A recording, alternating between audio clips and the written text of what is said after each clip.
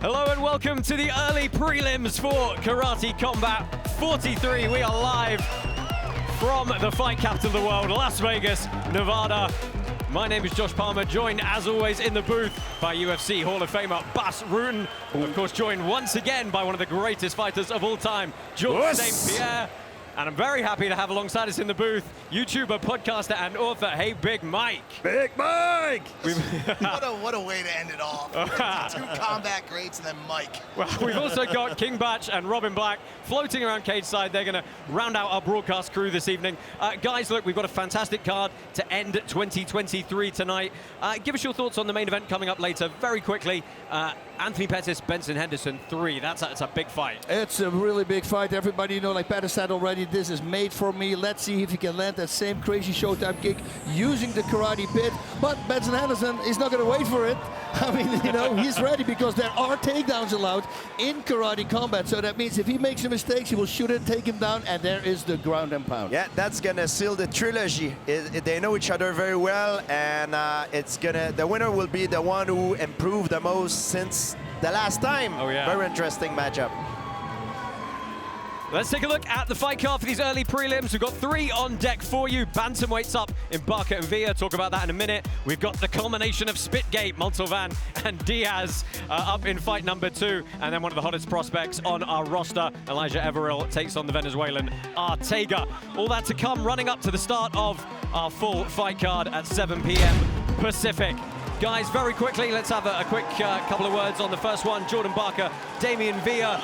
This is a real family gym martial artist taking on an established pro. Yes, it's both these guys are really good. Jordan Barker, he loves counter fighting, wrestling, and he's going to use a lot of movement, is what he said. Yeah, Villa he says he's gonna put a lot of pressure, use a lot of his hands to strike and set up his kick. He's been sparring a lot. Yeah, and that pressure's probably going to play out by him constantly surging forward, trying to force Barker to the edge of our pit here. So keep your eyes peeled for that if you're watching at home. In the blue corner. Look at this arena. We've got Mike. How you feeling about this arena? Damian Villa. Super Villa. Oh. In the red corner, from the USA, Ruckus Jordan Barker.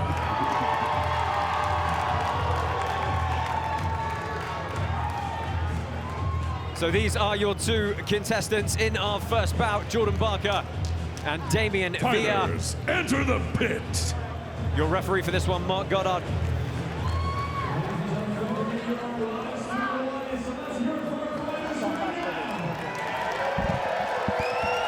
Well, we are filling up the crowd here.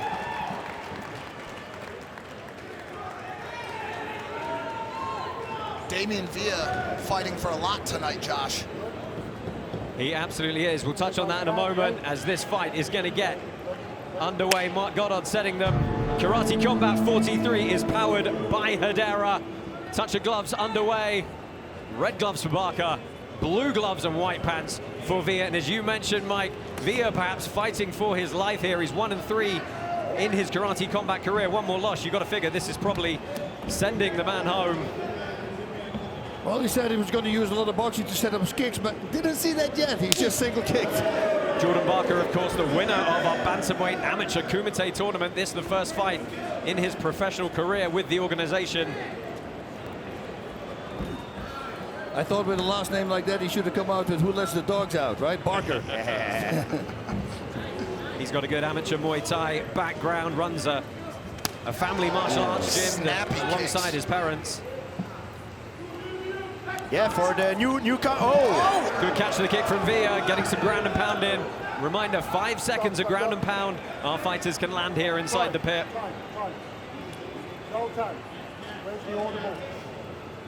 Josh, that 5-second rule may change, I'm hearing, in the future. There's some discussion about it. Well, that's a good point, Mike. I mean, if you're a Karate Combat token holder, you get to vote on the decisions that the league makes and how you influence the rules. So go ahead, download that Vote Live iOS Karate Combat app, get your tokens and start playing up-only gaming and influencing the league here. Oh, big kick from Villa. Yeah. That huge taekwondo background for him. World silver medalist. Oshiro Mawashigiri. Hey. Well, With a hook. Halfway through this first round here, and our token holders at home fairly split on who they think is going to take this one. You see that graphic on your screen. 53% going the way of the young American. Alvey with the up kicks. It's always dangerous when you have your opponent on his back, because if you commit yourself, you can step into a head kick. Yeah. So Asko like Taktarov against Renzo Gracie all the way back at Pride. Right. So Barker in that southpaw stance, right hand forward. Diaz switching around. So when you throw your opponent down, it's very important that you close the distance very quickly before you regain a position and create a distance with his leg, because after you can't no longer step in. Big follow-up kick from Villa. Fan favorite Villa. People love a comeback story. That's very Matrix-like. Look at this. He's setting up combinations. Here's the kicks with his hands. He's doing it. And these ladies and gentlemen who are watching this, remember, these are, you see they're wearing a small glove. You don't guard the same way in karate comeback because of those small gloves that you will do in boxing or Muay Thai. That makes a lot of distance, a lot of difference. They can break right through that guard, right, GSP? Oh, yeah. Yeah, 100%. You cannot guard, so the defense rely more on distance control than keeping your hands up, basically. First round in the books here at Karate Combat. Gents, give us your thoughts on those as they go back to the corner and we take a look at some of these replays. Who do you think got the better of that first exchange? Yeah, it's a very hard one. It's a very hard one. They both went back and forth. I have no clue. I would say at the very end, maybe Villa did a little bit more. But it's a hard one to judge. Yeah, Villa's kicks look great. A lot of speed on those kicks. Great timing for the takedown as well. Yeah, not able to capitalize on the floor. He would end up on his back a little bit later in the round, though, and it's off that trip of the kick there. And he was able to defend himself well on the ground with those up kicks. I just want to give a quick shout out to everybody watching this on YouTube right now. My native YouTube. All the love. I'm representing all the casuals today. You keep representing, buddy. Woo. Here we go. Yeah, I think Barker got the note from the corner. You got to step it up a little bit. He's coming out. Oh. Those shin kicks. So Barker with the center of the pit here, looking to press forward again, switching stances. Guys, what's it like when you've got both fighters playing off both orthodox and southpaw, constantly guessing? Well, most of the time you spar with guys who do the same thing. I hope for that. Oh, he got clipped with the right hand. Oh, I love the power from Barker there. He's got that amateur wrestling background to go alongside his karate. And you saw the power there when he got in on the body lock. Oh, I think he got hurt a little bit. We'll see how he recovered from it. He definitely got hit by the straight right. Oh, wow. Oh, watch out for that. That's a liver kick delivered to the southpaw position. So that's the nearly ducked into it. Look at some of the marking on the back of Jordan Barker. I love that. Nice Yokogiri side kick. Yeah, after the Moashi. First the Moashi, and that was the setup. The Yokogiri to the body. Let's be technical here. Oh, that's Moashi Yoda to the head. It's a kicking contest here. Oh, that was nice. Okay. Put him off balance and added a cross. Guys, our Karate Combat League president, Asim, is pitside tonight. Asim, how are you feeling about the start of the event here, my friend? Yo, guys, this is amazing, and understand this, it's a hierarchy. These guys want to earn their spot to the prelims, to the main card, and they're doing this by fighting hard. So these early prelims are a big one to dictate. They're throwing their a lot of careers. kicks, but I believe that they would have more success if they try to hide their kick behind their punches. Exactly. And Villa said that he was going to do that because he boxed a lot, he sparred a lot, but he didn't do it yet. He did it in between when they were kicking. Suddenly he threw a combination with a kick, but otherwise he went back to his old game plan. Yes. Yeah, because what you don't see, what hurts the most, you know. Well, we're into the final minute of this second round here. Barker still with that pit control in the middle, but the pace slowing a tiny bit here as Barker gets a kick caught and dropped to the canvas. Big shots to the ribs there.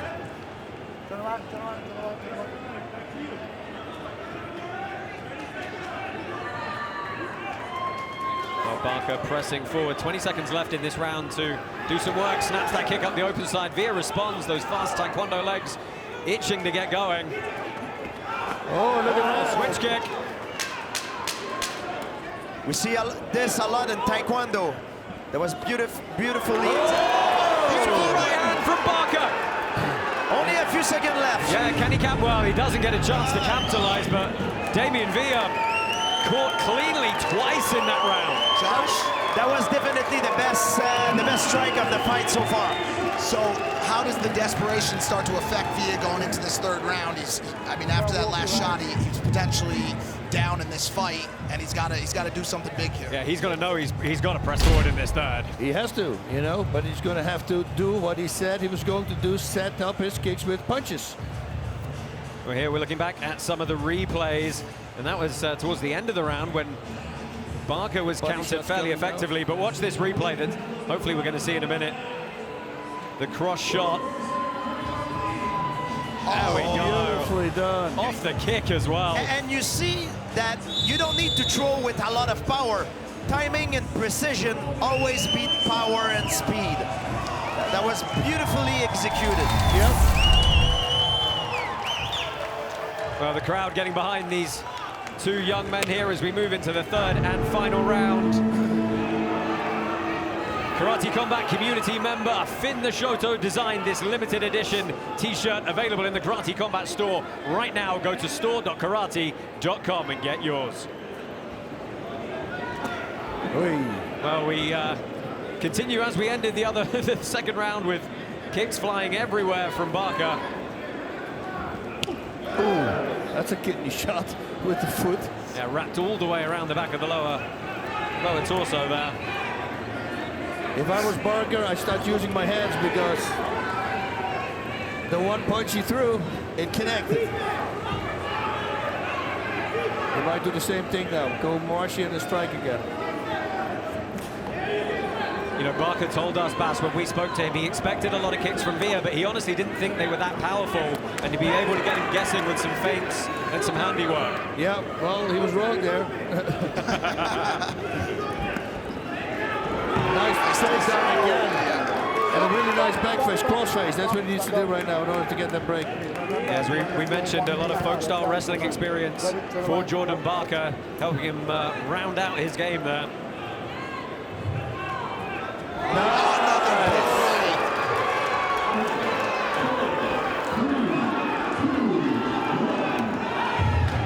Barker is very good at getting the takedown, but it seems to me he has a hard time closing the distance once he gets the takedown to inflict damage. Yeah, Villa is really good with his feet. He's freaking pedaling as hard as he can, and it's working. Deep breaths from Damien Villa as he fires one more rear kick. But time is running out for the young man here, down into the last minute of the bout. Barker looks very composed still. He is breathing very heavy. Looks like he's nice. That was the kick of the punch again. Yeah, he seems to have a lot of success with this one so far.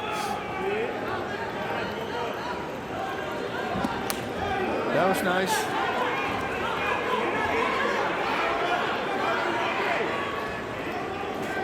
Well, Villa trying to get some offense off here. Barker walking him down repeatedly. He is taking some shots in the process. I'm amazed that Barker's not throwing hands anymore. Yeah, he needs to feel a sense of emergency. Right? He did it a few times. He was successful with it every time he did it, so why stop? Closing seconds. The back fist. Yeah, throwing that back fist, he became viral for it in our Kumite series. Oh, off the wall.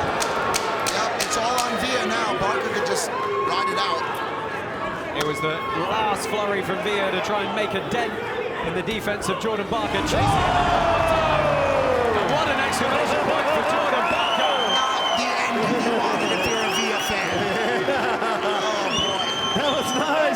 first time we saw that. Yeah, first time, exactly. Jumping side kick off the edge of the wall. And it's hard to do. You need the perfect timing to do this. That was beautiful. Yeah. GSP yesterday was doing laps around the entire wall. He can actually run around the entire with Guys, we're gonna listen in to the blue corner here and just hear what we can see it, what is potentially the end of the fight. Dude, the more you attack, the less he did. Deep breath. Deep breath.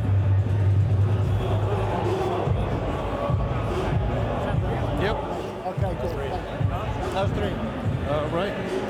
Fight's over. That's you, baby. That's you, baby. All So the way. this is going to be a decision. Reminder, we do have a sudden death round in effect here.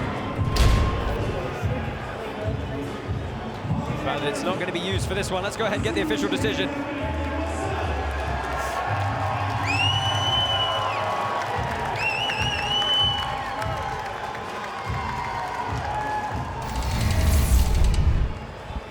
The winner, by unanimous decision, from the red corner, Ruckus Jordan Barker.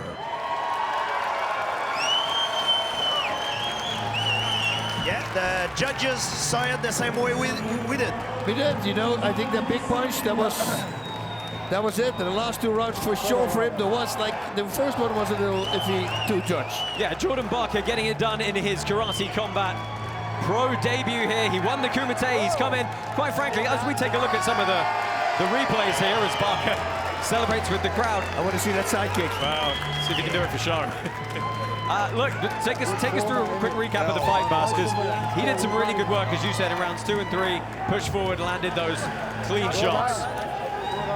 I should point out, this is all of Jordan's family here to support him tonight. Here we go. Okay.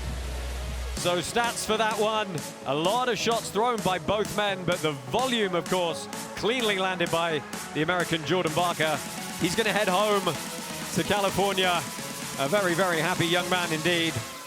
Where is Damian Villa going to go after this fight? Well, that's the question. He falls to 1-4 in his karate combat record, and President Awesome's going to have some thinking to do about the future of Damian Villa.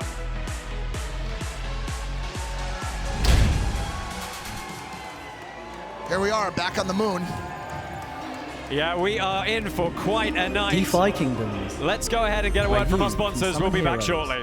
Trade with other players, quest, and fight challenging enemies in a fantasy world brought to life in pixel art animation. Command your legion, claim your legacy.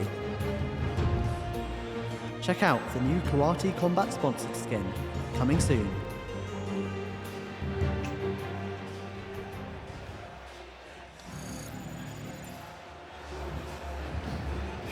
Earth in the background. Yes, thank you to our sponsor, DeFi Kingdoms. Visit defykingdoms.com, command your legion, and claim your legacy. Well, we have got an interesting bout up next. It's going to be Loxby, Montalvan, and Gabo Diaz in the bantamweight division. And guys, it would only be prudent if I let our president, Asim, introduce this one for you, because he is really kind of pivotal to the narrative for this next fight. Asim, what can you tell us, my friend? Listen to this, guys. You're going to be shocked. There's the infamous spit gate. Gabo Diaz spat on me while I was coaching at Karate Combat. Now I'm president. I told him, hey, look, I'll put my ego to the side. You want to keep your job? You got to fight one of my students. So today, if he wants to keep his contract, he has to beat one of my students. It's revenge for the infamous spit gate. Oh, let's see what's going to happen. Our benevolent President Awesome giving Gabo Diaz another chance. But Bas, he is facing Loxby Montalvan, who's got this nickname, the couch potato, because he balloons up in about 30 pounds between fights, but then he just shows up, spars, and demolishes everybody. That Paddy Piblet style. Paddy Piblet style. And this guy, you know, he doesn't train, he doesn't do it, he only spars, Fake and him out. somehow he's losing Set it the up. weight, and he just beats everybody up in the gym. From what I understand, Gabo Diaz plans to spit on Awesome again if he's actually able to win this fight. So Awesome I'm actually excited. said that would be pretty awesome. I'm excited to see that. Okay, let's get this next one underway. Loxby Montalvan and Gabo Diaz.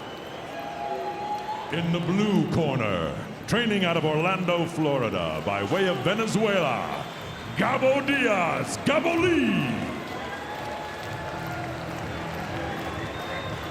In the red corner, representing Nicaragua and Puerto Rico, Lakshmi Montalvan.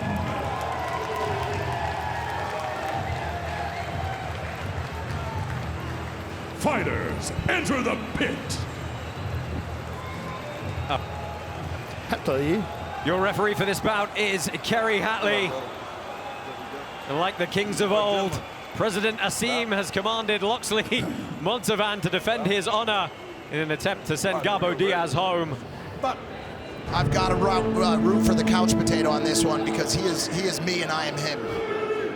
Also a non-training man. I was going to say that makes total sense what you're saying right now. He is me and I am him. Ooh. So Diaz getting pressed back here. Whoa. Montalvan taking the pit, spinning back fist from Diaz. Yeah, Diaz started with a flurry.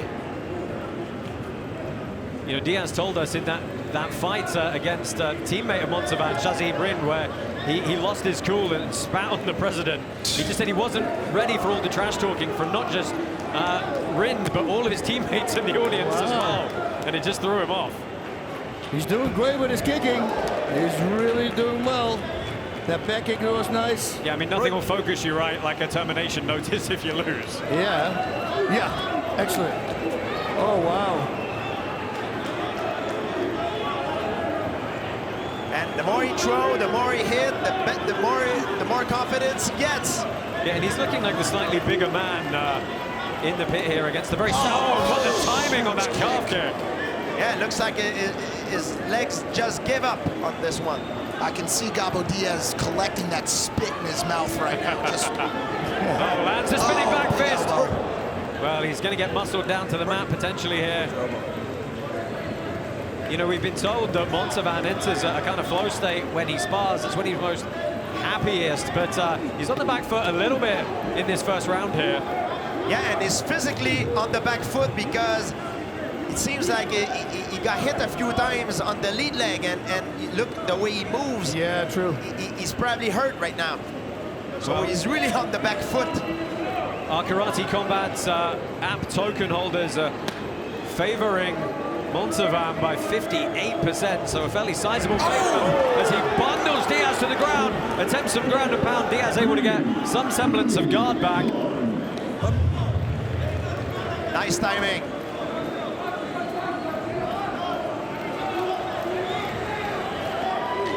Nice knee from Montalvan, good head movement. Really starting to press forward. well, he's well rested from that time on the couch. Exactly. And this is much better from Montalvan now. Diaz collapsing down against the wall. A little bit surprisingly there. He's claiming a low blow. Our referee, Kerry Hatley, calls time.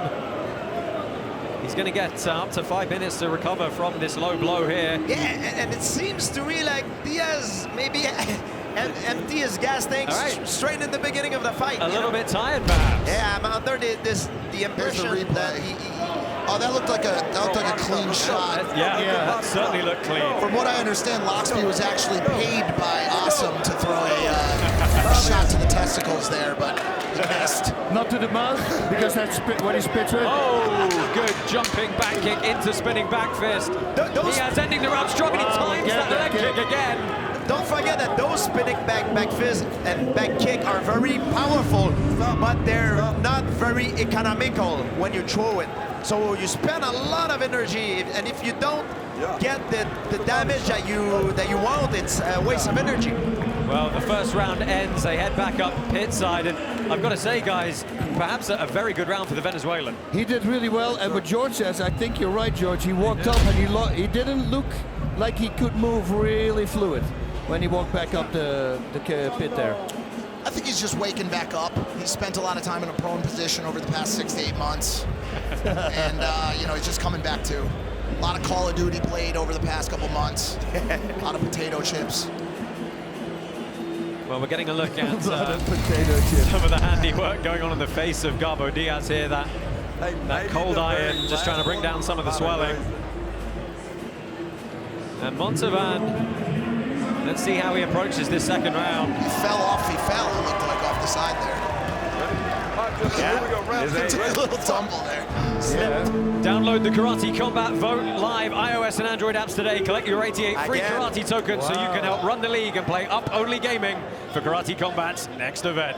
Diaz keep damaging the huge back. Look, the lead leg, the league leg of Montalvan is damaged. Yep. 100%.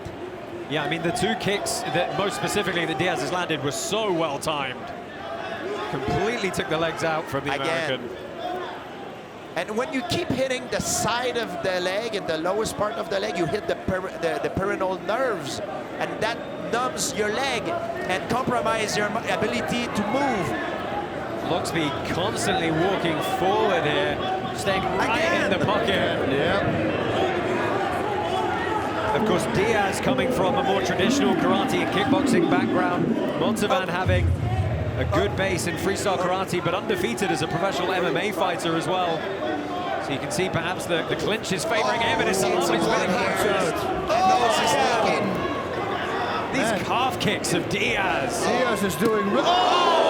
Montalvan's got to get out of there. Bas, this is the best Gabo Diaz we've seen. I was just going to say it. That was literally before I saw this.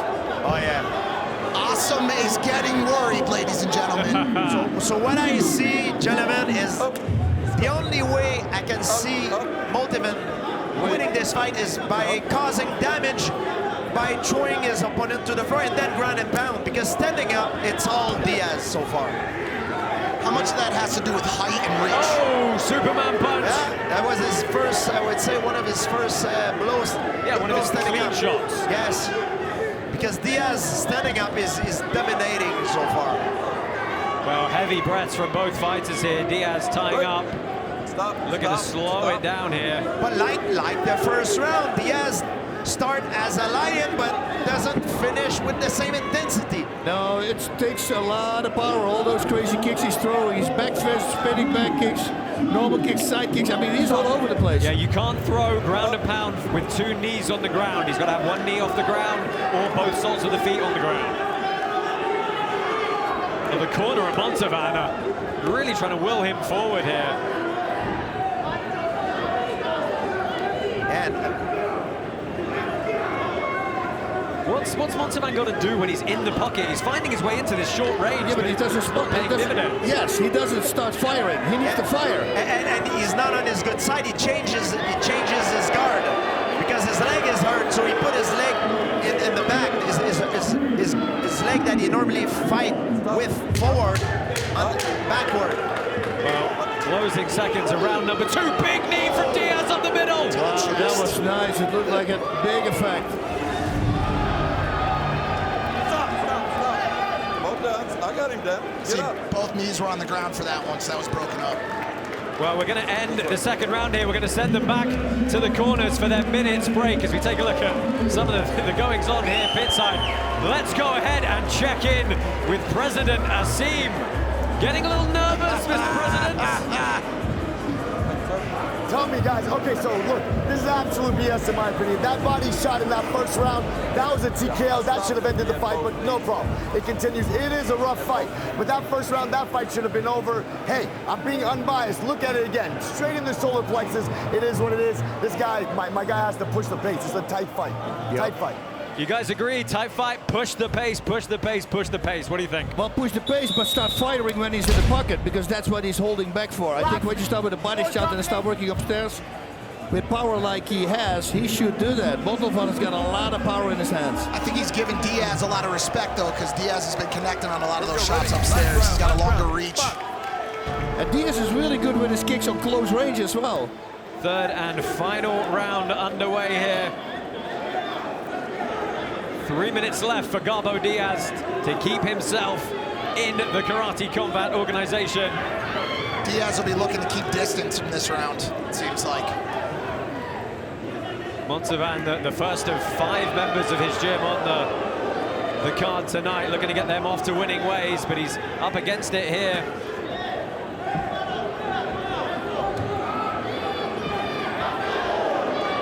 Oh, big knee!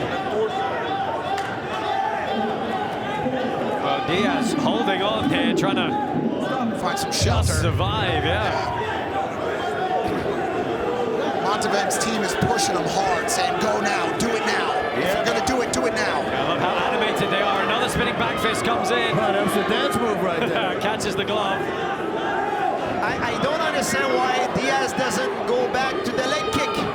He was very successful early in the fight. Especially with Montalvan walking forward so obviously. It looks like Diaz is tiring out a little bit. Very tired. Yeah. Maybe empty his gas tank with those crazy spin kick that he did. Big takedown. Montalvan isn't getting tired from all these takedowns either. That's how many takedowns. Yeah, he's clearly got the edge in the wrestling and the clinch game. And endurance. But of course, the kicks and the strikes are the thing that score heavier here at Karate Combat, but so does forward progress and aggression. A lot more blood on the face of Montalvan now. Looks like that right eye. Left eye, sorry. Well, Diaz has got to get some offensive himself going here. He's backpedaling and backpedaling. He's super tired. Oh, yeah. And Montalvan should take advantage of that. Right now, Montalvan should put pressure on right now. Right now. Oh, Diaz just running, big takedown. Looking for the ground and pound again as Diaz flails those up kicks. Stop. Let's go. 1 minute left here. Montalvan needs to strike right now. Yeah, he's pressing. He's looking very stern.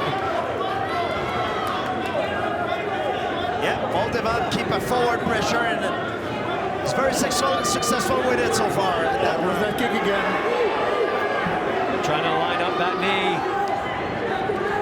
Good shot to the body. Now Montalvan going to work here.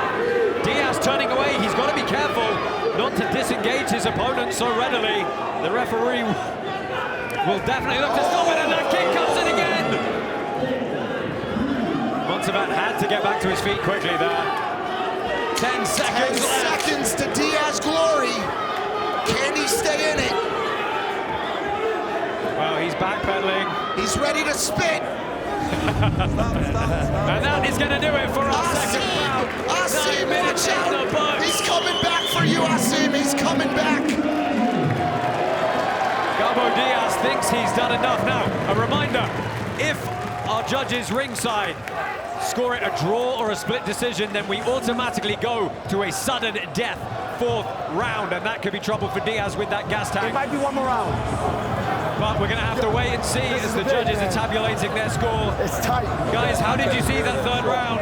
I don't know. I see the Asim is looking very nervous now, so I don't know what's going to happen. I think first 2 rounds, we got to be honest, it went to, well, To probably Diaz. Gabo Diaz. Yeah, 100%. And Montalvan, I think, very clearly took that 3rd round. 100%. Yeah. That's how I saw it. Oh, we're going one more round. We are going to go sudden death. Josh, what just happened there? I was just talking about that like that was the last round. I'm a rookie. Okay, so you got to tell me what's going on. We don't have split decisions and we don't have draws at Karate Combat. There must be a winner. So the judges just report back and say, like, we've got a split decision. So we go to a sudden death 4th. And here's the thing, That's Mike. awesome. The rest of the fight means absolutely nothing. Wow. So who is that good We news? are That's going gotta be to an good news extra for Montalvan. round. Yeah, because he looked in better shape. Correct. It could be, it depends how his leg, how his leg, maybe his legs, because when you sit down in a round and you get kicked a lot in the leg, your leg might swell even more. I'll also just point out that our head referee, Mark Goddard, just had a word with our official to say, hey, watch those takedowns. You can't commit a clean double leg, both hands going down to the leg, so Montalvan's going to have to watch that. 3 minutes left. Sudden death. Oh, that's what you keep doing, that kick. That's what I keep doing. That leg is just about finished. Yeah, Montalvan needs to close the distance, and Diaz needs to use his legs and move. Where is Montalvan finding that power for these takedowns and those jelly? Oh my God. Diaz takes a shot, but he gives a couple back. What a war! Well, he can't get into the habit of running too early here. One of the best fights that we've seen so far in Karate Combat. Oh, Montalvan lands. He's got the forward pressure. Diaz fires the knee. Diaz cannot back up. Nice job by Diaz there.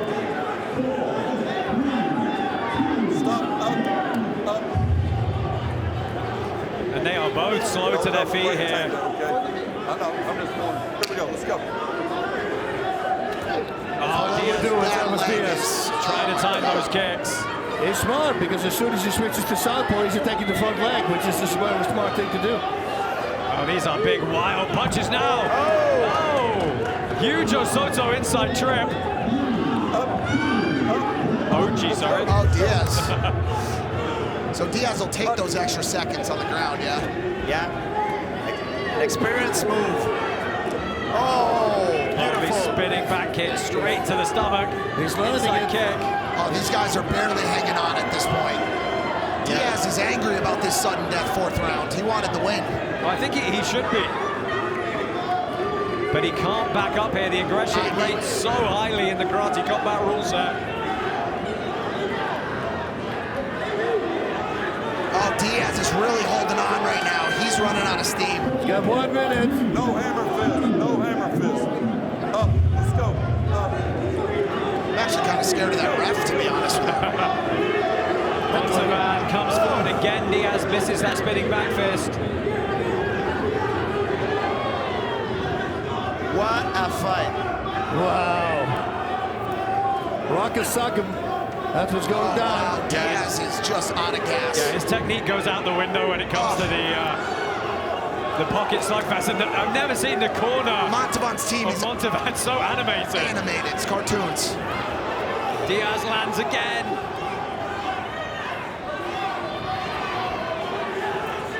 Oh! Well, Montalvan landing some ground and pound. He can't ground and pound from this position, though. Let's go. Up. Last 10 seconds. Everybody looking at the clock right One now. more stands up. 10 seconds left. Big spinning back kick again. Oh! He gave it all at the end Oh, there. and it ends Wow. as the cartwheel kick comes in. Diaz raises his hand. Montalvan raises his hands. What a fight from these two young men. So talk to me about this scoring here. What are we looking at in this judgment? Catch up on that in a minute, Mike. Let's get a quick word from Robin Black, who's pit side. Yeah, guys, you know, fighting is best expressed free of emotion, but both of these guys felt the extra pressure. One guy was defending the honor of his coach, the other guy fighting for his contract. One man handled it better early. Gabo Diaz processed it well early. Loxby better late. It is psychologically fatiguing to deal with that pressure, and we will see which way this decision goes. That man right there handled the pressure well at the end. Let's see how this decision goes, guys. Yes, Robin, let's see how this decision goes. Indeed, Montalvan doing push-ups in the ring here. But we're going to get the decision. Let's see if Gabo Diaz stays alive in karate combat.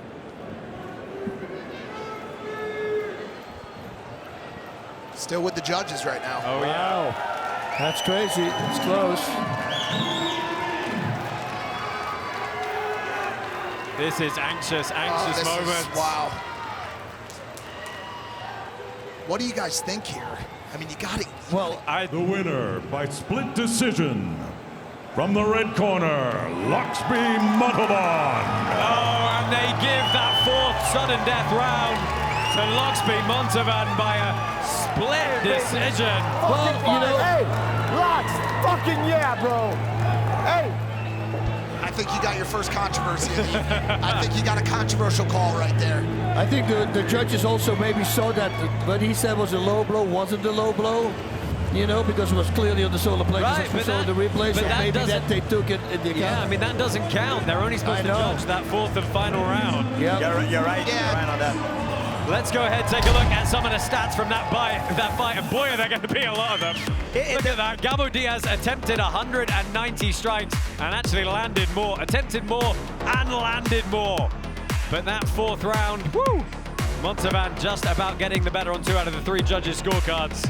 But you know that punch when he was on the ground.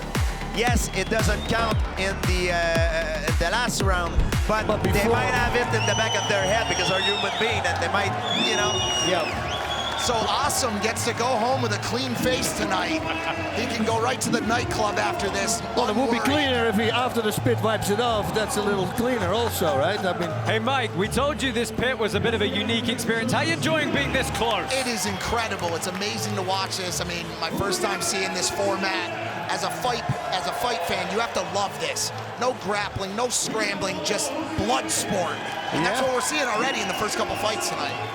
I'm gonna tell you something, that there's someone that's gonna limp tomorrow. Ay, ay, ay. Yeah, I mean, be curious to get a reaction later on this evening from Gabo Diaz. Go ahead, stay tuned to all of the Karate Combat social media channels to see that as we look at some of the replays from that bout.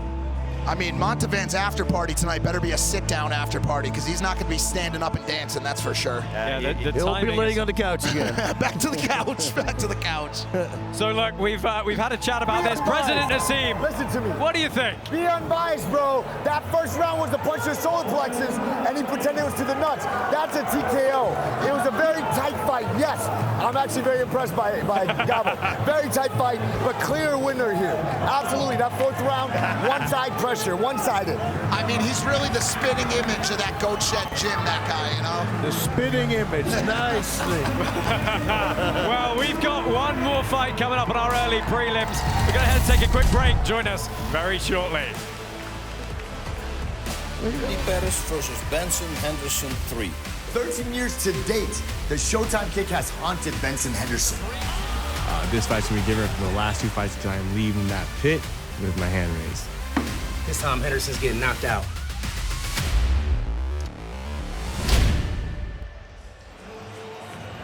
Well, time for our third and final early prelim here. Elijah Everill and Javier Arteaga. Everill, an elite protege of Raymond Daniels. He's taking on a Kumite finalist who's making his professional debut. And we've got these fighters already queued up, ready to go. Javier Arteaga, La Pulga.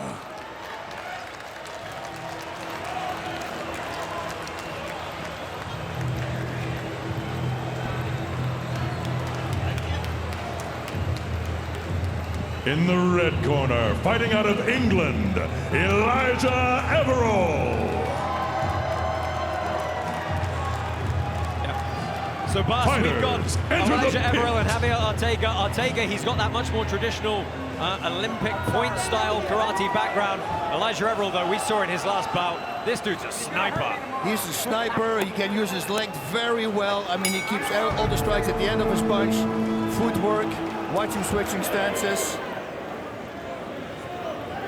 In and out, you see, this is karate, what we're talking about. You can see that he worked with Raymond Daniels, because that's right away. And let me look at those stats at the bottom line. Our token holders, 75% of them, a super majority, favoring the Englishman. Arteaga had some nice shots there, though. Yeah, he got clipped. Yeah.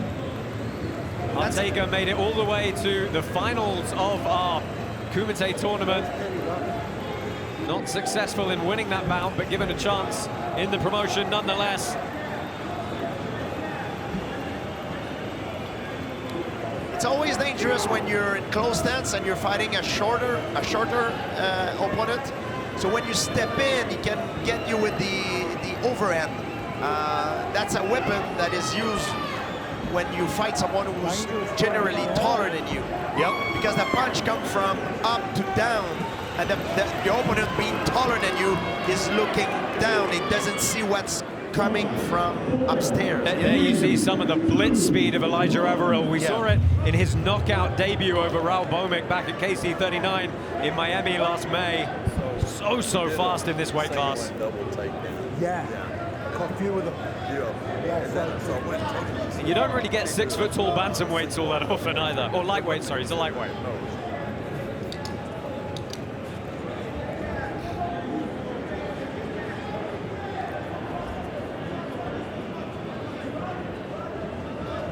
A lot of fake, a lot of hesitation. Nice knees there. Yeah. No, he's not grabbing. That was okay. Let's go ahead and check in with President Nassim. What are your thoughts on this one, sir? Guys, listen up, man. We need more action like this, you know? This is the early prelims, so I understand they need to gain experience, but if you want to move up the rankings, if you want to get onto the main card, we need action, you know? So I need these guys to push it, and I hope we see it. Well, let's see who pushes it indeed. Both colliding in the center of the pit so far. Arteaga stays composed. He's moving forward. He's in the pocket. Holding his ground, too. Yep. He's not too much distracted by all the feints and the movement. Yeah, Everill trying to get him to bite on something here. I'm impressed by Arteaga's strategy so far because he's not over-aggressive. He uses counter-attack when his opponent gets in. He's been scoring with nice punches so far, especially with his overhand right. You can tell he's taking the first round to watch and learn. Arteaga been training karate since he was 3 years old, former top 10 WKF athlete, and of course, Venezuelan national team member. There we go. Big shot on the inside and a stumble from Everill as the round ends here. And I think that's a tough first one to score. Wow, yeah. Hey. Oof. Let's go ahead and take a listen into the corner of Elijah Everill here.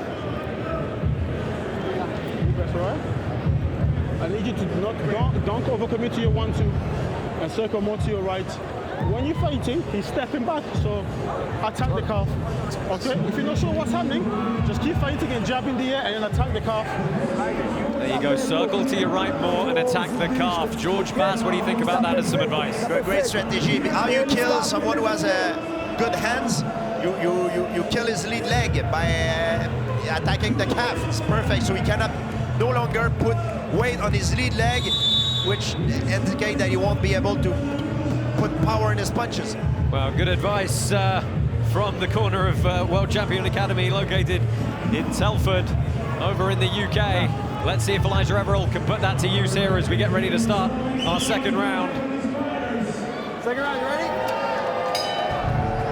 We didn't see a lot of leg attack, so kick to the leg so far.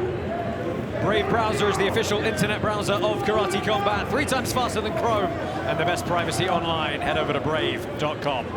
Arteaga's starting to get a little bit more aggressive in his stance here. Yeah, that was nice. Body head, I like that. It's like he took what he learned from the first round, he's going to apply it now. And you know what is dangerous for Everill is that if he tried to throw that leg kick, Arteaga times it with a straight right. Yep. That could be dangerous for him. So we need to make sure that when he throw that kick, that Arteaga is walking backward. You see that prize pool figure, 5.9 million karate tokens up for grab in this one. 90% of those are going to go back to the token holders who correctly guessed the winner of this bout. The rest is going to go to these fighters. Come on, guys. There we go. That's that overhead that you were talking about. Left. Great shots to the ground there. Connected with some of those. Connected with some of those. That's a lot of ground and pound. Arteaga knows. Very nice. Volume started to build up. Well, I'll tell you, look, I know we don't do a lot of grappling here, but what Everill didn't do was lift his hips off the ground and off balance Arteaga with that single leg X guard. He could have completely stopped all of that ground and pound if he just engaged his hips more. You should talk to him afterwards. Don't talk to him now. Go to the corner, we cover you. Put on a serious shot. Yeah, that connected, that was your cross, buddy. Yeah. That overhand right is very dangerous, and I've seen it so far since the beginning of the fight. Arteaga misses sometimes by only an inch.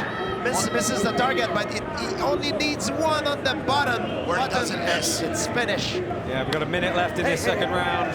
And there is a good cut to the left eye of Elijah Everill. Blood trickling down the side of the Englishman's face. From the ground and pound, I think Arteaga exposed a weakness there in Everill. He'll try to get that done again. Really bleeding out of that ear, too, in that eye. Wow. Everill still bouncing about, trying to work that timing and that feint. We see Raymond Daniel pit side screaming advice to his protege, Everill. Yeah, he's up later in a fantastic bout with Bruno Souza on our main card. He's getting warned for pulling the fighter onto the shots. Oh yeah. If you've never seen Raymond Daniel fight, ladies and gentlemen, you need to tune in. He's incredible. One of the most dynamic fighters that we have here in karate combat. So do not leave for the next 3 hours because you will see him. Closing seconds here. And that round is in the books. Again, you know, this could go to Arteaga, right? It's got to. It's got to from that ground and pound alone. Yes. Watching Arteaga's face is interesting. His focus, the focus in his eyes as he watches Everill is incredible. Just studying and learning. Yeah. Well, here we look back at some of the replays, and that was good work from Everill. Blitzing forward. You see those 1, 2, 3 punches on those tremendously long arms. But he stumbled here, and it was the ground pound. This was where he got warned for, is he holding the fighter with his other hand and pulling him onto the shots. You can do some work in the clinch, but you got to free the grip when the strike comes in.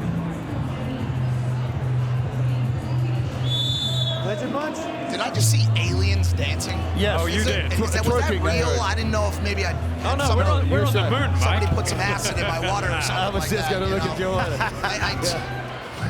What? I forget we're in space sometimes. I don't want to make you bad trip, but imagine if there's a breach in here. We're gonna die. There's a breach. We won't be able to breathe. Yes. So remember, your Karate Combat tokens are available for purchase in most jurisdictions, including through the Karate Combat app through C14. Gets up today so you can play up-only gaming for Karate Combat's next event. Go ahead, grab the app, vote for your fighters, and help control this league. How does Everill's style affect his endurance compared to Arteaga's much more calm approach?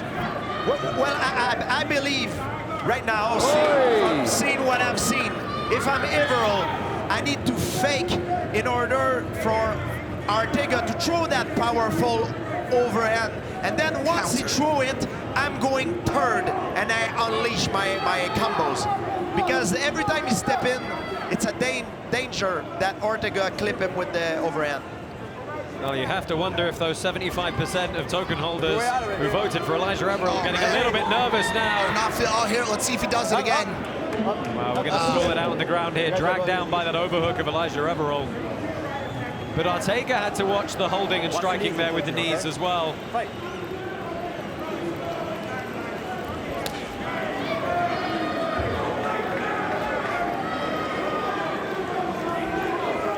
And if Everill wants to throw that leg kick, he needs to make sure that he set it up with a punch before to hide it behind punches. Because if Arteaga times it and step in with a straight right, it could be very, very dangerous. Arteaga wants to land that overhand. Oh yeah. He's throwing it like crazy, looking like KSI out here. It's one of his, not his only weapon, but one of definitely his most dangerous weapon. And so far, Everill didn't have any, had a very hard time countering that. Big exchange in the corner there. Everill's got Arteaga pressed back against this pit wall. Hasn't really run him right to the edge of it yet, though. 45 seconds only. Yeah. But Everill needs to do something. This round, Everill have done much better, I think, than the other round. He landed some strong shots there, but... Corner of Arteaga going crazy. Big shot from Everill. Oh! Might have hurt Arteaga more than Everill. Yeah, big attempted suplex, in fact, belly-to-belly suplex. Thought I was watching WWE for a second. Coughing up a lung now.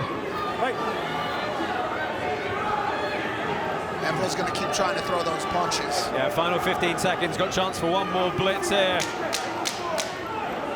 Let's see what Everill 10-second clock. It comes in. Spinning back kick misses. He's in the corner. Oh, in the pocket. The big right lands. Swing off.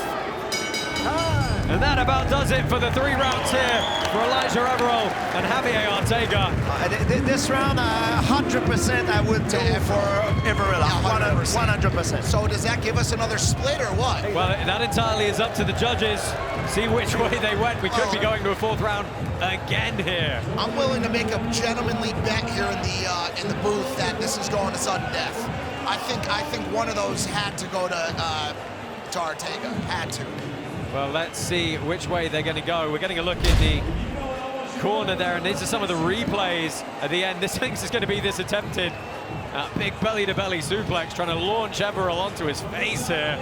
He took a right hand on the way down, too. I mean, his proprioception and to end up in mount there was fantastic. Yeah, like a cat.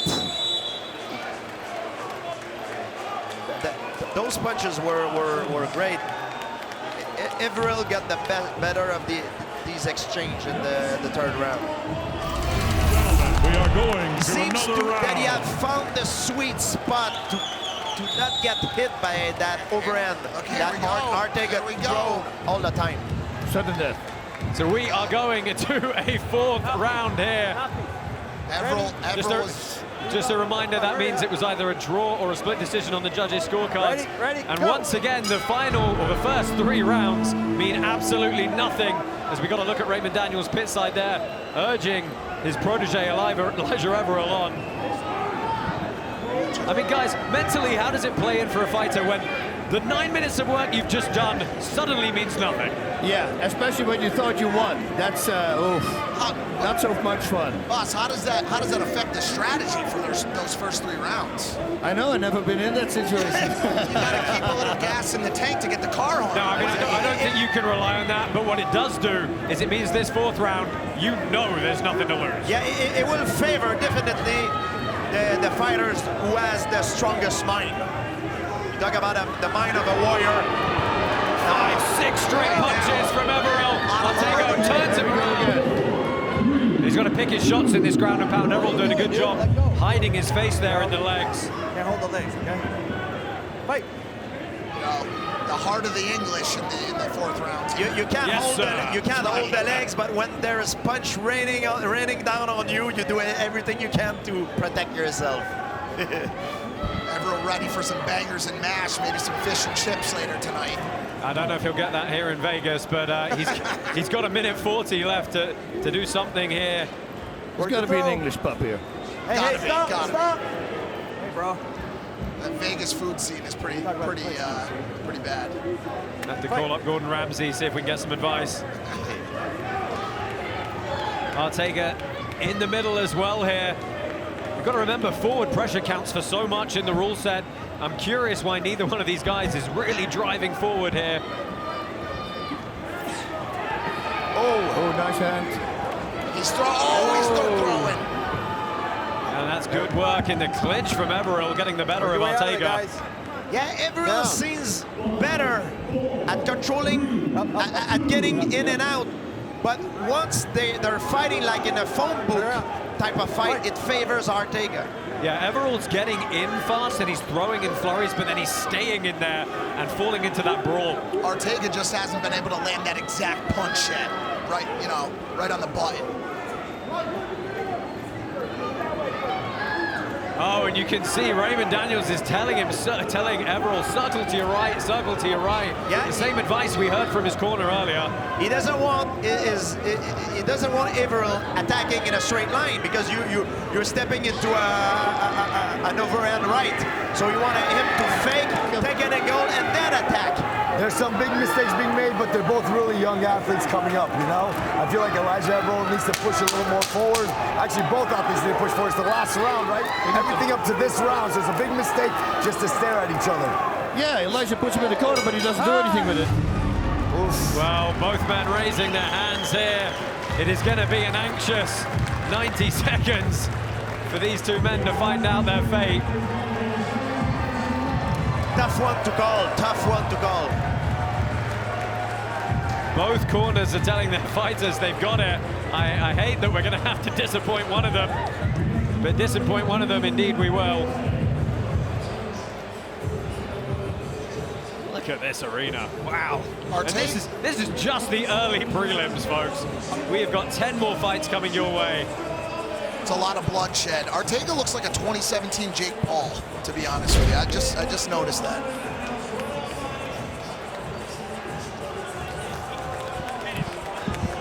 Well, we got to look in the corner there as we have some of the replays flying in from that 4th round. Everill doing everything he could to stop the ground and pound of Arteaga, but those long straight shots finding a home. Good head movement from Arteaga though, it has to be said. What do you guys think? Well, we've got a decision, and we are going to find out right about now. The winner by unanimous decision from the red corner, Elijah Everill.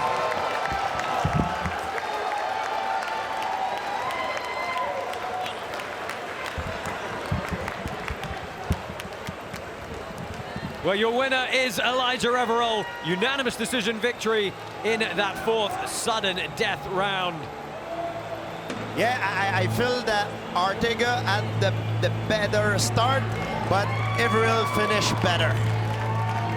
Yeah, Everill putting the cardio to use there. He did have the better of the blitzes, that's for sure. And the group team hug in the corner, a hard-fought victory. And we see the stats for this bout coming in here, and very heavily favoring the Englishman. 111 strikes attempted, half of those landing. It wasn't all his own way, though. Arteaga got his licks in as well. Commiserations to the Venezuelan. Yeah, looking at the stats, it gives you the impression that the fight was all Everill, but that wasn't the case. Most of the power shots were landed by Arteaga. I think that showed on the face of Everill. Yeah, Everill is going to go ahead and celebrate. And let me tell you, that is just the early prelims, folks. We've got the rest of the card coming up. 10 more fights, our prelims, our main card, of course, Anthony Pettis, Benson Henderson 3. Stay with us here on Karate Combat for more action live from Las Vegas. My name's Anthony Showtime Pettis. I got into martial arts by my mother when I was 4 years old. I lost my dad when I was 16 years old in a house robbery. I had to make a lot of decisions really quick and had to grow up really fast. At that time is when I opened my first gym up. Me and my older brother, that was kind of our distraction from what happened to us. We were very successful. My mom, she's one of my biggest supporters, but she's also like, when are you gonna get a real job, son? My wife is at every fight, every training session. The support system is there. That's why I can do what I'm able to do. My nickname Showtime came from my coach, Duke Rufus. We were actually fighting on the same card. I dislocated my shoulder, and I still get a high kick knockout. And then he's like, man, every time the lights come on, you put on a show. So I'm gonna call you Showtime. That next week, I got it tattooed on my back. I feel like I'm a role model for the full spectrum of martial artists. That's what kind of drives me to keep going and keep pushing and showing these guys that when I fight, it's always Showtime. I am Smooth Benson Henderson, adopted son of Phoenix, Arizona. Wrestled all through high school, all through college. Back then, you could show up to some rinky-dink bar and they would say, who wants to fight tonight? Who wants to fight?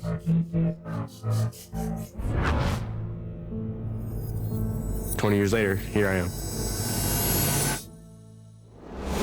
My opponent, Anthony Pettis, we danced before a couple times. Benson and Pettis had unfinished work to do. This is a great opportunity for me to get a little bit of revenge on him. I know Anthony's good and he's talented, but Ben is the best of his generation. We're gonna find out for sure in Las Vegas.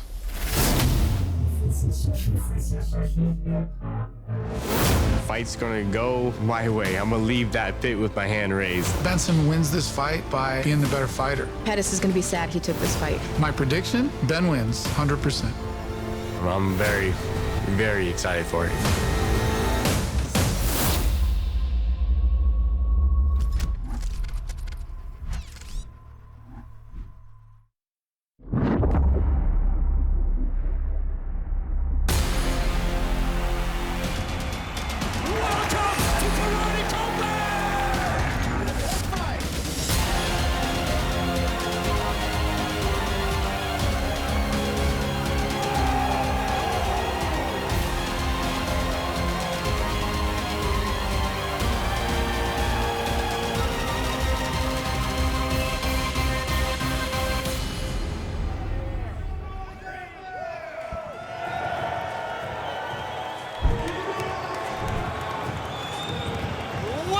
Karate Combat 43, my name is Bas Rutten and we are on the moon. That's right, a lot of people were very skeptical.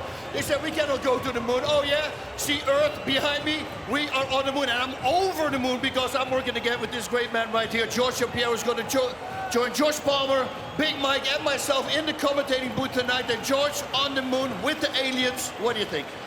Hey, I love Karate Combat and I would be here regardless of the venue, but hey, Karate Combat on the moon, man, That was a big sell to me. A big sell it is. We got 10 big sells. We're going to touch on 3 in the main event. We have Anthony Pettis versus Benson Henderson. 13 years in the making, and then in a co-main event, the heavyweight championship match between Sam Alvey, the knockout artist, and he's going to face Ross Levine, our middleweight champion who moves up to heavyweight. And last but not least, we have a bantamweight ladies championship match on our hands. Venezuelan in Omaira Molina, and she's going to face Melinda Fabian from Hungary. Wow. What a card, ladies and gentlemen. What a card indeed, and here's a preview.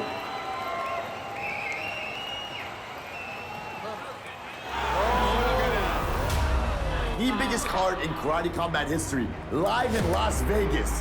Oh, you better get ready. We're coming up. Fabian versus Molina. Golden belt on the line. So you need to be careful. We will see who is better. Gorjan Slaveski, an undefeated bare knuckle champion versus Brandon Jenkins. I think someone's gonna go to sleep. It's gonna be a fun one. Raymond Daniels versus Bruno Souza. I will give you something you have never seen before. 4-0. This guy is unbelievable. No man has been able to stand in front of Ross Levine and survive. You're not close to me. Turbo Ross. UFC vet Sam Alvey. He's knocking people out with a smile on his face. He wants to prove that he is the baddest karate guy when he wins the heavyweight championship. Get ready for this one. You know which fight I'm talking about. The trilogy fight that everybody wants to see. 2 unbelievable strikers. We have Benson Henderson and Anthony Showtime Pettis. My expectations for this fight, a good stoppage. I'm gonna leave that pit with my hand raised. This time he gets knocked out. You already know it's showtime, baby.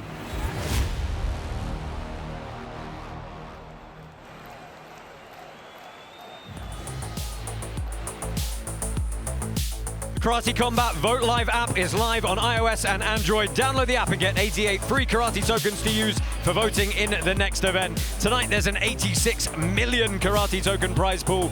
90 of it goes to the winning token holders, with fighters getting the remaining 10%. Go ahead, download that app, help control this league. Well, welcome to the prelims and the main card for Karate Combat 43, live from Las Vegas. My name's Josh Palmer, joined by UFC Hall of Famer Bas Rutten, one of the greatest fighters of all time, George St. Pierre, YouTuber, podcaster, and author. Hey, Big Mike is joining us in the booth tonight. We, of course, have got King Batch and Robin Black, cage side, and we're going to hear several times from our president, Asim, as well. What a crew we've got for these fights tonight. And guys, you saw the fight card there a moment ago. We have got some real barn burners. Of course, that main event, you said it, Bas, 13 years in the making, the trilogy fight. These guys, they want to settle it tonight. It's been on Benson Henderson's mind all the time. You know, he actually said, and he should have said that sooner, he said, I would have fought for free. And then Asim goes like, oh, I should have known that, I should have known that. He's been waiting for this moment, so he believes that whoever wins the last match is going to be the winner. Oh yeah, they know each other very well. They have an history, and Benson Henderson wants that revenge, you know, big time. Really looking forward to that one. We've got coming up in our co-main event, Ross Levine. He's attempting to be our first ever 2-division champion against UFC veteran Sam Alvey. No, Ross, everybody knows I'm really a big Ross fan. I mean, he's so methodical. Everything he does is with purpose, on purpose. I mean, the pit generalship, I should say, the way he moves, the setups that he does. He's an unbelievable fighter. Moving up to heavyweight to fight a guy like Sam Alvey, who's got knockout power with one punch. Ooh, that's it's a big one. But you know, movement. Lots to look forward to. Mike, this environment is quite something, isn't it? We're in space. There's spaceships flying by us, very little gravity. In the event of a breach, we'd all be sucked out. But what's going on in the pit is the real exciting thing. A new fight format for a lot of people. No grappling, no, can I say BS? Say what you want to say, my friend. I wanted to say it, but this is a blood sport. A lot of great storylines, a lot of very interesting stuff going on, and I'm excited for these fights. And there's Alien spaceship flying around with Alien inside the base. Well, let's go ahead and talk about one of these amazing fights we've got coming up. The first fight you're going to see tonight, Gabriel Stankunas taking on Said Kamanov. And look, this is a really interesting one. Said stepped in on short notice. He was kicked out of the UFC, perhaps some say unjustly, and he's taken this fight on short notice. Stankunas, on the other hand, he's a very decorated traditional karateka, but he's lacked some finishes. Yeah, so he says he's going to box from closer distance. Put him down. Those are his words. Crazy, right? Stankunas wants to control the distance, going in and out with his attack, and to confuse his opponent. You know, he doesn't want to just go there, throw a bomb. He want to control the distance in and out. Yeah, let me tell you guys, as we get ready to start this one, these two have known about each other for less than a week. They already hate each other. They got in a scrap at the weigh-ins. They're going to settle it in the pit here. Well, let's go ahead and remind you guys of the rules of the pit as we get ready for our first bout. I like this. Effective striking, effective takedowns, aggressiveness, and defense is the name of the game here at Karate Combat. Meaning that if a fight is close, it's up to the judges to decide. Fighters are also encouraged to use our specially designed 45-degree angled pit walls to their advantage. Fighters can use knees but cannot use elbows and only get 5 seconds of ground and pound. All bouts tonight are taking place over three-minute rounds unless they go to an overtime round if they deem it necessary, or it's a title fight which consists of 5 3-minute rounds. And of course, we've got that new rule in place here. If it ends in a split decision, we will go to an extra round. Which we have twice already tonight. We have indeed. Let's go ahead and get this first bout going. This is Said Kamanov and Gabriel Stankunas.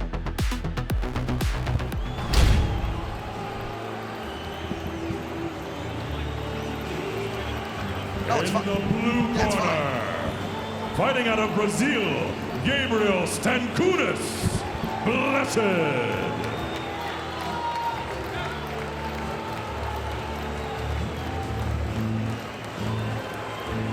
So this is Gabriel Stankunas making his way into the pit here.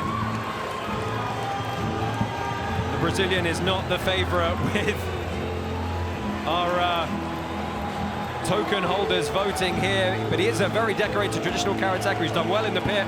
1-3 is his record.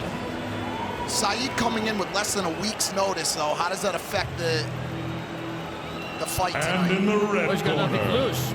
Representing you know, many times in main Uzbekistan, events and last-minute replacement, that guy wins because he's got zero pressure. Yeah, and if you're in a training camp for a long time, very often you carry a lot of injuries with your preparation. So. Well, let me tell you, Kamanov said he feels Stankunas keeps his chin too high and that he's going to get hit in any exchange, and that Stankunas will gas in the second and third round. So keep your eye there and see if the Uzbekistani is right in his perception of Stankunas. We touched on it just a moment ago, though, but guys, you all three of you were very close to these two at the weigh-ins. They full-on started kicking each other. Hatred, animosity.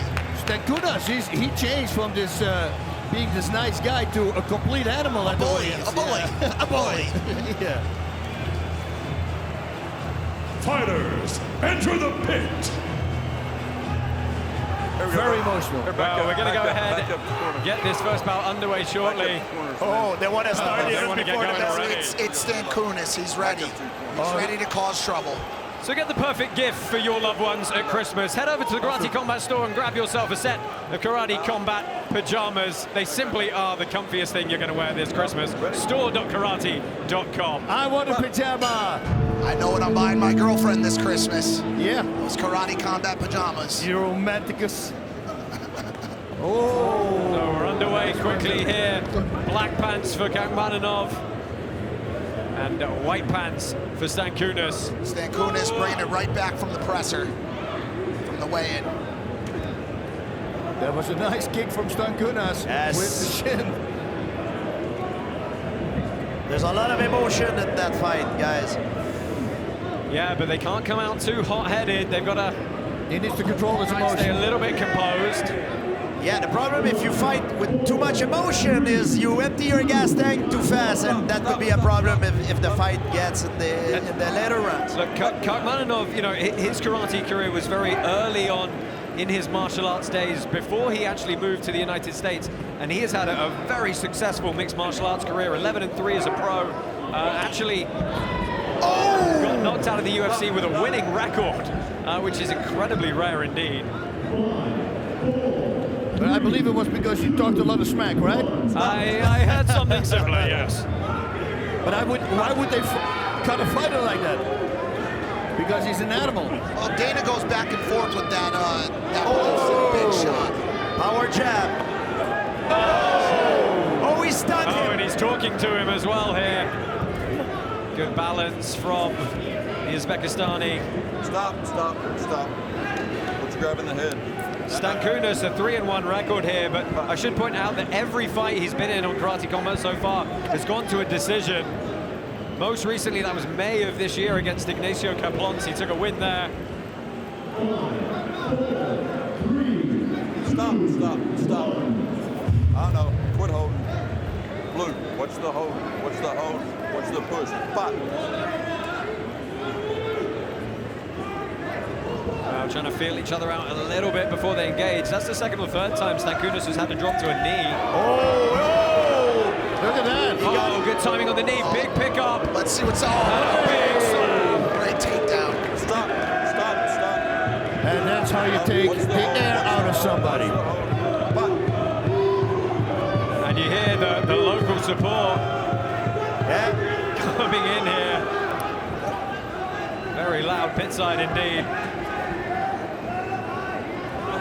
Oh, try the flying knee to time. Oh, and it's Kamanov who's kept his chin a little high there. Stankunas has found the mark a couple of times. Yeah, he's got to watch out. Yeah, so far they both have their moment in that round. Some heavy breathing from the Brazilian though. Stankunas took a shot there.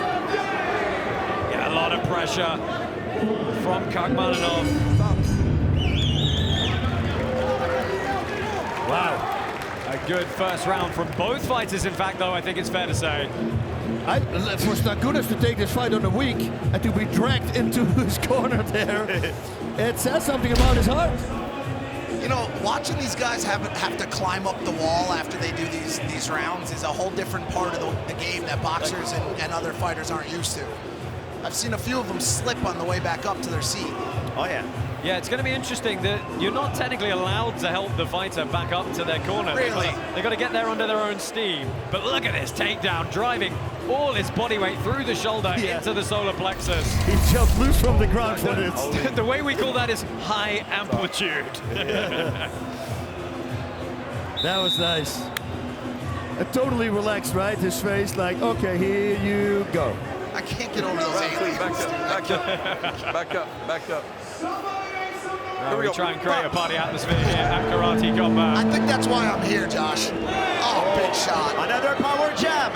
Yeah, and that was a really nice short shot on the way Saeed has had enough of the bullying. Yeah, look at this technique on the ground and pound. He's folding the legs of Stankunas, stacking him up on his shoulders. That takes away all his hip movement, means that he cannot defend as easily.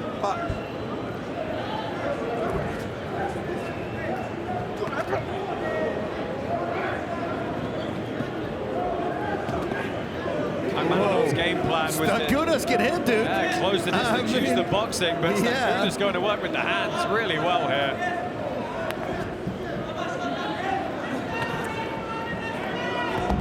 Oh, and that was an shot from Saeed. Raining down punches. Stop, up. Wow, that was a big hammer he dropped. Well, lots of people getting involved on social media. Join us at Karate Combat. Nice leg kick.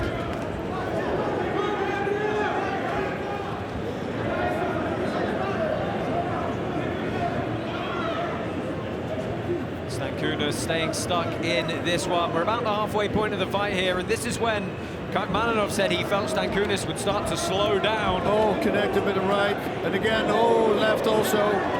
Oh, big shots! They found the mark, the chin well and truly wrong of the Brazilian. Saeed really controlling that ground and pound. Wow, he knows what he's doing. He knows exactly where he is. You see that full mixed rules experience paying dividends for him. Yeah, this round is Saeed's round so far, 100%. Oh, huge Haragoshi drives the Brazilian to the mat again. Nice Uragoshi. Stop. He commits to his strikes. Stankunas commits to his strikes and his throws. Stankunas is supposed to be an expert in blitz style, but it looks like Saeed right now. Yeah, he's closing the distance really well. Oh, big shot. Huge right. Kamanov trying to finish this one on the ground. Stankunas scrambling for his life. Up. And he still have a lot of time. Big shot. 40 seconds left here. Calm as a cucumber. And it's Stankunas who is coming forward.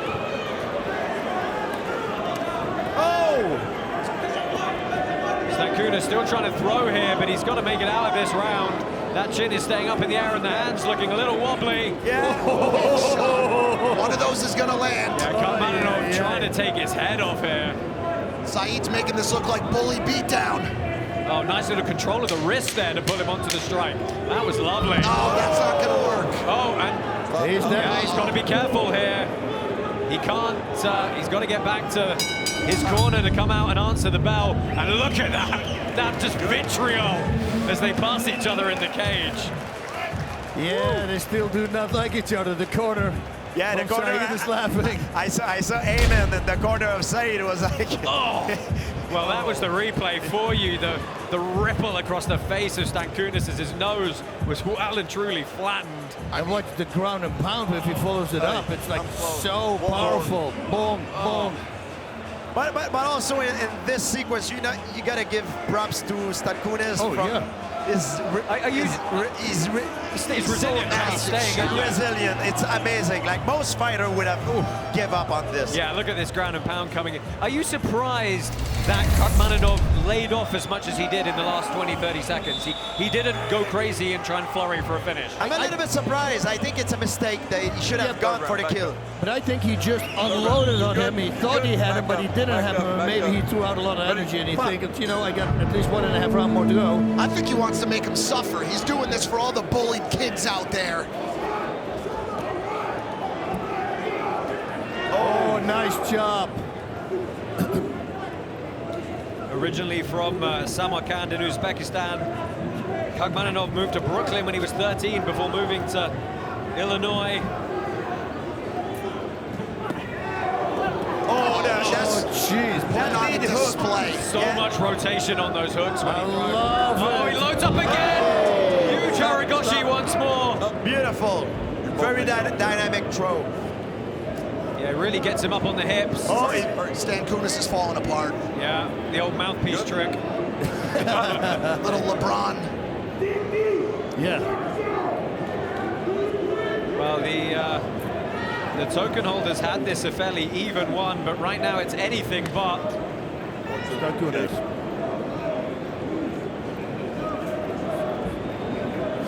Yeah, Saeed, keep the pressure on Stankunas. Stankunas is staying in this one, but at this point, a lot of pop is missing from those shots. Eats a strong jab, and he's got to keep that right hand up, or that left. The problem with Stankunas is he keeps his chin up during the exchange. And his guard down. Which is exactly what Kamanov said he'd seen in the footage. Stop. Jeez. This one is not going to a 4th round, I don't think. No, I'm pretty certain it won't. And that ground... Oh, and the referee is calling it. 100%. They need an adult in the room, ladies and gentlemen, and that was just a beatdown. That was a one-sided fight. And before someone really get badly hurt, I think it's a good decision. A lot of people had a lot of faith that Kamanov was a big force coming into karate combat. And he showed it there against one of the league's veterans. Look at these throws. Clean as you like. Man. Bends the hips over.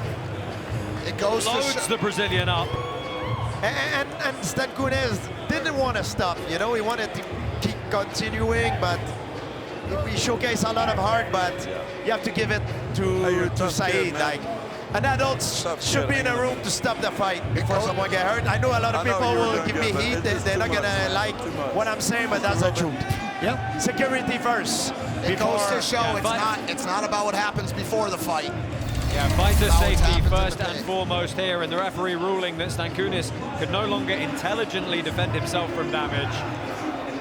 Great call from the referee. Yes. The winner Sometimes by people blame the referee for their mistake, but when they do something good, we need to give them props as well. Saeed Kamanov is your victor here in his karate combat debut. A nice show of respect at the end there from both, handing the Brazilian just his 2nd loss inside the pit. Kamanov is going to head up piss side, and for the first time tonight, he's going to get a word with our broadcast colleague, King Batch. King Batch, a fellow YouTuber.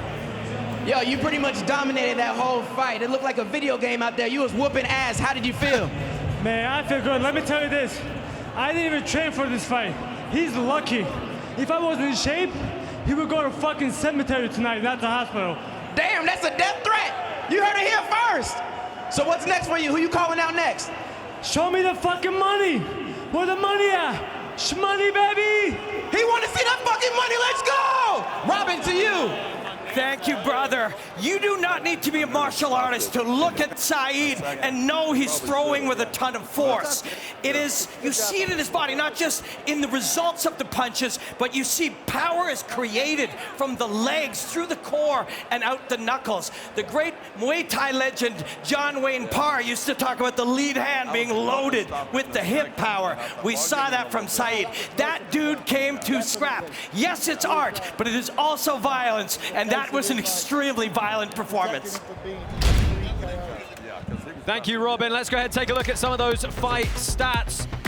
And look at that, 92 of 142 attempts landed by Kamanov. Let's not also overlook those 3 of 3 beautiful takedowns that were a highlight reel in and of themselves.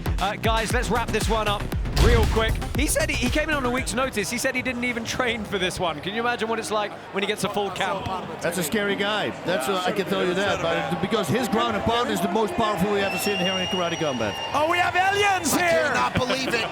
Here we are on planet Pluton. No, it's just Aaron. Our MC Aaron, the speaker, getting everybody in the arena warmed up here. What a fantastic bout to kick off our prelims here at Karate Combat 43. Let's go ahead and take a quick look of a preview of one of the fighters in our next bout. This is Shannon Hudson. What is happening? You can't do it. You're too old. You're past your prime, Shannon. There's so many voices saying I can't. It takes focus, grit, and discipline. I want to prove to myself, my family, to the haters, and to the world that I have what it takes to win again. I will step into the pit of karate combat to fight once again and win.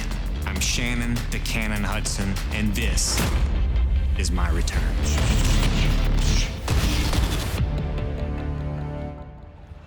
Whoop, whoop. So your next bout coming up is a catchweight fight. Shannon the Cannon Hudson and Shinzo Machida. And Bas, both these guys, a lot of respect for them. They are true veterans of this sport. Shannon Hudson, it's been, what, 12 years since his 80-fight career and world championship, but he's eager to get back in tonight. Oh, it's been on his mind the whole time, and especially when people tell him he cannot do it. That's the kind of guy who says, oh, really? I will show you I can do it. So I'm really looking forward to this because his opponent, Shinzo, is really good as well. Yeah, George Shinzo, of course, the brother of a good friend of ours here at Karate Combat, Lyoto Machida. He's returning after a 6.5-year layoff himself. He says that he want to bet on his timing and precision to beat his opponent. Yeah, look for that in-out Shotokan style that you'll see. This one, ladies and gentlemen, is a respectful fight for the martial arts purists. Two veterans, proven technique. Let's go ahead and introduce these fighters.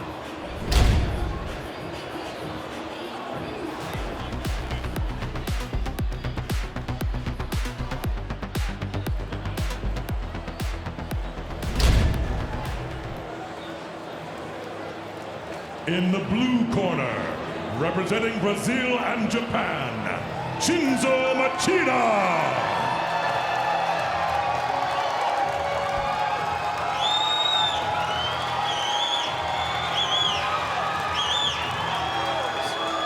So this is Shinzo Machida, the brother of UFC champion Lyoto Machida. He's had a fantastic career himself.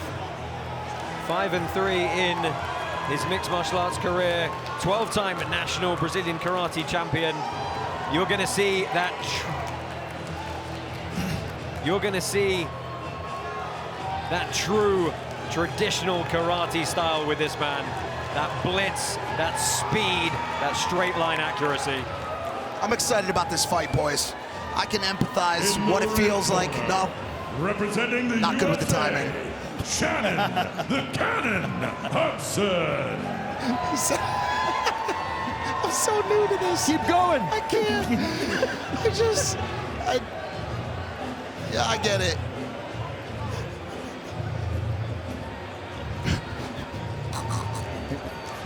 That was all I had to say anyways. That was it. I just want to see the fight. So, kind of wondering where Shannon the Cannon Hudson is right now. He might be flying in on the carpet. Oh. Yeah, he's a special guy. He's a He's a little slow to come out there. It's that 44 years of age, perhaps, but... and we have his missus right here next to us. He said he feels like he's 24. This has really given him the fire. He is, of course, the CEO of 9 Round Kickboxing. And guys, it's kind of funny that the CEO of a huge company with 500 gyms, of course, the sponsor of the event, would say, no, I've got more left in the tank. I want to go in against a dangerous opponent. But you know what? He's got a lot of courage to risk it all up here. A lot of wisdom in those years. Yeah, I mean, he's had over 80 professional bouts. He fought on Chuck Norris's World Combat League back in the day alongside Raymond Daniels, who you're going to see later. He can really put his hands and feet together very, very well, and he thinks it's his boxing that's going to make the difference against Shinzo Machida tonight. But what does that mean, guys? It means he's going to get in the pocket. I'm excited.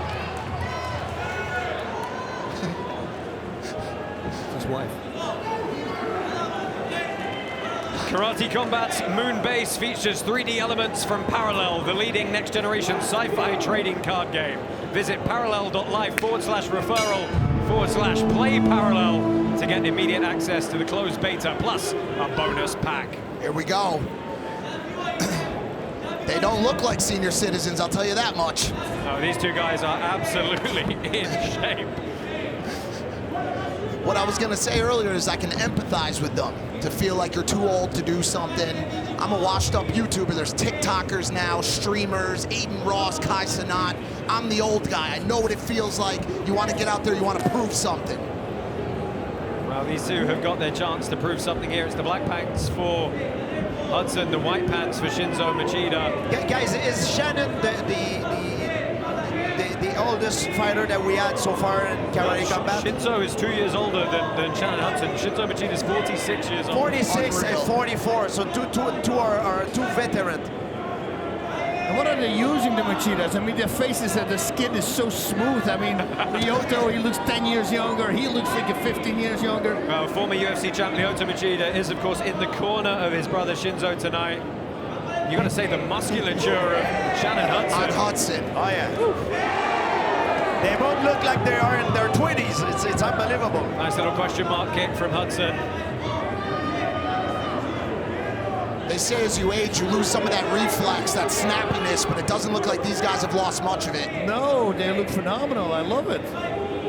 Maybe some peptides flowing through those veins. Yeah. And maybe the diaper gives it away also.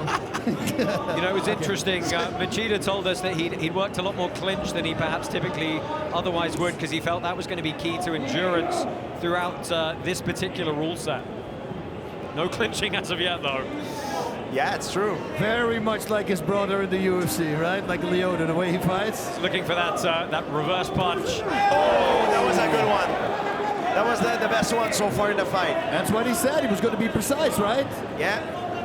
But you see, these two fighters are a lot more technical than the one we've seen previously. They're not as aggressive. Oh, axe kick to the face! That was a nice setup, right? Yes. He did the first with the uppercut to the body, and then he faked him and he made it into a hook kick.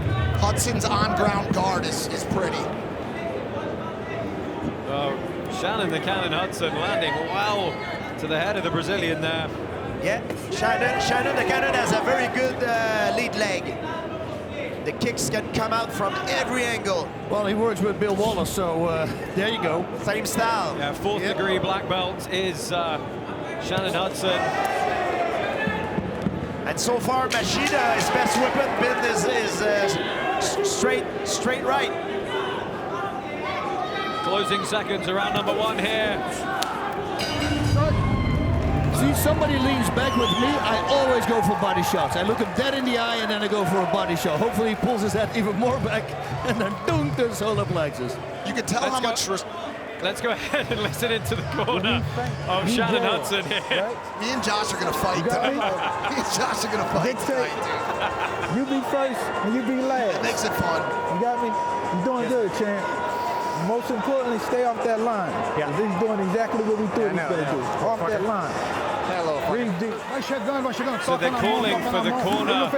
The corner of Shannon Hudson calling for him to stay off that center line. Good advice, I'm assuming, boss. Yes, it's very good advice. Because he's very lineal, going straight forward the whole time. So if you stay off that track, you're going to be good. And he has the skill to do it. This is not an easy thing. If people say that to you, that you're just going to do it, you know. Boss, GSP, how does the respect these two have for each other affect their desire to beat the living crap out of each other? Well, I think they know that their opponent has a lot of experience, so they're hesitant to commit with a reason. You know, they're both very, very skilled and very experienced fighters. Listen, I walked into dressing rooms when I had to fight a friend, and I would say, listen, I'm going to try to knock you out. Hopefully you do the same with me. Afterwards, we drink a beer. Cool? Yeah, let's do it. Because everybody's watching. That respect goes out the window, I'm telling you, really fast. Our token holders, 62% favoring the Brazilian here. But it's very even so far through this opening round. Yeah, remember, so far, Machida's best weapon been his straight right, and he still uses it very well so far. Going to the body now, and just the speed paying dividends there, able to get in and out before Hudson can respond. And Hudson, his best weapon so far been his lead leg. I really like that side kick and then that hook kick he made. Make him think it's the same kick and then surprise him. Why not do that again? Yes. Machida pouring with that lead hand. The hands down guard just so different for traditional kickboxers to spar against. Nice. Oh, nice hook. Got the line hook.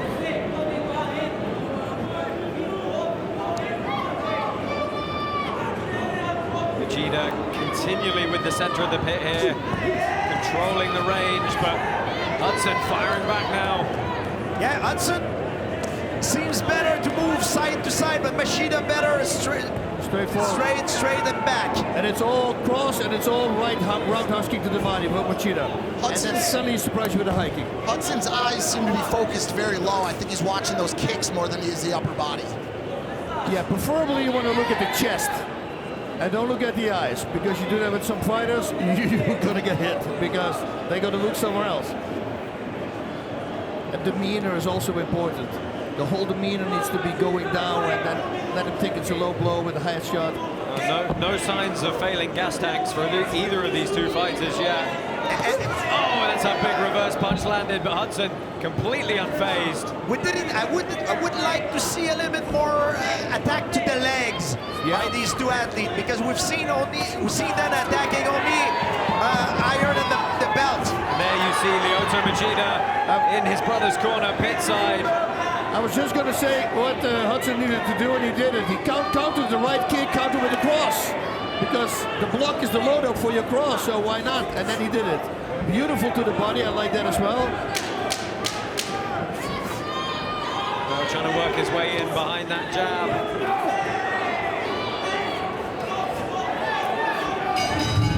Yeah. Second round in the books. Touch the gloves as they head back. Yeah, we didn't see much takedown as well. Nope. It's a great clash of style, you know. But what you say, George, imagine, although you're going to be a karate guy, why not start focusing on takedowns? You take somebody completely out of the game. 100%. Well, we haven't seen a takedown really as of yet. Let's take a look at some of the replays though. Lots of exchanges landed by both fighters here. A very even round again. That was late in the round there, that cross to the body. I love that, and set it up with the right hook to the head. You see, that he needs to counter. That right kick, double block and come back with a cross. Because you got to shut him down. If that's one of the weapons that he throws the most, why not shut him down with it, so make him scared of it? Do you think both the shape? Do you think age think age has anything to do with their not wanting to go to takedowns? Is that a lot of energy consumed? No, I think it's both pure karatekas, and that's why they do it.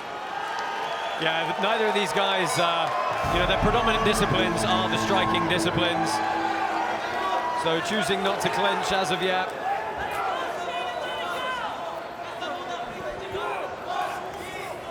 Hudson again coming behind that pouring jab. It's a short jab. One of the few times we've seen Machida respond with that lead hand. Yeah, one fighter that was very beautiful. Good reflex. What I was going to say is one fighter that we've seen in the past using that kick punch technique is Lyoto Machida, who's Shinzo's brother. Oh, tries the pin. He's going to get warned for pulling him onto the strike. So that's not legal. No, you can grab the head and you can pull them onto it, but you cannot be gripping at the moment of impact. For a strike. It's not confusing at all. No. Microseconds we're talking about here. Microseconds. Microseconds. That's it. That's your name in it. Here you go. Once again, representing for the casuals. See, there's the counter that I said on the right kick to the body.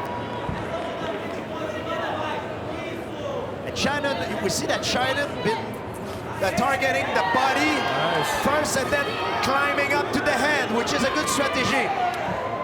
Because Machida is stamped very straight up. That's it. Front leg is there as well for the calf kicks. You were talking about it. Where are they? That would have been a great weapon as well. Especially the outside ones. And I know it's an open stance, it's harder to generate power, but still with a wide stance, it's possible. Bit under 90 seconds left here. Again, Machida using that rear leg. And Hudson, just to say, the rules are the fighter is the aggressor and pushing forward the whole time. That's going to count for something. Oh, again, the referee is going to warn Machida, potentially take a point here. Look at me. Look at me. Hard warning. Don't do it again. Oh, he's going to get one last chance. You have to let him go. You understand me? Don't hold. Ready? Time Boss, in. what are your thoughts on the lack of leg kicks here? Why is he not Hudson not targeting Machida's front leg? Exactly, because the wide stance is much harder for him to pull that leg away. Yeah, and it would work for both of the guys, I'm sure as well. The only thing is, it would be more dangerous for Hudson to use it because Machida has a good blitz with his straight right. Yep. So it's self-preservation. Yeah, but if you set it up with strikes, hand strikes. 100%. Well, that lead hand found the head of Shannon Hudson, but they're both staying very close in the range here. It is Machida continually marching him around the ring again, though. 20 seconds left in this bout. There we go. Oh, yeah, it's very slippery there. I saw some guys slip. Oh, the 5 seconds He kicked in his eye. I saw that. And I think it was noted by Hudson. He's mad. He goes to work with that lead leg again as this bout is going to expire. Nice fight, but I don't know if it's over. Well, the aggressor, the person who came forward to use the hands and strikes and kicks, I would say, is Hudson. Yes. Really even fight from these two. Let's go ahead and find out how Robin Black saw this one. Such a cool fight, guys. You know, Hudson's using that bladed stance and intercepting with the side kick and the cut kick. Kind of an old school style, reinterpreted Bill Superfoot Wallace kind of style. If he wins this fight, that will have been a key to it. Doing something, it's not new what he's doing, but it's a little bit forgotten. Shinzo's training partners haven't been fighting with that exact technique. If Shannon Hudson wins, he took a lot of risk to come in here and put himself out in the open. He could have been laid out, so could Shinzo. These are people that take risks, and that's how we should all be in life. Don't be afraid to try things. Go out and take risks. Whoa. 100%. Little motivation at the end there. Let's go ahead and get the official decision. The winner by unanimous decision from the blue corner, Shinzo Machida. Well, Shinzo Machida is going to take the win here by unanimous decision. That was, to me, I felt like it was a close fight. To me. Very close. It was a very good fight. Very, very good fight. Oh, good. Smiles all around. Commiserations, of course, to Shannon Hudson. He's going to head back to Greenville, South Carolina. It's a long flight from here. That's thousands of light years away. True, and it's cold on the way back as well. I think Hudson's got to go home and be mad at himself for not hitting that lead leg with some kicks. It was wide open the entire fight. But you know, I don't think he can be disappointed with his performance. Oh, no. oh, Melee! Here he is. Look at Sean O'Malley is in the house tonight, enjoying some karate combat action. Let's go ahead, get a word with our winner, Shinzo Machida. He is with King Bach. Congratulations on the win. You're here to prove that age is just a number. How do you feel out there? I feel so good. No, I couldn't practice my karate, so 6 years I didn't compete, but I feel good. At the end of the third round, I get the rhythm. But thank you so much, guys, for your support. So Shannon is amazing, guys, a very tough guy. So thank you for your support, guys. Not a lot of ground game. Can you talk about that? Yeah, so when I realized when I took him down, he's already defending himself, so I don't want to spend too much energy, because when the fight is gonna stand up again, I'm gonna be maybe tired a little bit. So he was defending on the ground, so I don't want to take more shots from there. So I prefer to keep the fight stand and try to beat him. All good. I know you would have whooped my ass. Back to you guys in the booth. Thank you, Kim Bach. Congratulations, Shinzo Machida. Let's take a look at the stats for that bout. And wow, the volume landed by Shannon Hudson. Very much going his way in the stat sheet there. Yeah, that's what I'm saying. I thought he was pushing, so. It was a one-sided fight. They both had their moment. Is there some politics there? Yeah, well, it's always interesting to see how it plays out over the 3 rounds. Lots more action coming your way. Stay with us for more action from Karate Combat 43. Anthony Pettis versus Benson Henderson 3. 13 years to date, the Showtime kick has haunted Benson Henderson. This fight's gonna be different from the last 2 fights because I'm leaving that pit with my hand raised. This time Henderson's getting knocked out.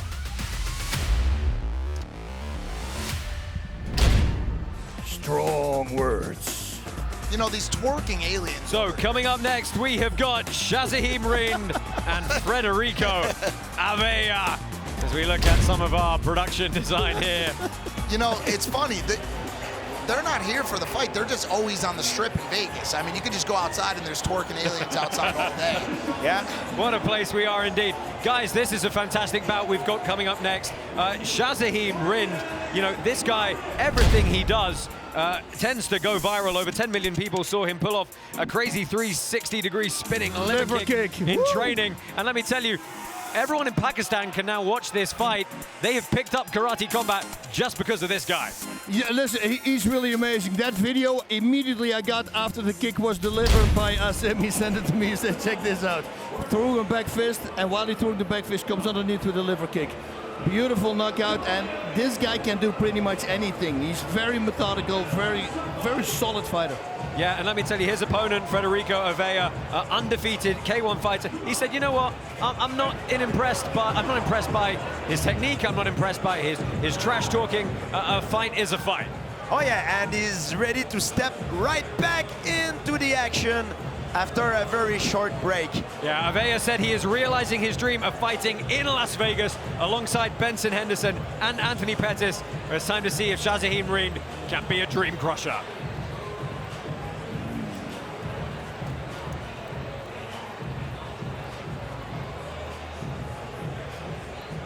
What a chance that we have, guys, to be hosting this fight here on the secret airspace base on the moon, man. Big moon base.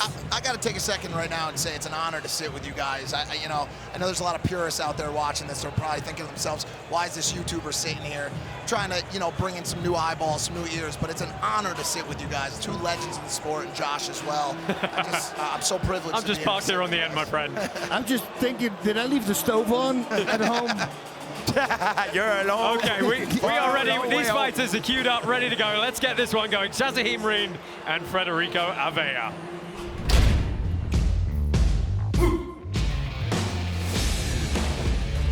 My name is Rind. I'm from mountains of Pakistan. Since childhood, I am fighting.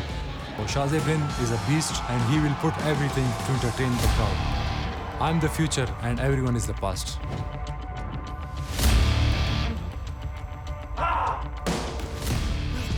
I am Federico Avella. I'm from Italy.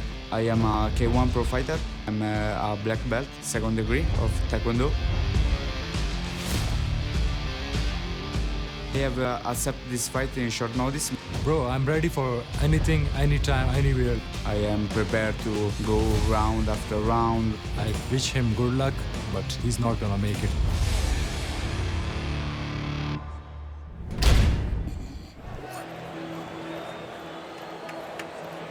In the blue corner, representing Italy, Federico Avella. As we get this one underway, guys, I've just got to point out, I don't know if those of you home can recognize the voice, but that's the voice of Jamison Price, the voice of Mortal Kombat. Finish him! Fatality! Incredible. When I heard that, I couldn't believe it. So happy to have him here announcing these fighters. Avella making his way to the pit now. Started competing at 7 years old. 26 now. 7 years old. In the red corner, fighting out of Pakistan, Rind, the king. Unsurprisingly, a lot of support here for Rind. This man is the #1 ranked wushu fighter in Pakistan, 6-time national gold medalist. He's had a ridiculous number of bouts, over 75 wins in kickboxing and wushu. And he's had some fantastic performances here on Karate Combat. Currently 2-0, undefeated. He's been away and done a little bit of bare knuckle MMA in the meantime as well. Oh yeah, very experienced fighter.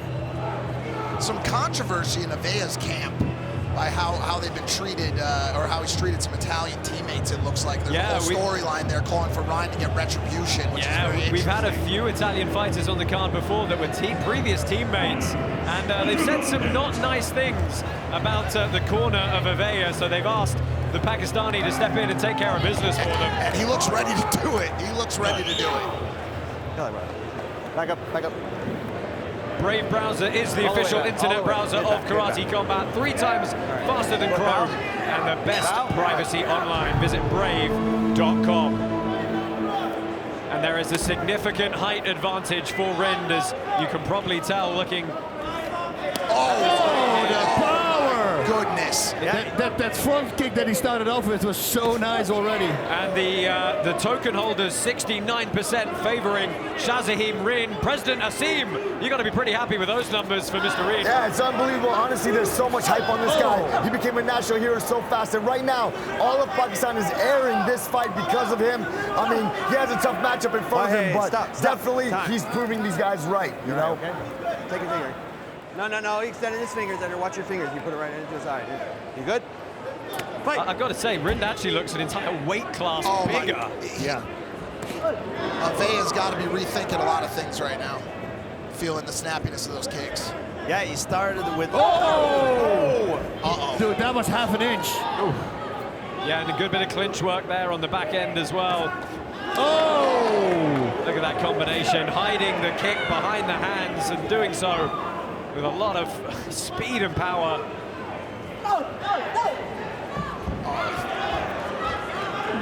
Oh, he's trying to take the Italian's head off here. Stop. Avella's teammates clearly got through to Rind on this one. Fight.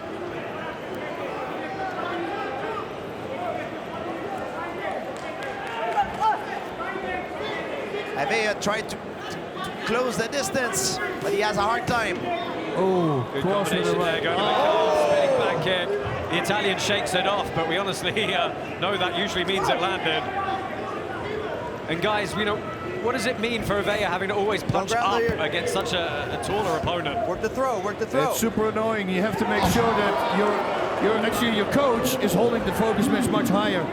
Nice Uchimata with the belt grip there. Knee bar attempt. What Avella needs to do is try to slip under the punches and catch him catch his opponent on the way in.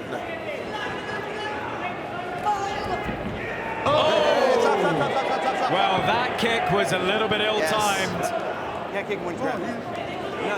He says he timed it correctly. We're going to look at the replay between rounds and see what we thought. But, well, here we go. It was, very clearly knees down on the mat. That was an illegal strike. Perhaps a little bit lucky to get away with it there. Pinning and punching this ground and pound. Wow. Good, you want to continue? Fight. What is Avea's strategy here, guys? I mean, he needs to be close. Really powerhouse in this fight. He can't stay in mid-range because he doesn't have the reach to do that. He needs to be all the way out or inside the pocket. Yeah, he's in that awkward mid-range now where he's eating those kicks. Yeah, and even in the clinch, the spinning back fist. Man, that one liver kick he gave him, dude. I feel like can take a kick. He's tough as hell. Yeah. We head back up to the corners there, and we're going to get some replays in from that first round. A lot of belly breathing there by Rind. Looks like he does the auto trainer. Hey, that's so weird. He does. Yeah. Available from Bassroot. We saw that Rind right off the bat tried to go for that liver kick right off the bat. Sometimes even if it doesn't knock your opponent out, it kills his endurance. Let's take a listen to this last punch here, the impact sound.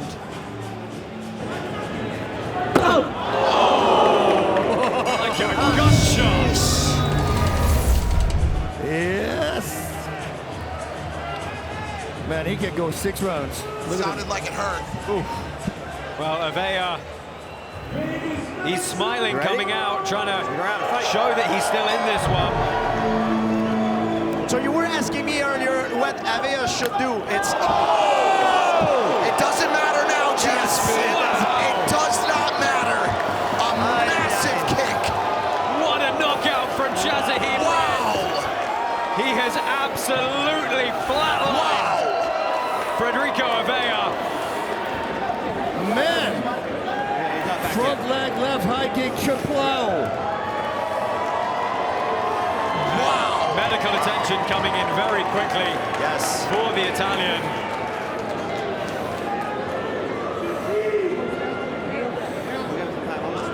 Yeah, this fight was all zing from the beginning to the end.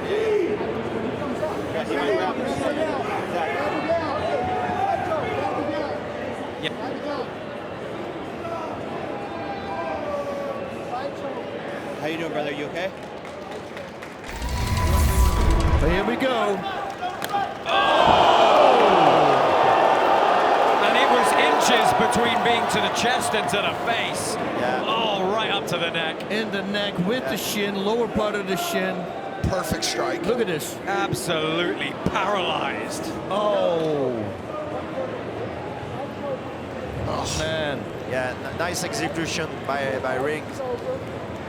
Yeah, the timing to get a head kick on the way in at that distance. And the way he still, because he has a little wider stance, so he has a lot of power on his left kick because his hip is backwards. He can actually throw his hip in together with his upper body.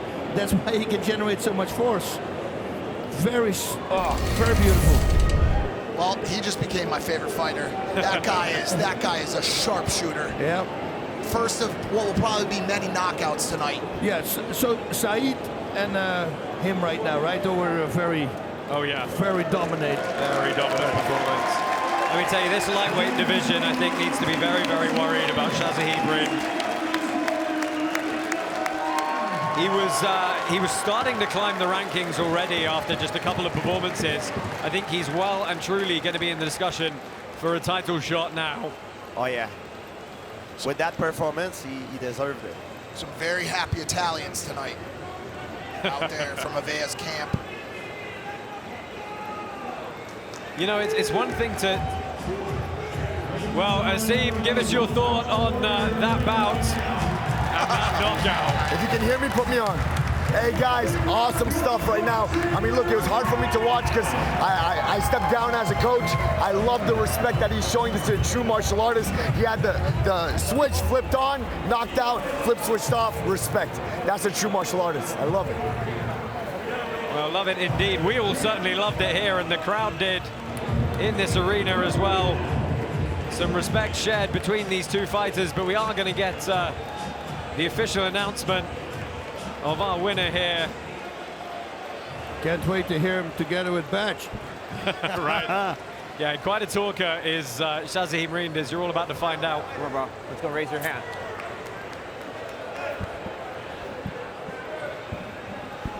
Stand over here. The winner by KO from the red corner, Shazeb Rind, the king. Good job, brother. Oh, Shazahim Rind. Fatality. True fatality. To hear the Mortal Kombat voice after what we just saw. I'm going to say that was total obliteration. Wow. Oh, yeah. Flawless victory. Let's go ahead up pit side, get a word with our winner and King Batch. Congratulations on your victory. I hear you're the most violent fighter in the organization. How do you feel knocking his soul out his body? Alhamdulillah.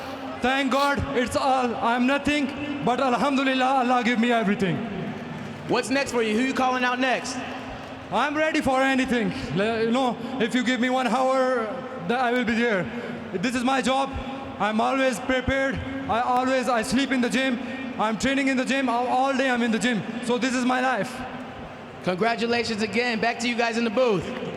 As we watch. And big shout out to my team, Gorjan, my guys, my family over here, everyone, and Jiu-Jitsu Pakistan, everyone in Pakistan, thank you so much for their support.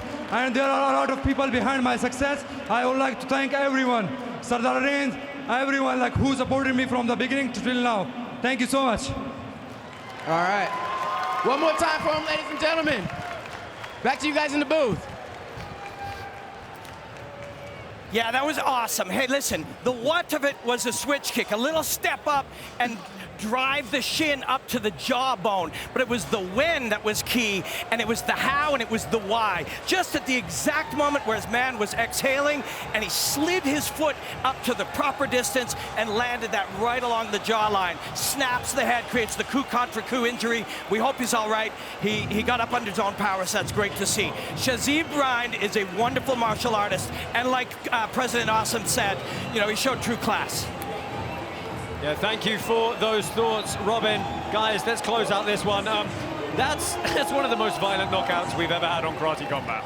Yeah, when you get kicked with the shin bone in the face by somebody who knows how to kick, yeah, you can say that. Yeah, the good news is Avila is okay, seems okay. Walk back and security, you know, I'm glad that everything turns out okay. It's not just the knockout. I mean, Mike, you were impressed the whole way through. It was complete domination. Listen, as we watch to see which storylines elevate to the top of this sport, which people become the Khabibs and McGregors, you got to put Rind in that conversation right off the bat. He's electrifying to watch. Yeah, he absolutely is. Let's go ahead and take a look at some of the stats from that bout and see just how one-sided it was. Well, there's your answer. 31 of 53 landed. A lot of body strikes, a lot of head strikes. Unfortunately, only 7 landed by the Italian. Commiserations to him in his Karate Combat debut, but very much out of his depth against Shazahib Rind, it has to be said. He was undefeated. I see Sugar Sean chomping at the bits over there at Rind, looking like he could hop in right now and go, you know, go blow for blow with him, but I don't know about that. Oh, well, maybe we'll see it some way. Let's go ahead and press the action on. Stay with us here at Karate Combat 43.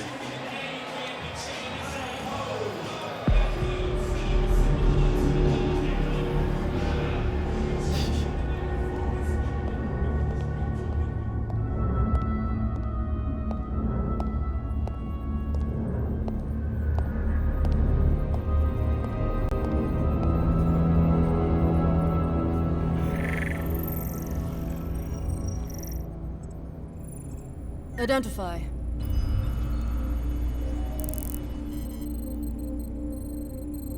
Pirates. Get me an open channel. Show me their trajectory and cross-reference with our route.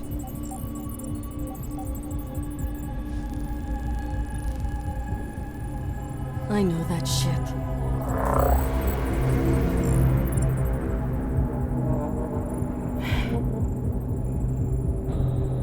Prepare the fleet.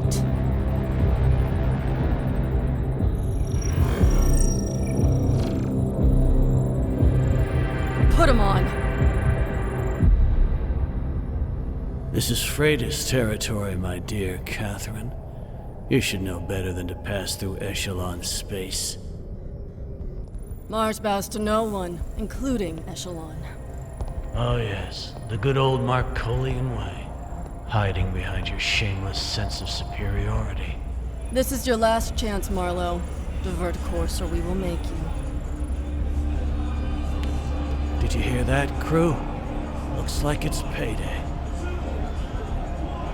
Don't start something you can't finish. Armor Division! At your command. I want all weapon systems ready for transport. Understood. Confirming all weapon systems ready to deploy.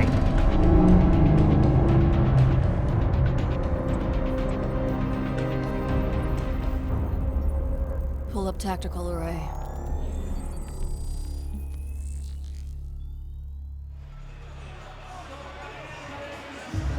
Karate Combat's Moonbase features 3D elements from Parallel. Pick a faction, build a deck, and battle your peers for control over Earth and the ultimate source of power in the galaxy. Visit the link below to get immediate access to our closed beta, plus a bonus pack. Woo! So, we have got a few more fights coming your way. Up next, we've got Omar Morales taking on Amos Guyton. And guys, Morales, a renowned Venezuelan striker, a real figurehead of combat sports in his country, gets a chance in a rule set where he can shine. He's had a bit of trouble in MMA, being held down with the wrestling. Not so the case here. Well, yes, because now he can do whatever he wants to do. Yeah, and he's fighting Amos Guyton, who he's a long-time MMA professional. There's not a lot of info out there on him, but look, he comes from a phenomenal camp in Jackson Wink MMA, alongside the likes of John Jones and Carlos Condit, some fantastic strikers. Oh yeah, he's training with some of the best MMA fighters in the world, with some of the best coaches.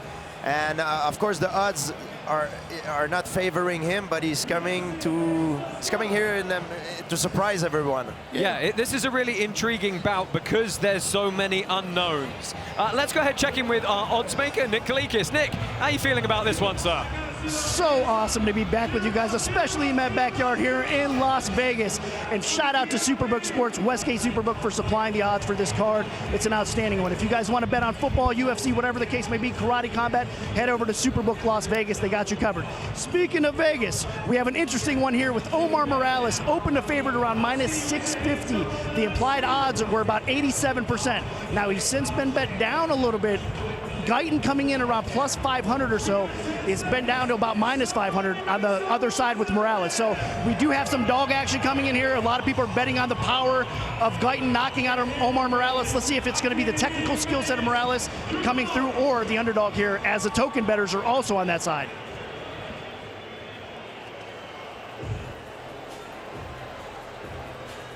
In the blue corner, representing the USA, Amos, the Sea Goat Guyton. Did he say the sea goat? The sea goat. The sea goat. I don't know what a sea goat is. What is a sea goat? That's the greatest of all time in the ocean. But look, the intent and the stare behind Guyton's eyes at the In the weigh-ins red corner, is a bit nuts. representing Venezuela, resilient Omar Morales. Man, Morales, man, 10-0 in kickboxing with 8 knockouts, and he believes that he's much faster than his opponent, so he has 0 worries. Yeah, 11-4 in pro MMA as well. Won the UFC Contender Series as well. A lot of experience with various big organizations in mixed martial arts. Yeah, the odds are favoring him, so we'll see. He said he feels like his striking base is just far, far better than Amos Guyton's here, and he's looking to prove it tonight. He does a lot of visualization and really tries to think his way through every part of the fight. He said in his mind, it's already done. Woo. I gotta say, we saw him a couple of days ago with a hoodie on and everything, and he didn't look that imposing, but a little bit scared right now. Yes. Fighters, enter the pit. Massive. I'm always afraid, Bas, I don't know if it's the same case for you, but I remember early on in my career when I was fighting someone that I don't have a lot of information on, it's always a scary thing for me. Oh, yeah. So Morales have a big pedigree, you know, but we don't know much about Guyton.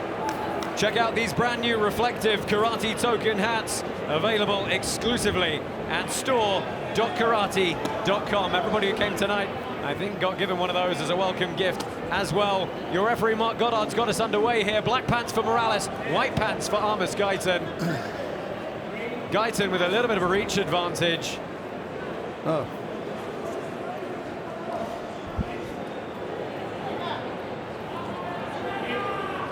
A lot of people coming out to watch this strike fest tonight. Sugar Sean and Tim behind us right now. One of the best striker in the UFC. Oh, yeah.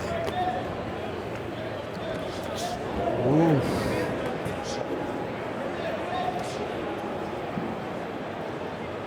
So both men in the center of the pit here. A little bit of feeling out, but some big winging shots early. Nice calf kick from Guyton. Yeah, Guyton started strong. He's not intimidated.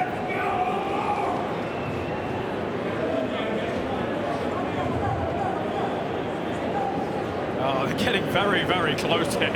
You feel like anyone's going to throw at any moment. They are in range while they're doing this. It's like the anticipation of a big left hand lands. Oh, he stunned him. Guyton is forced back. Morales unloads, but Guyton circles well to survive. Man, that was a hard shot, but it was on the way out. He was moving, so at least it took a little bit of the steam out of it. Yeah, Guyton has his head all the way up when he's punching, and during the exchange, it's very dangerous. It's kind of the first class you take, right? Don't keep your chin up.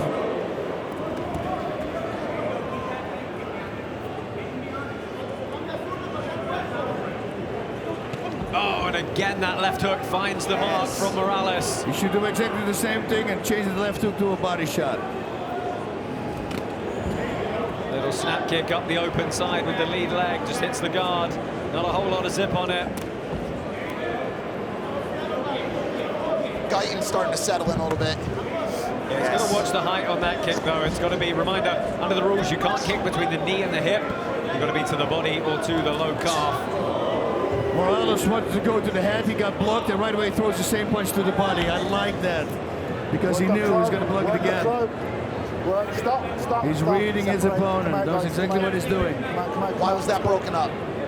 Just no immediate action off the clinch. You can use the clinch, but it's got to be immediately a throw or a break or a strike. No action there, so Mark Goddard, our referee, just separated them once more. And that's how you keep the intensity high, karate combat. Oh, big body lock. And the George Other. Morales looked for that a little dance at the end, a little dance at the end. So they're heading back up to the pit side here.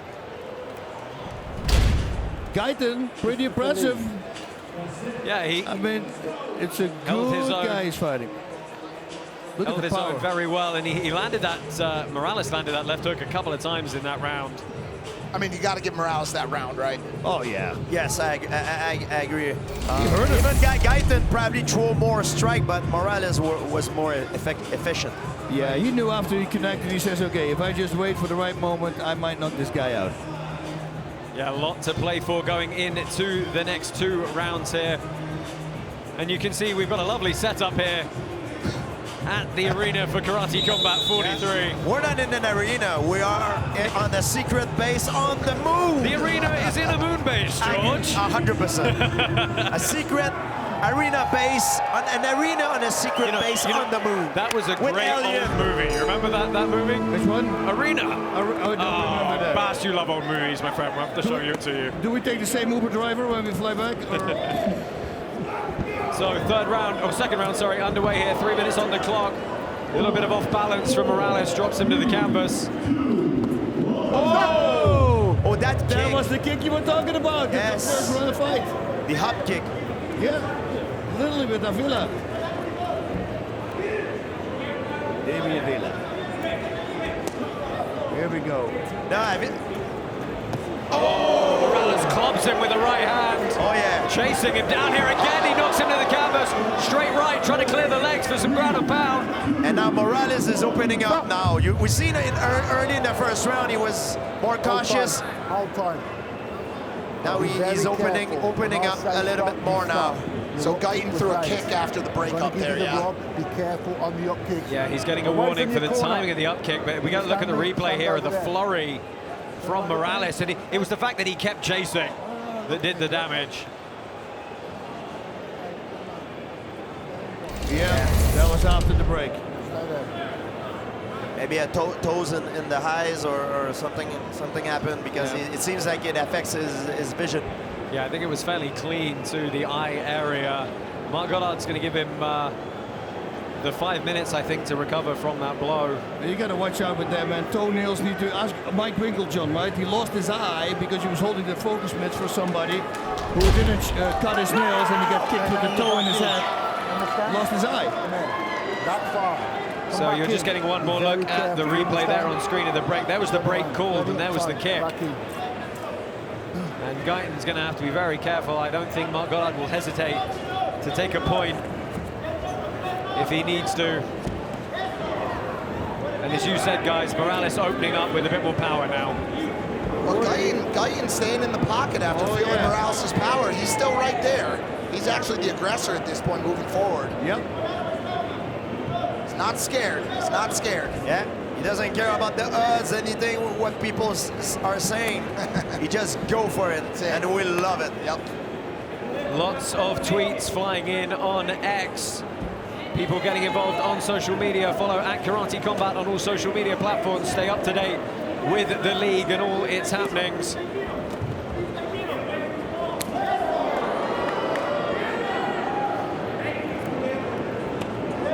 Good little high kick. That was above the knee, yeah. Yep. Very close to the pelotas. I learned a special kick to that region earlier this week, actually. Yeah, some really fun guy, right?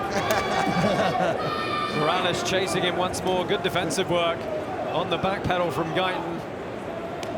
Oh, that was a nice one. Oh, he felt it. Yeah, he felt that one. Again. He's going to go after that lead leg now. Yeah, switching to the other side, that right leg coming forward. I love that, you know, acting like you're hurt with a low kick and then use that same impact, make a turn in the back fist. Works really well on the opponent.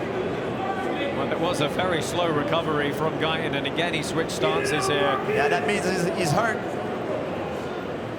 30 seconds left in this second round. Both fighters showing a lot of respect for each other. Yeah, I'm surprised Morales is easing off here towards the end of the round. Agreed. He had a good momentum in the beginning of the round. Wow. That hurt Guyton. The slap on that kick, and again on the open side. Morales unloading the power. Wow. But Guyton throwing some counters back. Oh, again he digs into that low kick. Now I want to see if Guyton can make it up the pit wall here. Yeah, that kick you did not hear, and that's not a good thing for the fighter who received it. Right, we say it all the time, right? If you hear the slap, it's less than the thud of the shin impacting. This was zero sound. Yeah. Not fun. Especially tomorrow morning when you go to the restroom, you stand up, you go, ah, ow. Well, let's take a look at some of the replays here from that second round.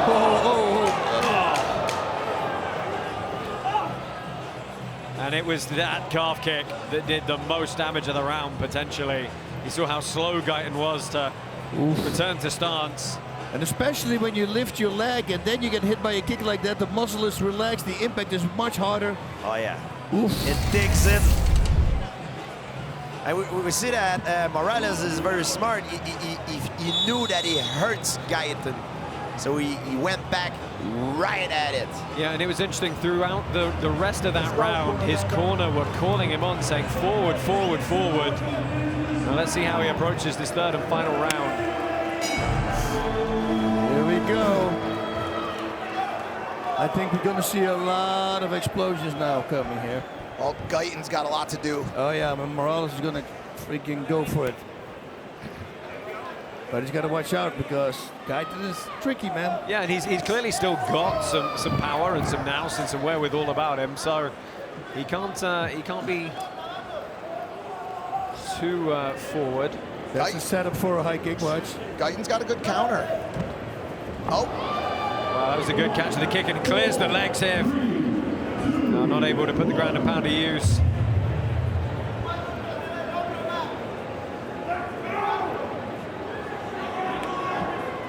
Oh, that one might hurt shin to shin. Yes. Thankfully, it slid off a little bit.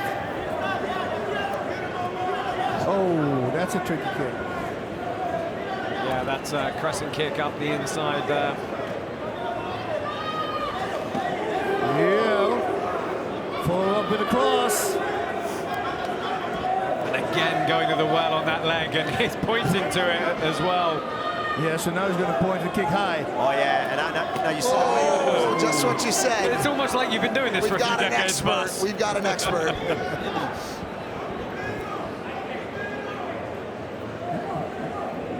One thing that Morales could do is to fake the low kick and go high with the kick. Well, that was good on Guyton, not staying against the wall there. He bounced straight back up. Guyton's got to get active. He's got to take some risk here. But you could tell those legs, Guyton's legs are booed up. Oh, that was a tough jab straight to the chin of Guyton. Yeah, beating him to the punch, that's what that means. Morales just starting to land at will here. Oh, and again he goes to that low leg, completely cuts the feet out from Guyton. Another nice jab.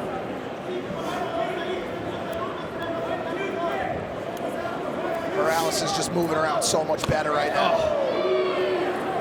Bas, you always talk about it. If you're going to throw those single shots, you got to throw them with violence and power. 100%. That's what he's doing. Because then they need full block. And they cannot counter as fast. If you just tap him, you give him an opening. Yeah, an opening to be countered. Guyton needs to do something decisive, and he's taking the shot. Like that. Yep. And so far, that round is all Morales. The whole fight, I think, yeah? Oh, yeah. Every straight punch is landing from him.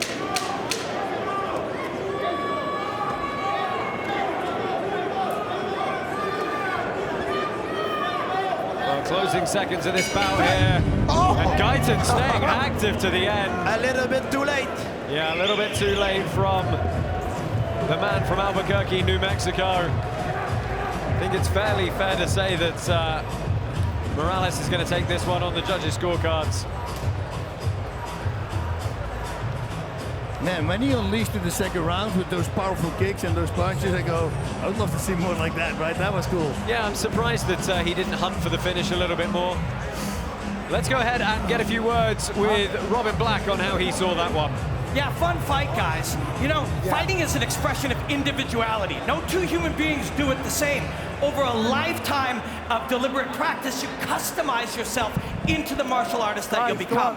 This man, Morales, he uses his physicality. He's an attribute-based fighter, but you don't see the margins where the attributes end and the skills begin. He's turned it all into one wonderful martial artist. Really fun to watch, really, really exciting. Of course, smashing the low kick, highly intelligent as well. Yeah, man, that was a wonderful performance. Looking forward to seeing this man fight again.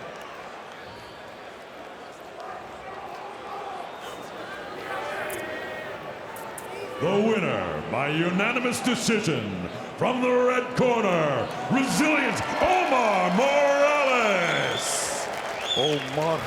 Omar Morales takes the victory here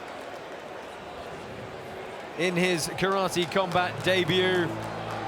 Back to winning ways for the man from Venezuela, and a new contender perhaps in this division. Yeah, complete domination. But Guyton showcased a lot of resilience. He hung there, took it, and wow. Well, let's go ahead and get a few words with our winner. He is with King Bach. Complete domination. Tell me your strategy, kicking him from the legs up. Le digo tu estrategia con respecto a esta pelea que estuviste bien dominante. Yo quería terminar la pelea rápido, pero tomé un golpe en el primer round que me lo hizo ver doble casi todo el primer round. Tuve que cambiar mi estrategia, ser más certero. Igual busqué finalizar, pero bueno, él mostró ser un gran oponente. I heard fast and dog. Was I close? No. But he said that he showed that he was a good opponent. He got a shot on the first round that made him see double. So that's why he had to change the strategy. He was looking for the finish anyways, but he showed being a tough guy. What's next coming up? ¿Qué es lo próximo? What does he want to call out? Que si quiere llamar a alguien. Esta es mi primera pelea y sé que van a repetir Santo Domingo y escuché un tal Brugal que le gusta pelear con los venezolanos. Estoy dispuesto a pelear con él en Santo Domingo. Brugal. He said he heard that the Santo Domingo DR is happening soon, so he heard about some Brugal that likes to fight against Venezuelans, so give it to him. All right, back to you guys in the booth. Congratulations. Thank you. Thank you. Yes, thank you, King Bach and Omar Morales. Guys, let's have one final thought on this one quickly. We've mentioned it a couple of times. Total domination. It was a good, complete performance for him. Not quite getting the finish he wanted, but really controlling every aspect of the pit there. Yeah, I would, those explosions that he gave that I was talking about, those powerful kicks in the power, he should do this like 10 times a fight. Try, because I think that if he does it 3 times a fight, he already going to knock him out. Oh yeah, he caused a lot more damage. It was almost a, you know what I mean? Perfect performance. He didn't took much risk. You know, it was very calculated. But what the crowd want to see is knockout. You know, so sometimes it's worth taking a risk. You know, and get the finish. Yeah, we have got a lot more action coming your way. We've got people in the house, including Michael J. White, is pitside here. Hugely accomplished actor and martial artist himself. Happy to have him alongside all the other celebrities in the building tonight. Let's go ahead and get a look at one of the competitors in our next bout. And let me tell you, this is one of the most interesting stories we have ever had in karate combat. This is Freddie Masabo.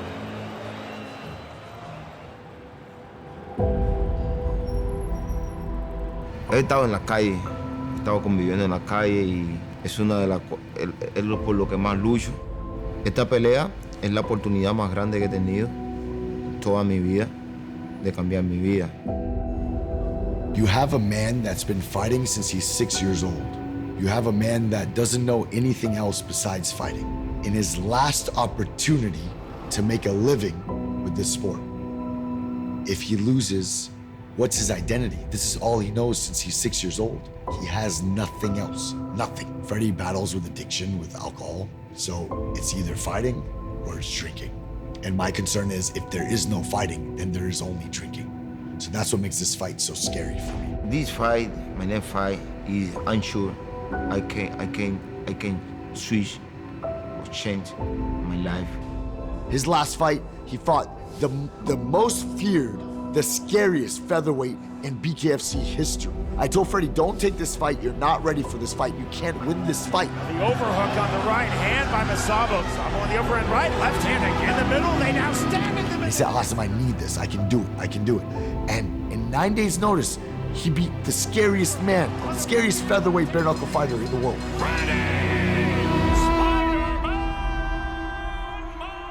After that fight, we lost him for a very long time. The first week, I let it go. I gave him some space.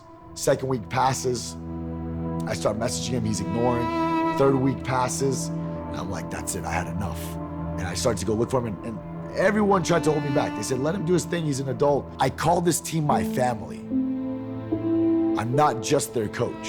I call this team my family, and if that's the truth, I have to be ready to bury myself with my athletes. So I started looking in not the greatest neighborhoods and looking for him and asking random people where Freddie was at, if they know a boxer, if they've seen a Cuban boxer. Eventually, I narrowed down to a fourplex, small apartment complex.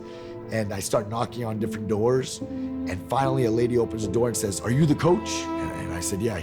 And she goes, he needs you. And then I go in the apartment and drag him out of there, move him back into the gym. Estoy muy agradecido con Asin, que Asin saved my life.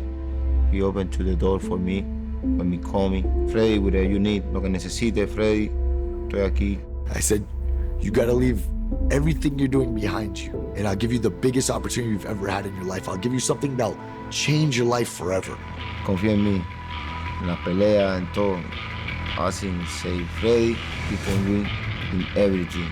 Freddy Spider-Man Masabo, Cuban Olympic team member, 304 wins, 4 losses, silver medalist, world champion, one of the greatest boxers to ever leave Cuba. Lives under my cage the last 2.5 years. I wanna be champion. Quiero demostrarle a todo lo que puedo hacer. Right now, there's no time. Whoever's gonna step in the cage with Freddy to spar, get ready for a war. He has no chance to work on technique and drill. It's nothing like that. We're gonna fight every single day. Long time, 30 years in sport. I am prepared. I am Spider-Man Freddy.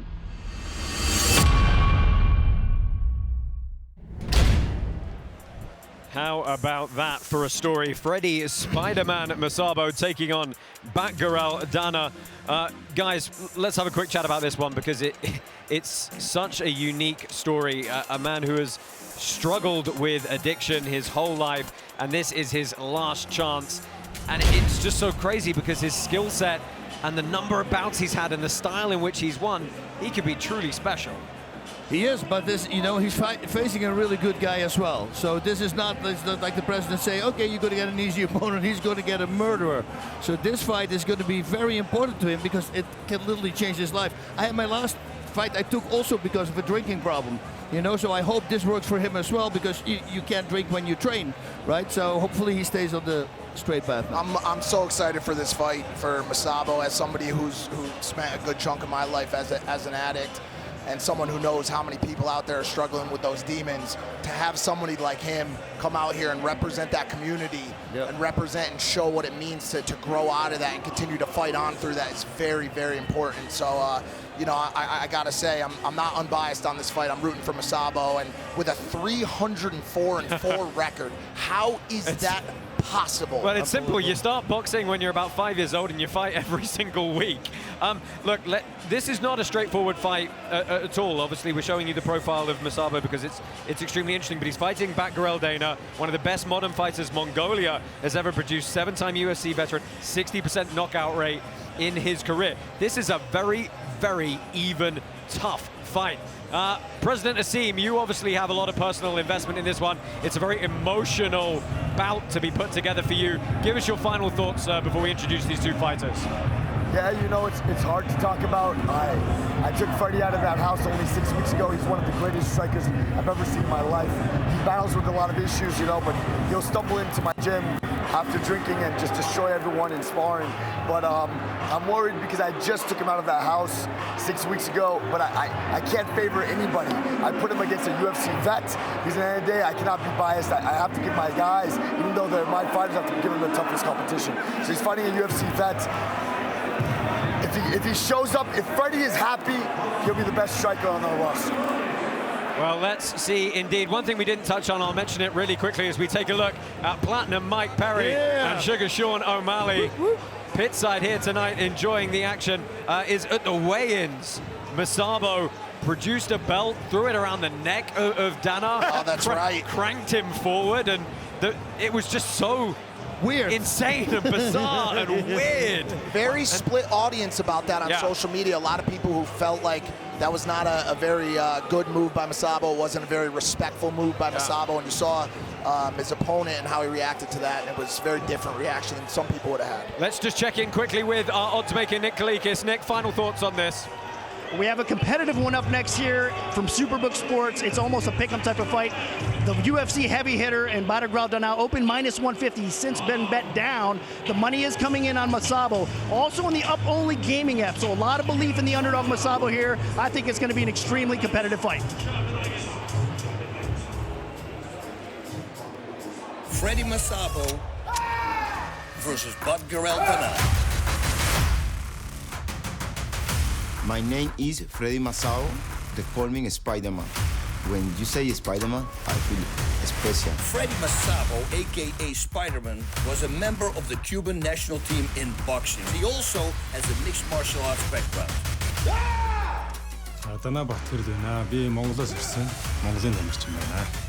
Badgerel Dandar is a former UFC fighter from Mongolia with a kickboxing background. When Spider-Man is in the pit, everything is possible.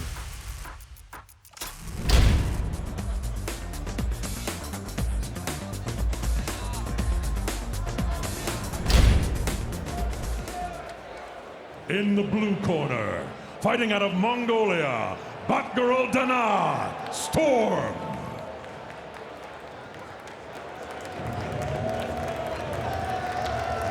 So we welcome to the pit for the first time, Badgerel Dandar. Yeah, and he feels like he needs to do a lot of feints, take a lot of angle, and use his left hook if he wants to be successful in this fight. Yeah, he's a very creative man indeed, but it's a long flight from Ulaanbaatar in Mongolia. Oh yeah. Representing Cuba, Freddy Spider-Man Masabo. There he comes, the showmanship already. Peter Parker. I guess it's easy to do when you have a 99% win rate. 99% win rate for Masabo. Yeah, I mean, look, let's flesh that out a little bit, because, you know, we talk about the 300+ wins in amateur boxing.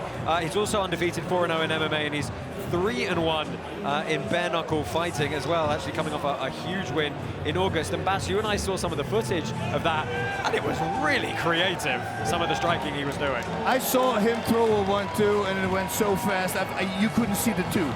And again, and the guy was down, and I go like, okay, I had to see that like 4 more times in order to see the right cross actually coming. That's how fast he is. Man, I'm excited for this one. I am excited for this one. A lot of hype, a lot of hype. That's the storyline, that's what drives this stuff. That's what makes fights. Also, quick shout out to Jake Paul, who won his fight tonight in the first round. Oh, nice. Oh, nice. First round knockout for Jake Paul. Man, he's doing very good, man. Fighters, very impressive. enter the pit. You're still training with BJ Flores, right? That's right. Okay, good. Yeah, BJ's a good guy. I like him. So your referee for this one is Kerry Hatley, as he calls the fighters down into the pit here. Has Masabo shaved his head since the weigh-ins? Yes, he did. Uh-oh. Wow. Hopefully it's the opposite of M. Sampson. Okay, well, all right, ready? Fight. Karate Combat 43 is powered by Hedera. Black pants for Masabo, white pants for Badgerel. Oh, Masabo coming out strong. And he said he was going to do calf kicks with boxing. Oh, and he's doing it. He also said he was going to look for a lot of uppercuts as well. But Dana reply as well, you know, we're having a good fight. Yep.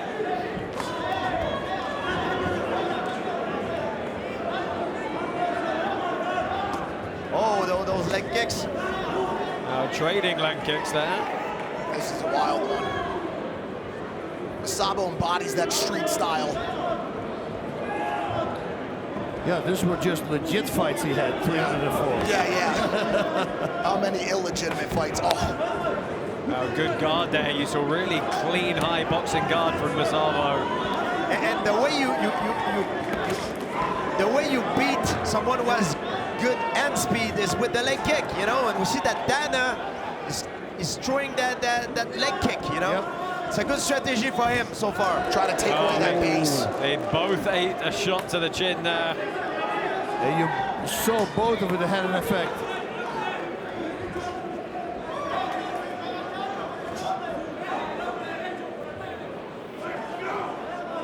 Even height on this one. What's the weight difference? They weighed in pretty close together. I haven't got the exact figure very even in front of me, but it was very close indeed. Although you got to say the reach advantage is Masabo's. Yep. And speed, it looks like, as well. Yes. Masabo with some unconventional strikes, too. I was just going to say the same thing. Stabbing front kick as well.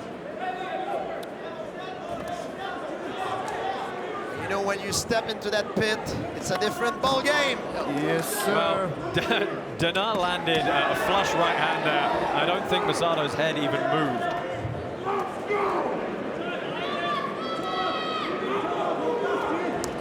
Close fight so far. Yeah, we're through the first couple of minutes here. A lot of give and take. Masabo had the best punches, but Dana scored with some great leg kicks as well. He's playing a very smart game, very composed. Not looking at all the crazy feints. Doesn't get distracted. He knows exactly where he is. Dana. Oh, nice high kick there. Didn't have enough power on it. Oh, now I'm focusing on his belt. His belt's going to come off. See, there we go. Yes. What happens in that situation? He's allowed to retire it. The referee comes in. He's going to take it off and they're going to continue, but we do actually have belt loops on the pants, you'll notice. And for some reason, they weren't, not using them. Yeah, they weren't checked for the Mongolian. It was not in the instructional manual. Different Masabo showing respect at the end of the round there. Yeah, it was a close round, as you guys said. A lot of kicks landed by the Mongolian. It's a good handiwork up top from the Cuban. Take a look at some of the replays here.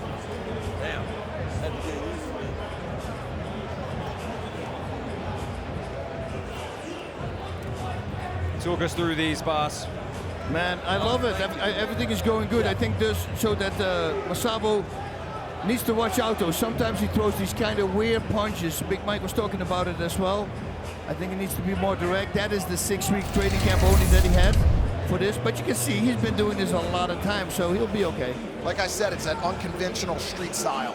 Yes, and if I would advise Masabo, I would tell him to keep his punches in straight line, because the attack that Dana is throwing, most of it coming from an angle, and how you beat a curve, it's with a straight line. Yep. Back up. Back up. He's opening himself up with those conventional punches. They're unconventional punches. But Masabo moving a lot. He's got a lot of speed. Oh, there it is. There it is. A secondary. A secondary. Flurrying here, the Mongolian trying to recover. Dana's got to protect himself. Straight back up to his feet. Wow, Dana is amazing. Yeah, not circling out quickly though here, and Masabo surges forward. Good left hand from the Mongolian. Yeah, he's in the game. He's in the fight. And Dana is still here. He is still standing. Wow. Shows a lot of resilience. But you see that ferociousness in Masabo's eyes. Well, managing to keep Masabo off him for a little bit to try and gain some time to recover. He needs to keep throwing his punches in a straight line.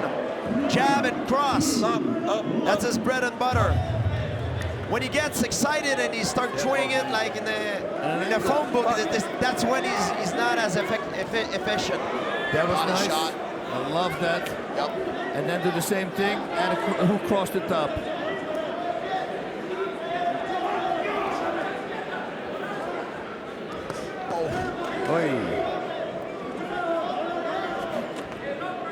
And Masabo also, he gave some gas after he hurt him, but then he pulled back right away, so he knows exactly what he's doing. Yeah, he's tactically being very good in conserving his edge, but he eats a left there. Right there, up to the chin. Oh, really opened himself up on the head.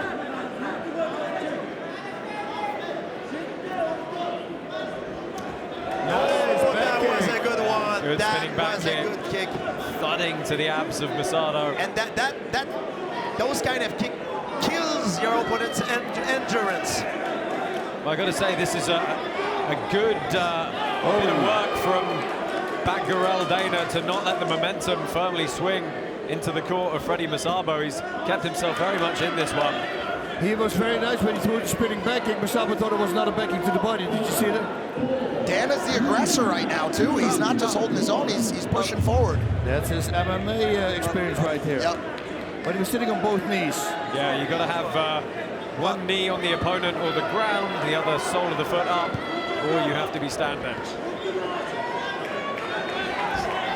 Big spinning back fist, goes to the back. Good defense. Nice reversal, man. Good defense. We got a grappling match going on. You can't do that. You can't do that. I need you guys to stand up. Would have been interesting if he'd popped straight back to his feet and landed a strike, though. The corner of Masabo are calling him forward. I don't even know what to call those Masabo jabs. They're very unconventional. It's a paw. Yeah, it's a paw, right? Shot. But it looks like he's using them as setup for a secondary. Yeah, it's all done with a Control. thought behind it. So second round in the books there. Man. Replays coming in, and we're going to see that flurry that dropped Dandar, and the follow-up was vicious as well. You know, looked like Masabo paused a second before he went in for that secondary. And you got to say, Dandar recovered so well. He never really took his eyes off Masabo at all. Never. He was still engaged the whole time. Nice little technical guard there. Yeah, he has a hell of a chin. Dandar has a hell of a chin. Listening in to the corner of Freddie Masabo. Vamos, Masabo, let's go! Cámbiate de guardia más para que no te patee. A lot of people talking.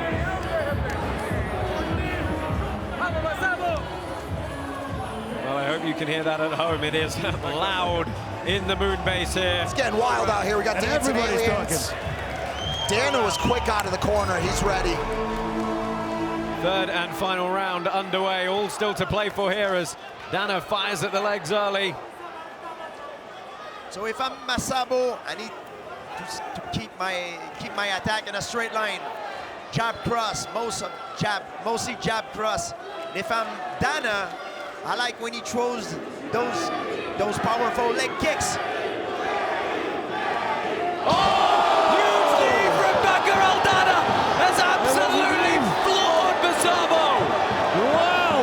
The jumping flying knee, our first flying knee KO in karate combat history. Wow! He's a Tobigiri. He's a Tobiyonangiri. That's a flying knee to the head.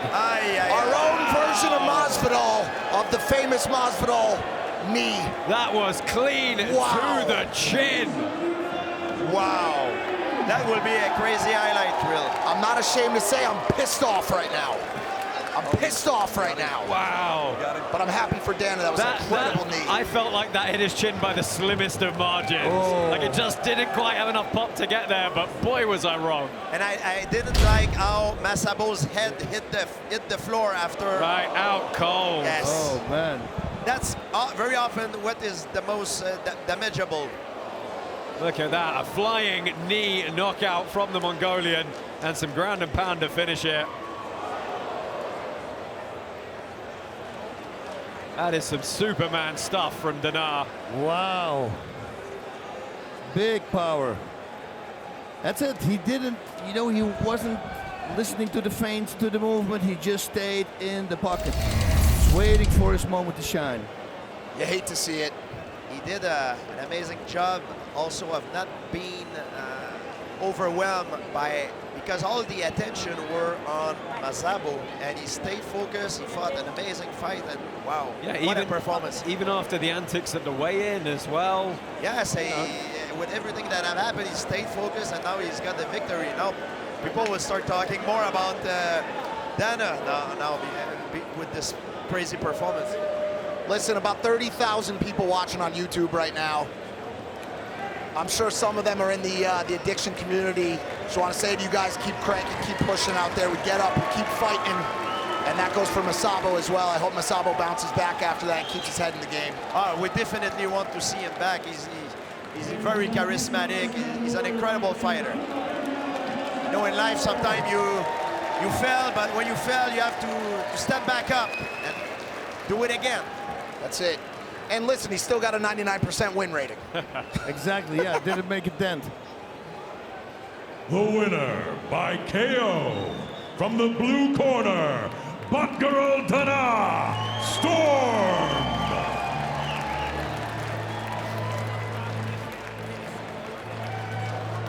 What a knockout by Gorjan Dandar. Absolutely highlight reel stuff. First one. Yep. First one in karate combat. Of course, the rules changed a few events ago to allow the knee strikes. Let's take a look at the stats here. And as you can see, Dandar perhaps a little bit behind on some of the stats going into that one, but you know, he did come back, of course, from getting genuinely shaken in the start of that second round. It's amazing. It's an amazing fight. We're going to hear a lot from him. I think also if you give Masabo a second chance, give him a 3-month training camp. For sure. You know, that's going to be nice as well. Well, what are we going to do with our first flying knee KO? We're going to ask Robin Black about it. What do you think, sir? Guys, yeah, that was crazy, crazy. We got Freddie standing right here with us on his way out. Yeah, that was bonkers, man. Dana had to stay in tight.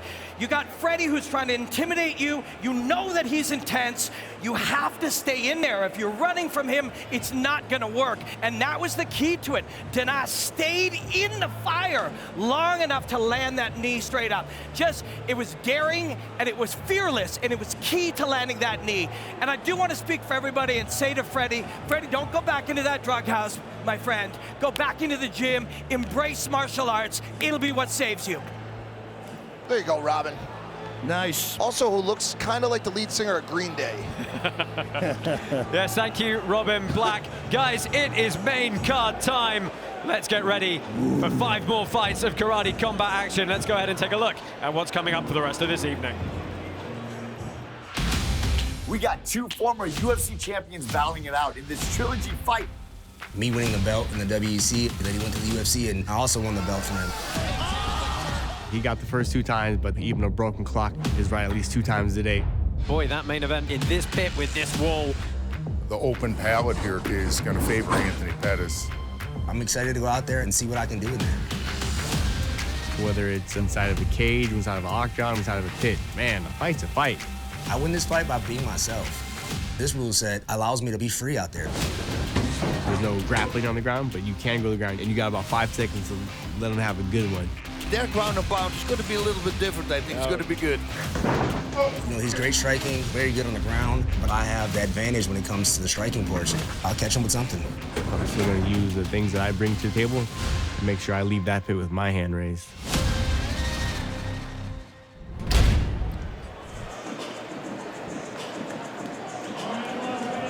Well, welcome back to the main card of Karate Combat 43. We have got some absolutely cracking bouts coming your way. 2 title fights, a trilogy grudge match, and let me tell you, the 2 other bouts filling in the middle aren't too bad either. Of course, Pettis, Henderson, that trilogy fight is the top of the card. Co-main, it's the heavyweight championship.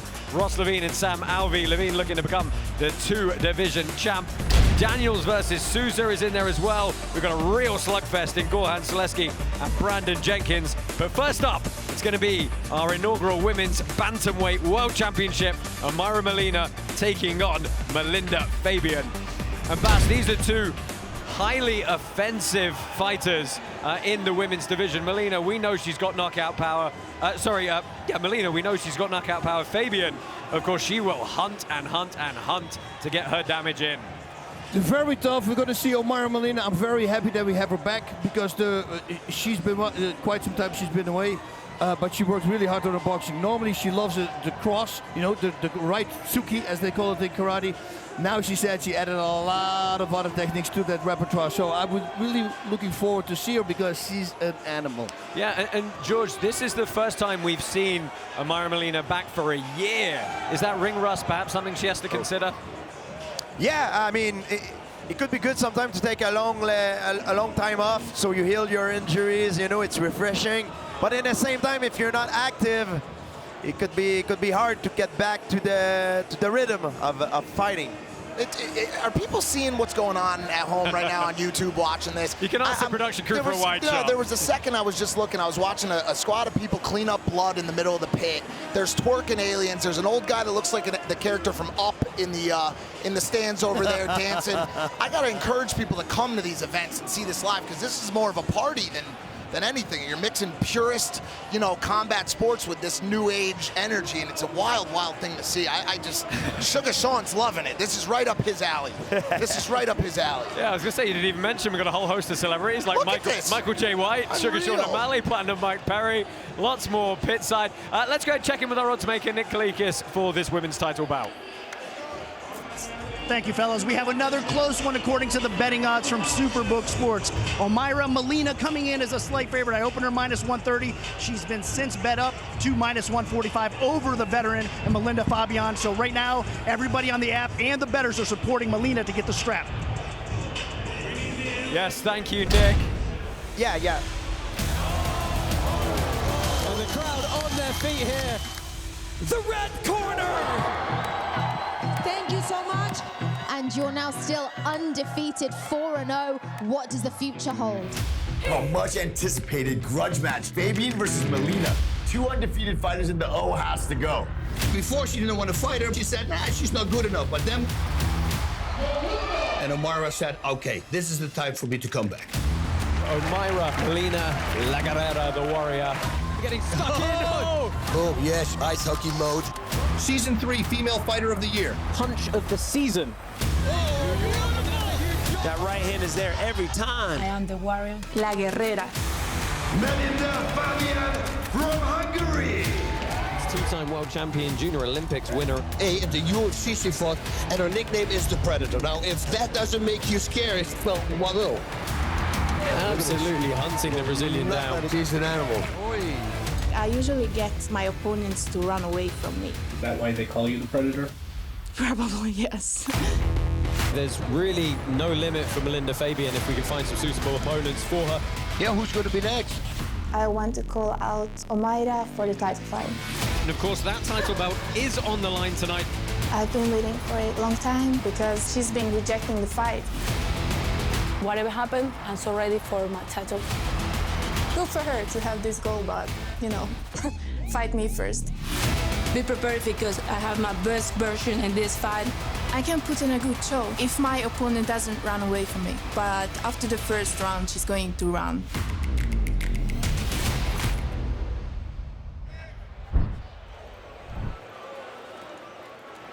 For the female bantamweight title, fighting out of the blue corner, representing Hungary, Melinda Fabian, the Predator. I don't think I've ever seen someone come out in a sweater vest before. She hasn't done this before, and she didn't tell me at the fighter interviews what it is. So I'm assuming it's like a classic Hungarian piece. I'm Hungarian myself, so you know I gotta respect it. Hungarian dance. Yeah. So Melinda Fabian, she's got a 2-0 record here at Karate Combat. Says this is her natural process culminating in a title fight tonight. Corner, from Venezuela, Omaira La Guerrera Molina. Omaira Molina makes her way to the pit. First time in a little over a year. She brings in that undefeated record. Look out for those sniper-like straight shots right down the middle.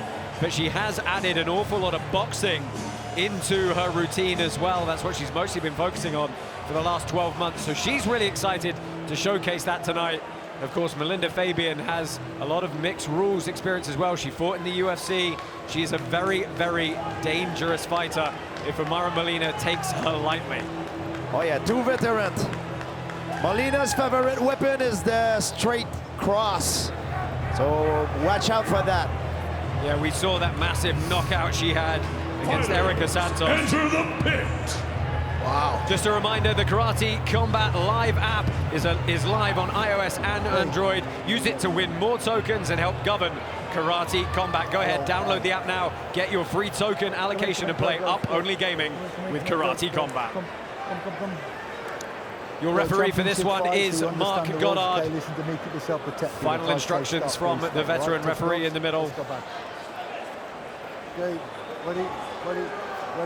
Black pants for Molina, white pants for the Hungarian Melinda Fabian. Molina right away start with the feints. Probably trying to set up our favorite weapon, which is a cross. Yeah, a heavy, heavy favorite with the voting token holders. You can see 64% of them going the way of the Venezuelan. And of course, if you're playing along with the voting app at home. If you're in the top 100 in the rankings, you'd have been given some free tickets to come tonight. So go ahead and get playing Up Only Gaming, help control the league, and get your token allocation now. Want to throw, stop, girl, stop. And I'm loving seeing Omar Molina throw jabs. Right? Hey. Adding that Western boxing in alongside her 10 gold Pan American medals. Yeah, but resilience of her opponent, Fabian, is amazing. She will hang in there. Oh. I can see she's coming back. She touched the strikes. She touched the target so far 3 times with her cross. It just didn't hit perfectly in the right angle, but it touches her opponent right on the face. Molina really working that jab to keep distance.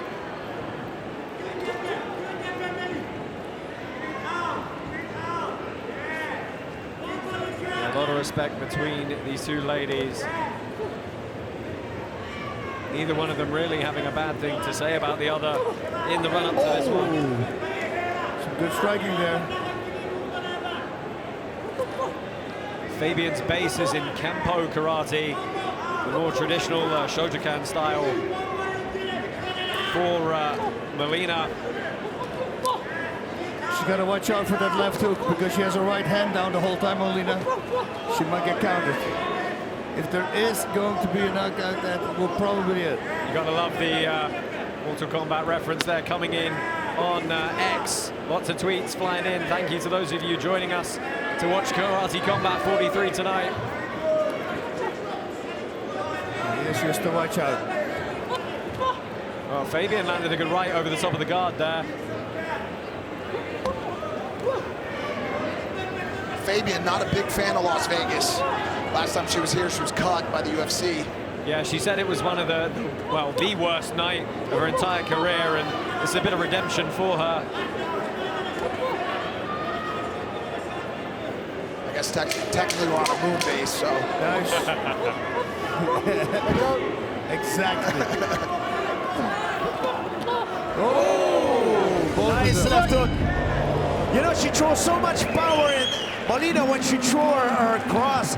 She throws so much power with her cross. And what I like is, after her cross, she shifts her weight on the other side and finish with the lead left hook. Aljamain Sterling in the house here tonight watching. But the problem Happy to is have the also former UFC bantamweight champ with us tonight. with Molina, sometimes when she throws the cross, she stays there a little bit too long. She has to pull out really fast because she might get hit with that left hook counter of her opponent, that one, and if that connects, oof. Well, let's take a look at some of the replays here from this first round. They both got some good licks in. You see the clean strikes landing there and the right of Amara Molina, sorry. Very interesting to have Sterling and Sugar Sean in the house tonight, sitting in different sides of the arena. Corners of the arena. Yeah, yeah. Keep them far away. Keep them away from each other. We got Mark Goddard here, so it's going to be cool.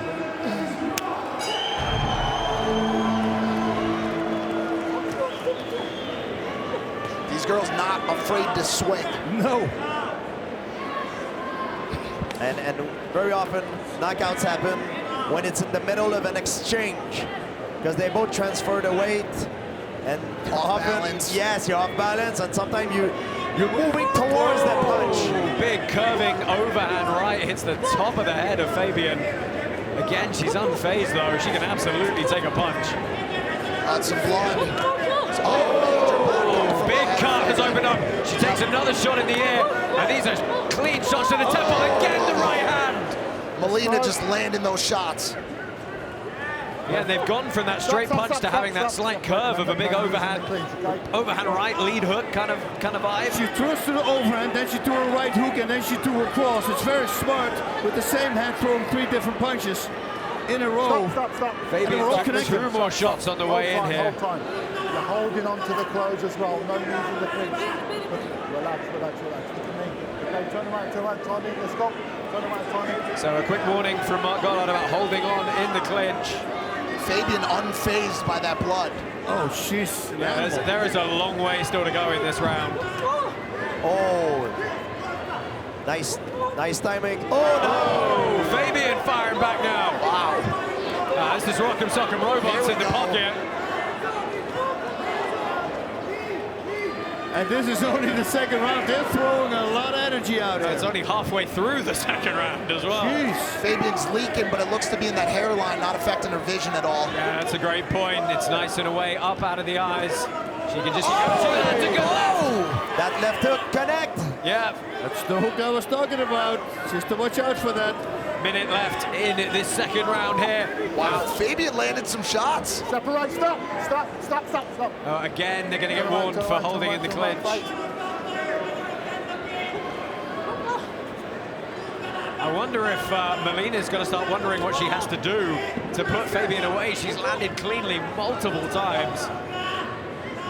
I think it's the sweater vest. As long as it doesn't take a little bit of your heart away, you're going to be just fine. But if you start getting tired, then it's going to be a problem. Oh, that one snapped the head back, but she lands a combination of right. The left hook, right, and again the left. What a war. This is what it's about. There is no quit in either of these ladies. They are slinging leather here. Karate Combat 43. Wow.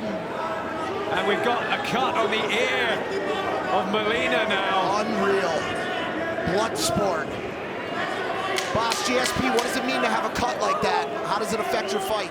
Well, it depends. You know, the cut, I don't think it's a dangerous cut in a way that I don't think the fight can be stopped because of that cut. Oh, but wow, when you're in the middle of a fight, you don't know where the blood comes from, so it could affect your confidence sometimes. Daggers, Mike. Daggers in the eyes there. Bonk, bonk, look at that. Cross hook, yes. Yeah, let's take a look at some of these replays, and boy, are there going to be a lot of them. Everybody landed in that round. I don't even know how you score that. This is representative of karate combat. When you don't have a chance to hold or grapple, you got no choice but to strike each other, and that's what these girls are doing right now. It's incredible.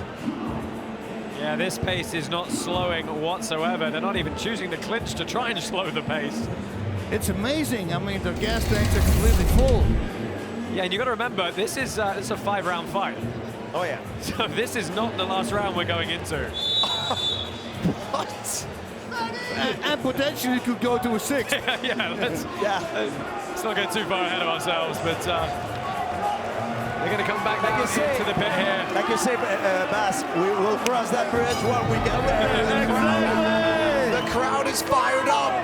The crowd's fired up. Oh, they're swinging already. Fabian has a hell of a chin. She was walking forward when Molina connected with... Oh, and she's got... Well, that's the second time I've seen her shake her leg out, and I wonder if she's hurt her ankle on checking or throwing a kick here. She just doesn't look affected. That Hungarian is just flowing through the blood right now. Again, throwing. I love that, you know, she keeps her shots tight even when they're in those big exchanges in the pocket. Yeah. Clean, technical shots, even in the face of fire. Yep. But she knows also that left hook, that is a weapon.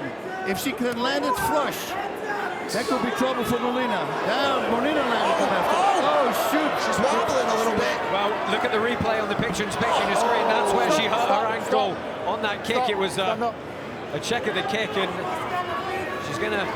Well, let me tell you, the adrenaline is setting in now. She's going to bite down on her mouthpiece and go here, and she lands the left again. Fabian just showing a little bit more aggressiveness right now. Wow. Oh, Molina's hurt. looks hurt. Molina's hurt. Fabian lands. Wow. Fabian throwing in the pocket. She's rocked the Venezuelan. How are they still on their feet? Goes she to the floor. Oh, my God. Wow. What a fight. Oh, she's still the battle cry. Still 90 seconds to go again. So smart, taking more air out of your opponent. Oh, she has a hard time standing back up now. Well, Molina shakes it off, and they go straight back to work. Cuts inside. Molina fading out. She's going to get warned. Yeah, she's going to get warned for holding here. And again, the Hungarian doesn't get those gloves up. Oh my goodness! Oh my God! He's down one more time. and they're going to get broken here. Goddard brings them back to their feet. 45 seconds before we even hit the championship rounds. I thought Goddard was... Melinda Fabian, the Predator, is stalking here in the close of the third. This is insane. 25 seconds. Can Molina stay in it to get a minute rest and then... She's going to need that minute to regroup here. 20 seconds left. I tell you what, I want the CompuStats off the back of this. I am in awe right now of what I'm watching. I am in awe of what I'm watching. This is insanity. And the problem is that they keep their heads straight while they're throwing. So big Ryan! Oh my God! This entire arena is on their feet for these two ladies. We are going to championship rounds 4 and maybe 5. And maybe 6. Wow. Well, the doctors, I think, are going to do a quick check on the eyes, but I think they're fine. Do not blow your nose. That's a very important thing for Molina right now. If she blows her nose, she's done. Yes. And that last round was all Fabian. She finished very, very strong. She got very close to finish the fight. So these are the stats so far. No.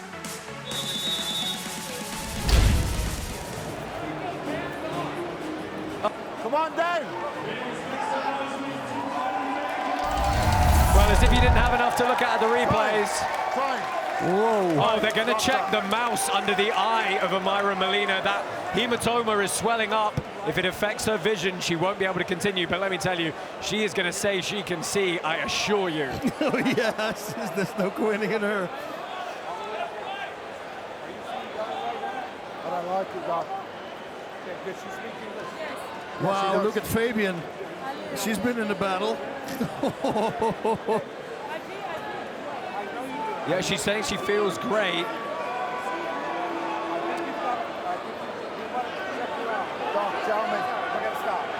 No. The doctor has called a stoppage to this one, and Amira Molina is protesting. But you know what? Save yourself for another day. Sometimes people will not like me to say that. I may be a little bit conservative on that, but sometimes health is more important. Well, she took a lot of damage in the last round. Molina is protesting, and President Awesome, I think, is saying to her that if he could control this, he would 100% say this was still going. She looks good. She looks coherent. I mean, I'm not a doctor, obviously. I got to be honest. I want to interview the doctor and see what he saw. I mean, sometimes those cuts are a little bit deeper than you can see from a distance. Are they saying it's the cut or the... I think they're saying the swelling is closed on. You know, there's a really good chance he can see damage inside the eye that we can't, of course. I know we're obviously all emotional because we wanted this fight to continue, but fighter safety is paramount. I would love to see a rematch between these two. That's, I mean... What an incredible fight. What an incredible fight. Let's go ahead and get the official announcement and crown this champion. By TKO, a new female bantamweight champion from the blue corner, Melinda Fabian. That's going to be an immediate rematch, maybe. I mean, fight of the night, guys. Fight of the night, hands down. Oh yeah. The inaugural women's title. Melinda Fabian is going to take this title home to Hungary and improve her karate combat record to 3-0, handing Amira Molina her first loss inside the pit.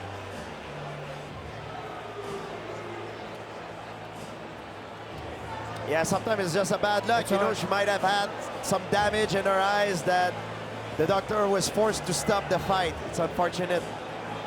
Yeah, but this is great for a rematch. Because everybody knows that she could have continued, you know, and hopefully with that said, there's going to be an immediate rematch. That will be something, because what a fight this was. It's not like a bad loss, you know, it's not really like I mean, it's I mean, it's going to sting all the same, though. Let's be fair. Yeah, it does, but it's hard. But a great night for Fabian. She did amazing. Now loves Las Vegas all over again. Welcome back to Las Vegas. I mean, back to the Turkers. No one can ever say she didn't earn that. Let's go ahead and get some words pitside with our new champion. She is with King Bach. Wow. Congratulations on your fight. It was a bloody fight. How do you feel? I feel very good. I am very thankful for my opponent. She is a really good fighter. We could have a good performance. Thank you. Now, what's next for you? Who you calling out? First of all, I want to say things. 3 things I want to say. First, okay, she deserves. Okay, first thing, your only limitation is your imagination, okay? Second, always believe in yourself, because if you don't, no one else will. And the third one, if you want your dreams to come true, have people around you who believe in you, okay? Very powerful words. Congratulations again. What's up, Mr. President? You got some words to say? Yes, I do. I gotta say something. This was the greatest female match I've ever seen in karate combat history. I'm very proud of both you guys, and it's an honor to put a belt around either of you guys. Thank you so much for that fight. Thank you. Absolutely love it. I'm very proud of both of you. Thank you. Back to you, Robin. Yes, well, we congratulate the new champion. And look, we got a champion right here. Alex Volkanovski, you heard what Fabian just said about believing and striving. This is something you're about too. Yeah, that's what it's all about. You know, you obviously got to back yourself and you've got to put the work in. So she's 100% right. And how about that fight? That was insane.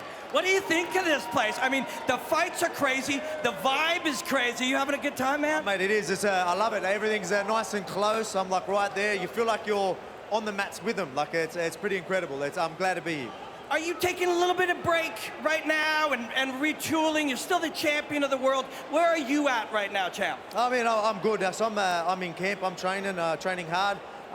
That's the best thing to do. I love to train. I love being in there. It's what it's all about. I'm in my prime. I've got to capitalize. So I'll be back in February. Looking forward to that. But while I'm here in Vegas, enjoy some fights. Yeah, really enjoying myself.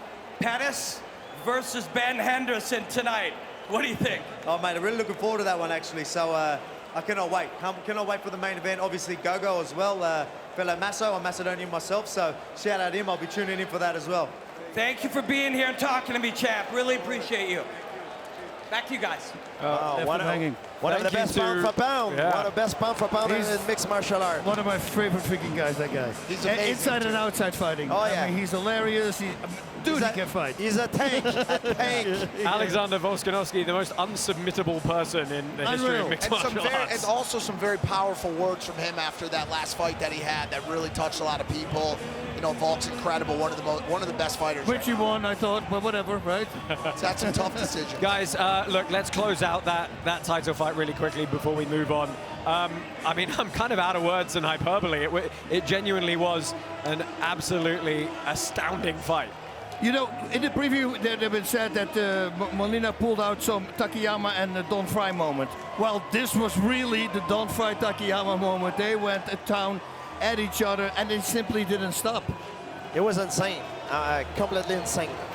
Probably the best female fighter I've seen in my life. For me ever, yeah. And the energy here, and I'm sure online, it was just incredible to watch those guys go at it. Well, insane. Let's hope we can make that one happen again for Amara Molina and Melinda Fabian. Don't forget, you can join all the action of Karate Combat using Up Only Gaming. The Karate Combat Vote Live app is live on iOS and Android. Download the app and get 88 free karate tokens to use for voting in the next event. Tonight, there's an $86 million or 86 million karate token prize pool. 90% of that goes to the winning token holders, with fighters getting the remaining 10%. Of course, you can also use your tokens to control the league, influence the rules, and vote for various changes here in the organization. It is the first sports league in the world controlled by you, the fans, as you, the token holders. So go ahead and download that app now. Right, The next fight is actually, believe it or not, the one that everyone thinks is going to be the biggest slugfest of the evening. And boy, has it got something to live up to now. It is time for Gorjan Slaveski taking on Brandon Jenkins. And Bas, what can we say about these guys? They have something about them that just says go forward and don't stop. That's it, both of these guys. I mean, and both have no defense. They don't mind get hit in the head. It's almost like they want to get hit in the head because they give you more power back. What were the stats on that? Like you're getting hit 70%? 88% of the time, Brandon Jenkins takes a shot. It's not the way we teach kids how to fight, but they're very good at fighting that way. They're willing to take a shot to give one.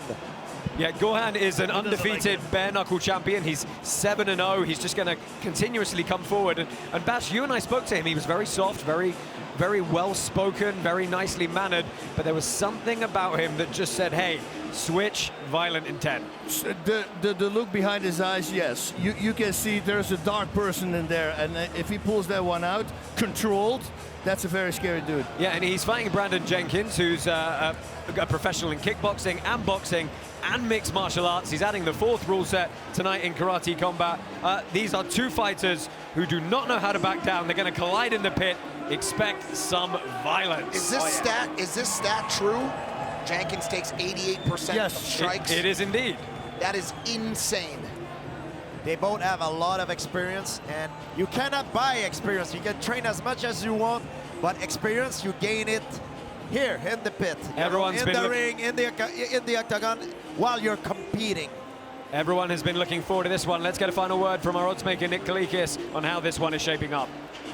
All right, we have another competitive one, but this time it's a little bit higher in the betting market right now. I opened Slaveski, the bare-knuckle boxing former champion, as a slight favorite, -205, but the odds at Superbook Sports have ballooned his way, making Jenkins a bigger dog. So right now, Slaveski is the side that everybody's betting. The app supporters are kind of leaning that way too, but make no mistake, Jenkins is a savvy vet, could be a live dog here in this spot.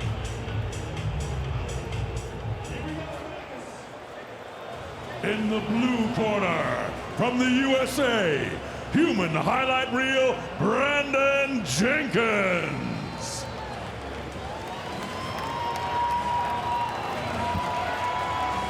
Well, we welcome Brandon Jenkins. He's training out of Syndicate MMA right here in Las Vegas. This is going to be a hometown fight for him, so perhaps a partisan crowd. He's been working. The mullet is crazy. In the red corner, representing Macedonia, Gorjan "Go-Go" Slaveski. And this is Gorjan Slaveski. A lot of people excited to see him come over to karate combat, undefeated in bare-knuckle boxing. He is the BKFC welterweight champion, coming back to his roots of karate, which he started at 9 years old. Moved from Skopje, the capital of Macedonia, to the US at 19. Moved around Alaska, Chicago. He said it was boxing that brought him here. So it's gonna be this fight is it's a scary. I mean, look, Brandon Jenkins, as you mentioned, George, a lot of experience. He's a UFC veteran. His father fought Tank Abbott in a bare-knuckle tough man event way back in the day. That's why he wanted to fight. Right. Those of you who are new to the combat sports world, go look up some old Tank Abbott highlight reels. Slaveski is just a scary-looking guy. He is just a terrorizing looking guy. Karate Combat's Moonbase features 3D elements from Parallel, the leading next-generation sci-fi trading card game. Visit parallel.life to get immediate access to the closed beta, plus a bonus card pack. And Jenkins opening up early. Right in the knees in the clinch. Oh, that was a tough, a powerful shot. Yeah. A little bit of a reach advantage for Jenkins. You see him throw that little uppercut up the inside.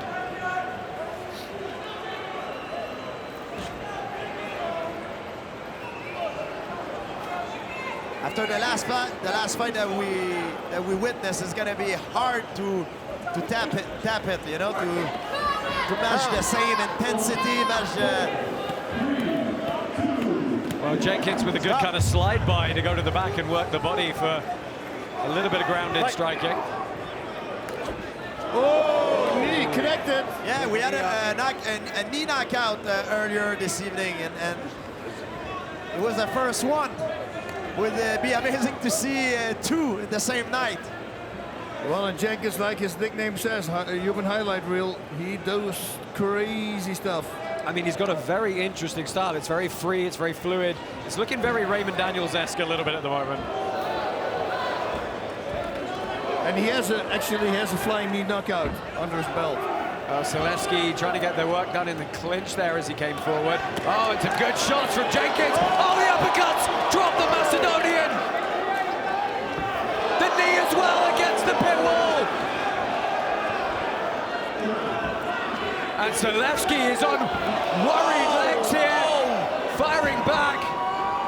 Jenkins has opened up a huge cut on his face. Whoa! And he is grounded here. He's going to get 5 seconds of ground and pound. Oh, and he took a serious option on the victory. Oh, and they're stopping it. Brandon Jenkins has finished. Roland Slaveski in the first round. That is insanity. Whoa. Human highlight reel is right.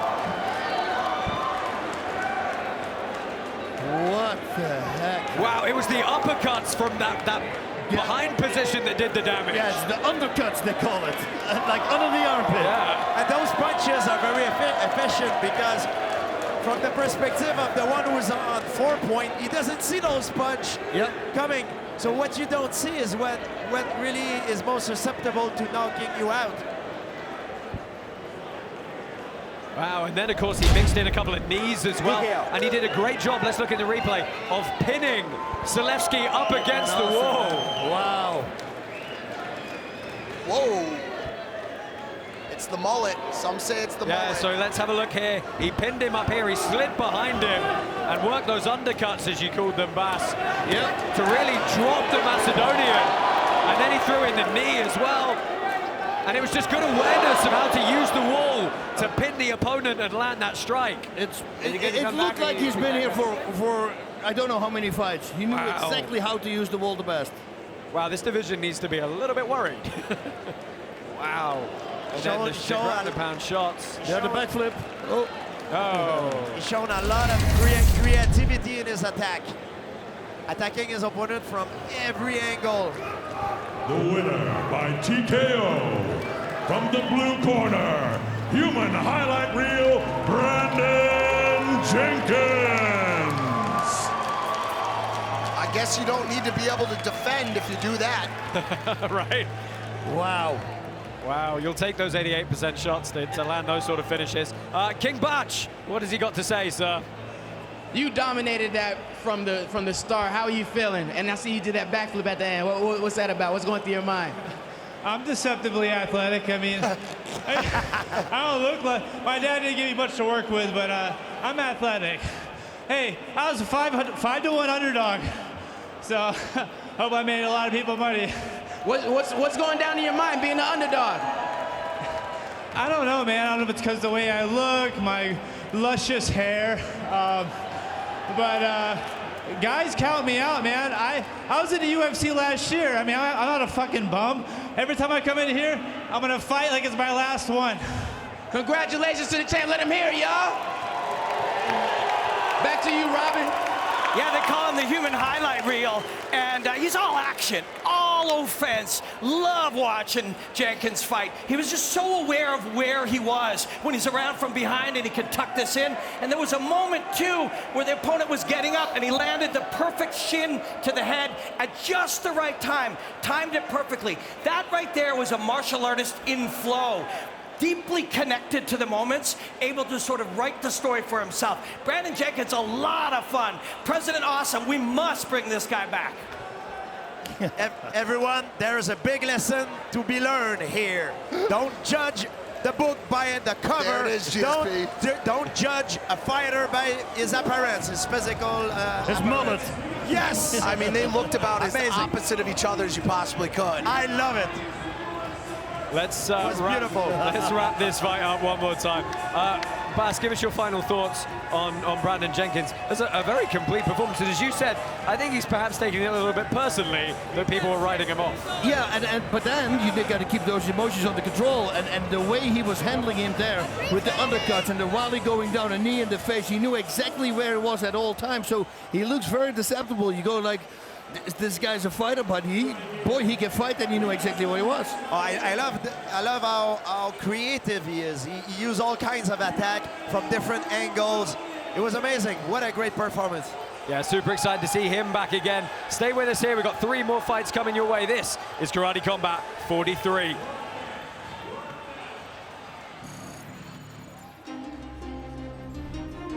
DeFi Kingdoms, where you can summon heroes, trade with other players, quest, and fight challenging enemies in a fantasy world brought to life in pixel art animation. Command your legion, claim your legacy.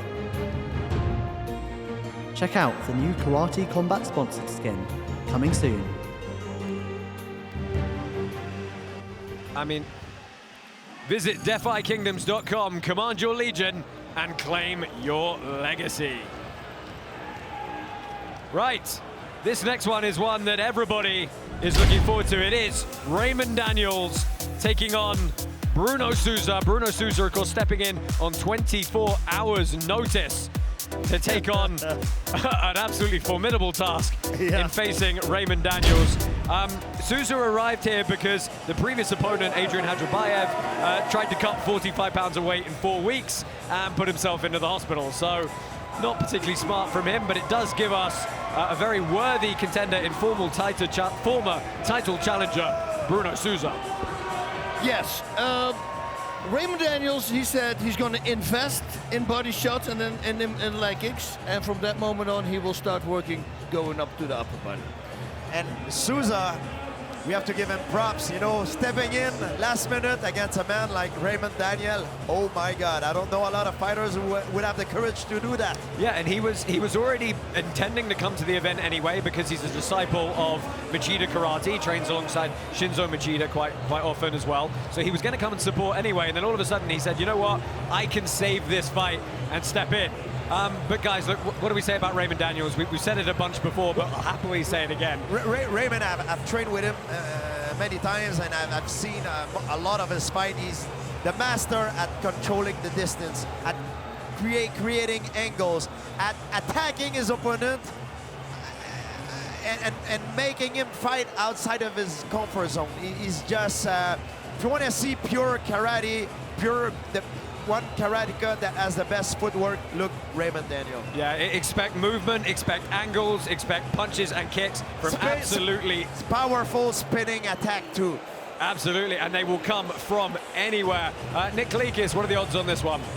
Well, this one is definitely interesting. The line at the sportsbook started off at -205, and it's since ballooned up to -700 for Raymond Daniels over Souza. You got to take your head off to Bruno Souza taking this fight on short notice, as you guys mentioned, but he's got a tall task in front of him right now as a superbook, and everybody else in Vegas is betting on Raymond Daniels to win this fight.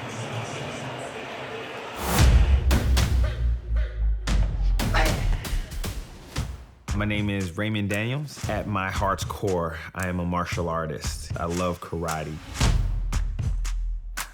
I already expect to win when I go out and fight. I'm a different animal and I'm just getting better with time. When it comes to stand-up fighting, I would say I'm a dominant force. I know what I'm capable of, and I'm capable of a lot more. The Tiger! Souza coming back with a vengeance. In front of Master Machida, he did well, my boy. My first experience in the pit in karate combat, it was like home. My goal is to be the greatest of all time. Things he does in the ring are things you only see in action movies or video games. There's no other fighter out there doing the stuff he's doing. You can expect a lot of aggression on this fight. He better knock me out in the first 1 or 2 rounds. It's gonna be the wrong time, the wrong place for you. I'll just go out there and prove that I'm the better fighter. He's one of the most experienced guys, but I've been fighting everybody. Souza! They call me the human highlight reel for a reason. I have more viral knockouts than anybody in the industry. I will never sign anywhere if it's not to be the best. On Friday night, when the lights come on, you'll see RD shining brighter than everybody else in that pit.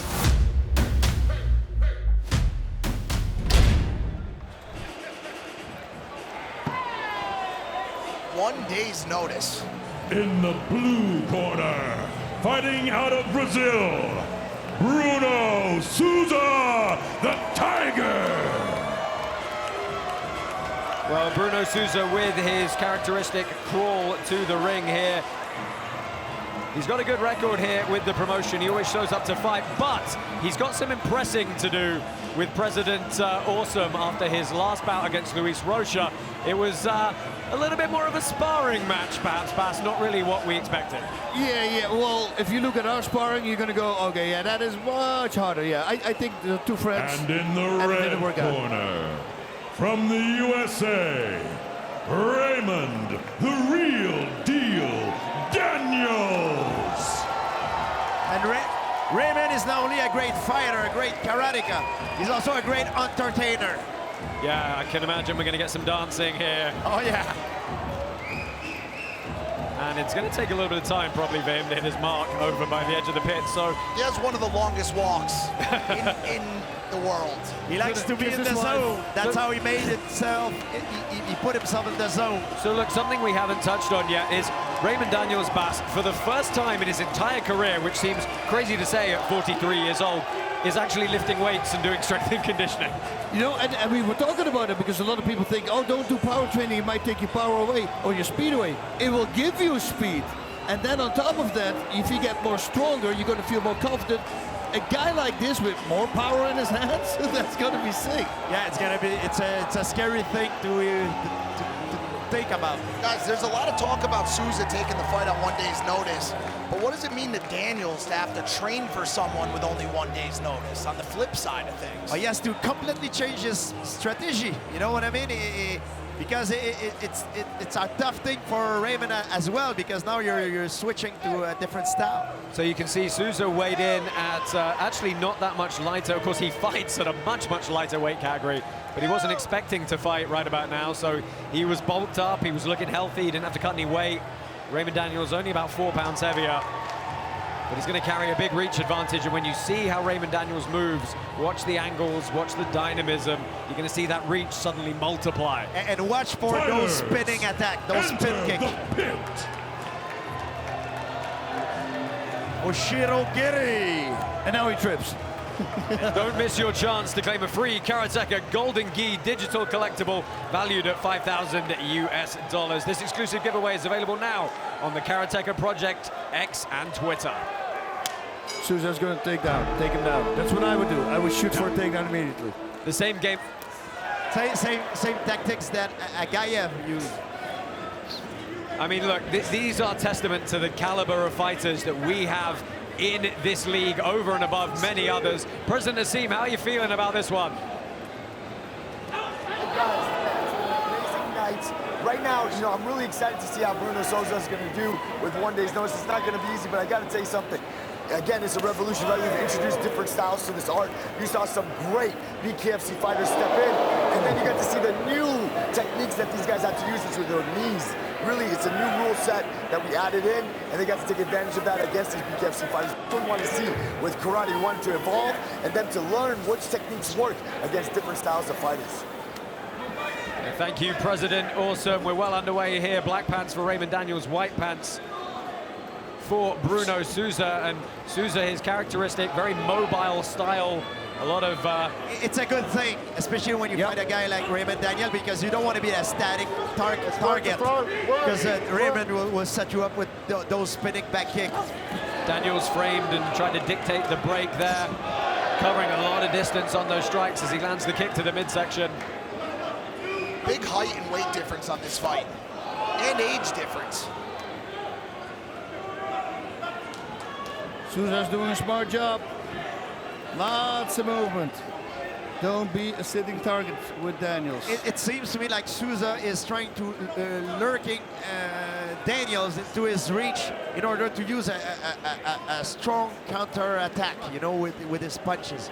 Well, Souza's talking to him, and this is kind of what happened in his fight with Luis Rocha. He kind of forgot to throw strikes in amongst all the gamesmanship. Exactly. He needs to start fighting, but he's going to wait for the right moment. Nice counter there by Souza. Let him work on that right hand.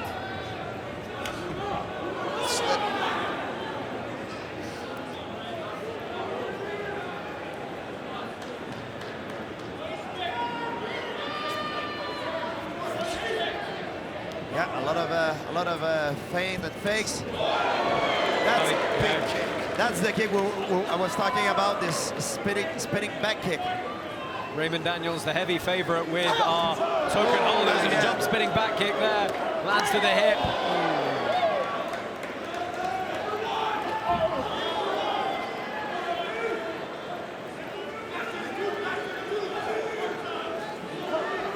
Souza not backing down though. Yeah, He's doing great. Push forward. We're having a fight. Oh, well, Souza tried to signal the end of the round was there, and he did it a little bit too early. Chased down by Raymond Daniels. Tight first round, but... Gentlemen, I'm surprised how well Souza performed. I mean, I thought he would be a little bit gun-shy, you know, and now he just... He's fighting backward, but that's the way he should fight. Yeah, he's doing a phenomenal job. There's the end of the round there. He's smiling as he gets up. I still believe Daniels dominate the round, but Souza had his moment as well. Something tells me Daniels is going to turn on in the second round. Yeah, Tyler Wombo's giving the it's hard to turn Daniels in the corner. It's hard to turn on when someone is running away from you. Yep. It forces you to chase him, and then when you chase it makes you susceptible to be countered. Yeah. And probably takes a little bit of the power out of the shots as well, having to find that extra range each time. The only reason he's still connected with some kicks is because his legs are freaking super long. But Souza's doing a phenomenal job. You gotta watch out though. See, those kind of little things he can do suddenly to the head. Or now it's just suddenly a spinning kick somehow.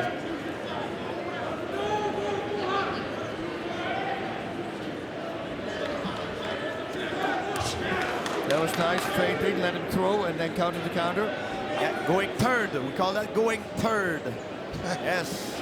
Well, you can see the prize pool for this one up over 7 million karate tokens. So a lot of token holders betting on this one, and Souza gets clipped on the way in. Souza does something very well. He unleash everything he has when he's in close range. Because he knows that he can't fight Daniels in the outside range. Daniels is too good in that kind of fight. So he waits for Daniel to come very close, and then he unleashes. Yep.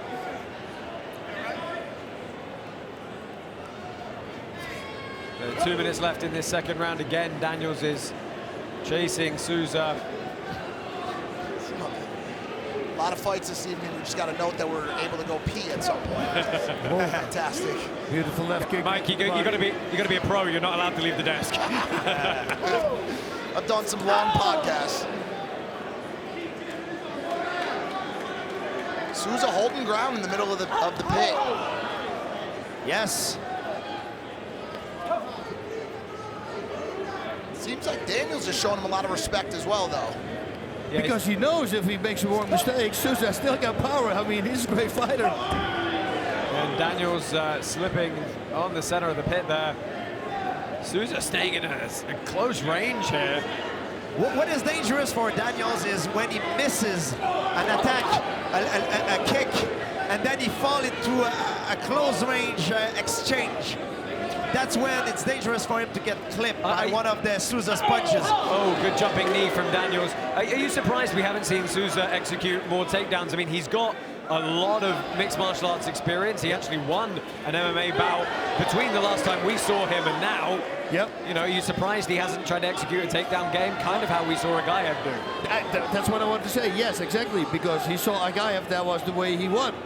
So, and it's always good to, in the beginning, to throw a takedown in there because you get in the opponent's head. Oh, well, he tried the outside trip off the body lock, but couldn't off-balance the taller man. Very nicely checked there by Souza. That was very calm and relaxed. Oh! Daniels lands to the jaw.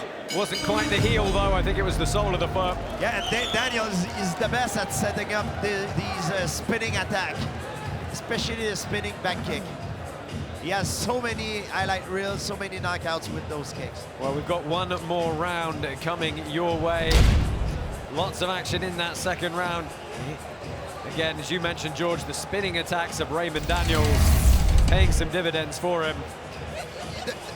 Souza is doing a great job at sometimes engaging and sometimes disengaging, not be willing to fight the fight. Well, one of Las Vegas's residents here in attendance tonight, Chris Angel. 3-3, 3-1-1-3. Out here in space, anything can happen. No, because he's a magician, he just showed up. Shows up, leaves when he wants. Beat me up, Scotty. Teleports. I'm seeing him levitate. I'm seeing smiles on both of these guys' faces. Looks like they're having fun out there.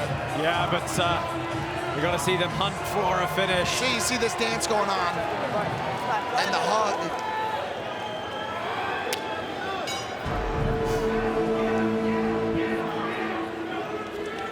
And then right to it, and then right to it. Let's work, guys, work, stop.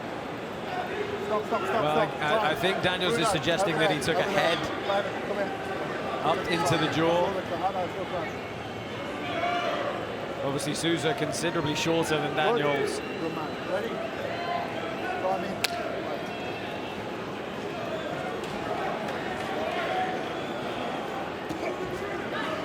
Stabbing front kick from the American.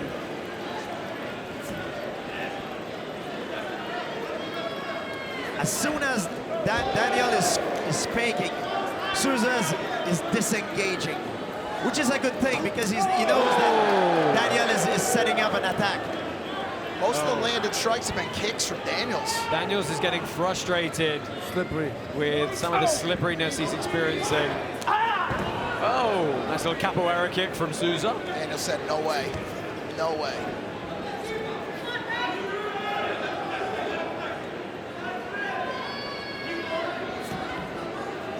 See, as soon Daniel starts faking to set up an attack, Souza is disengaging. Well, Souza catches the spinning kick. Here we go. Tries the flying knee. Can't do it. No back take, say Mr. Souza. Yes, no choke. Wrong sport.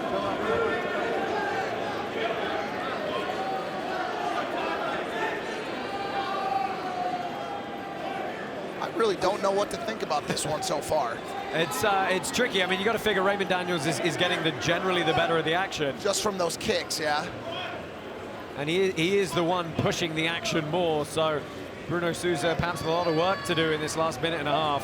Yes. Well, Souza sometimes will move forward, like right there. Souza is doing a good job to defend and neglect the damage. But in terms of offense, I think...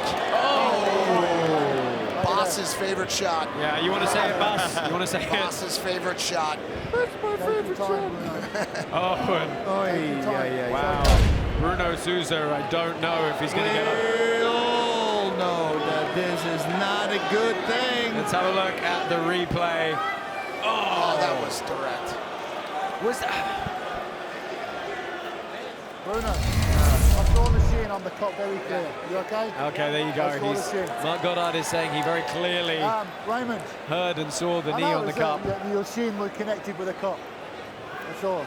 Good. You can tell your corner after the fight because they think it was the body. Jesus Lord. You okay? Ready? These Brits. Mark Goddard, one of the best in the business for a reason. To the back of the head. And he stunned him. Well, he's hunting him now. Yes. Daniels knows.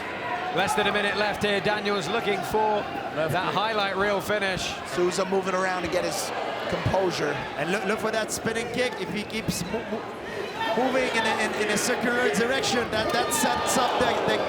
Oh, and the right catches Souza, who gets wobbled.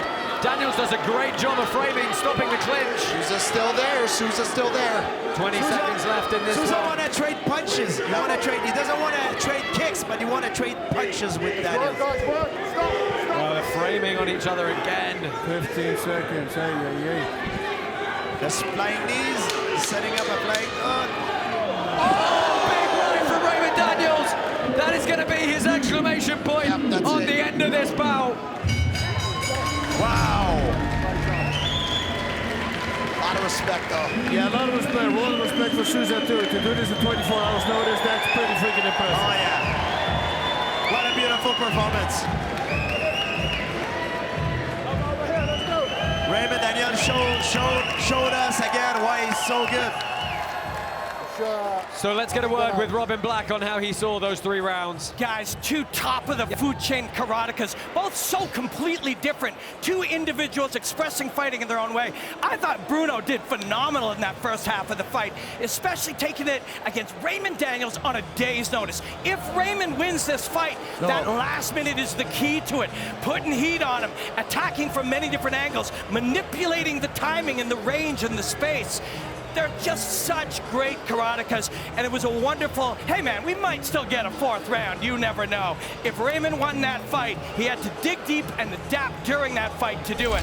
And if there's a 4th round, baby, good on Bruno, but I want to thank them both for this fight so far. There ain't no 4th. No, I hate to break it to you, Robin, but behind you, we're about to get the official decision. Let's go ahead. That's a Daniels victory. Yeah. I believe so. The winner by unanimous decision, from the red corner, Raymond, the real deal, Daniels. No question about that. No, fairly decisive from Raymond Daniels. He's going to take the decision victory, the unanimous decision victory there. He's going to have a quick word with the corner of Bruno Souza, which of course includes Lyoto Machida himself, one of the mentors for Bruno Souza. Souza showed a lot of heart, tremendous amount of heart.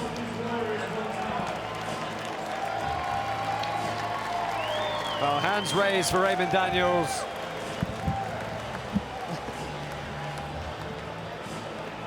He improves his karate combat record to 3-1.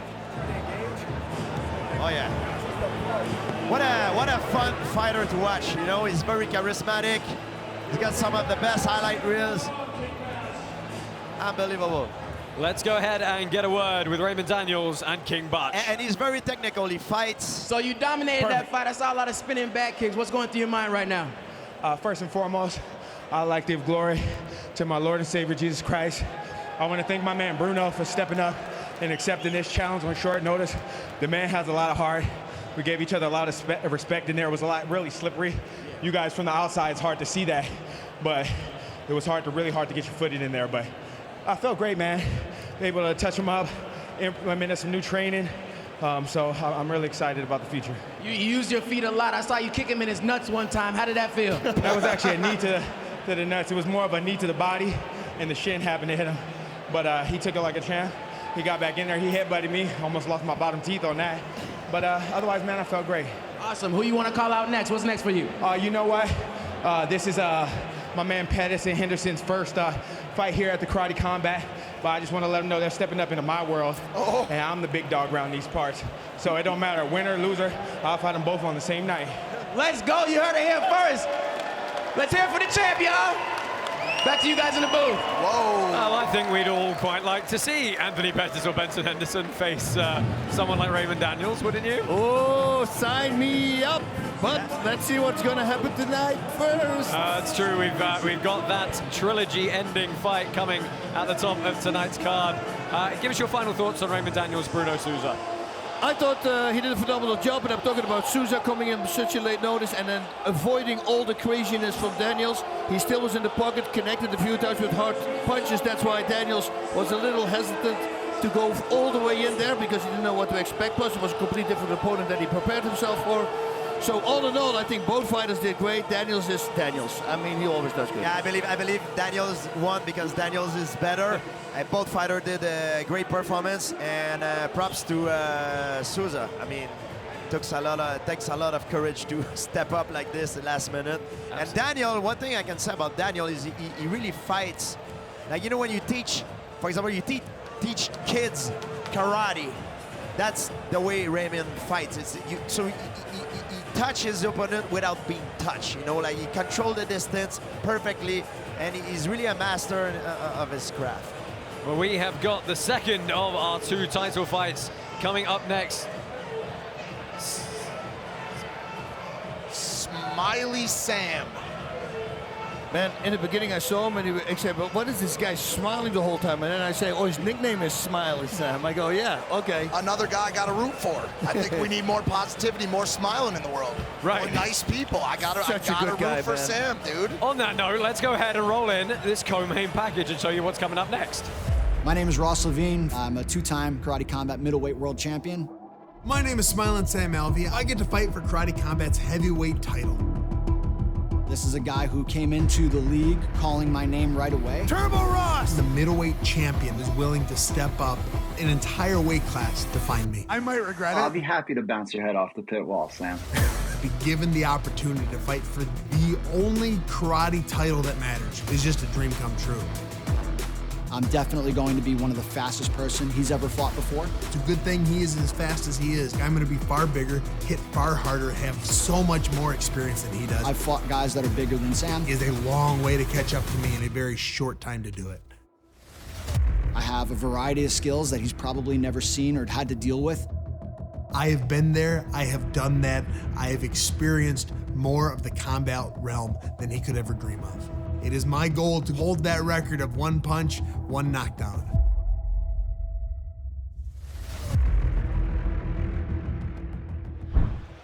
It's a big one. Yeah, this is going to be our heavyweight title fight. And of course it is our middleweight champ. Ross Levine stepping up, trying to become a two-division champion. Champ. Yeah, he's stepping up in a weight class. He's going to look to use that speed advantage, carry it with him. But he's facing Sam Alvey, who's going to carry a pretty hefty weight advantage into this one, Bas. He does, but you know, Ross, we were talking about him many times, you know, he's one of my favorite guys to watch in the entire martial arts. So, because his distance, he will just stay outside the reach. He will have an answer almost for everything. The only thing he cannot do is, once they clinch and they break, he needs to watch out, because that's where Alvey is really good. Yeah, so George, let me tell you this. Sam Alvey, he gives off this whole kind of lovable oaf kind of vibe in and around the ring. But Bas and I sat down and spoke to both of these guys a couple of days ago, and we asked Ross Levine what his game plan was, and he told us. And then we asked Sam Alvey what he thought Ross was going to do, and he told us verbatim. He absolutely knows what Ross Levine's game plan is. Oh yeah, and he's got a very high fight IQ. You know, that's why he's such a good fighter. I mean, he hits very hard as well. But what makes him so good is his fight IQ. And he knows that Ross Levine is faster than him. He knows that Ross Levine will probably use his footwork to not stay in front of him, but his goal is to, like he said, in the perfect scenario, to finish him in the first round with an highlight knockout by closing the distance behind him. Okay, let's go ahead and get a quick word from our odds maker, Nick Kalikis, on this one. We have an exciting one ahead of us for sure. The heavyweight title up for grabs. Hard-hitting Sam Alvey coming in as an underdog. The UFC vet coming off an amazing knockout win in his Karate Combat debut. But Ross Levine coming in as a favorite. I opened him minus 315.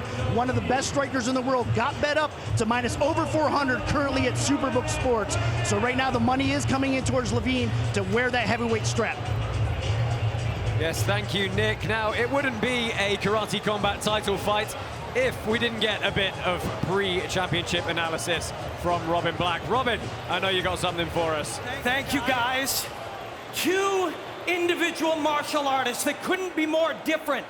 Each one coming in with a lifetime of preparation, experience, and knowledge. They're so different. Ross Levine, fast, explosive, technical, highly intelligent, and Smiling Sam Alvey, big, powerful, heavy hitter, and all the comfort in the pit of a man with hundreds and hundreds of rounds of fighting. This co-main event is happening right now. Who's ready for the co-main event?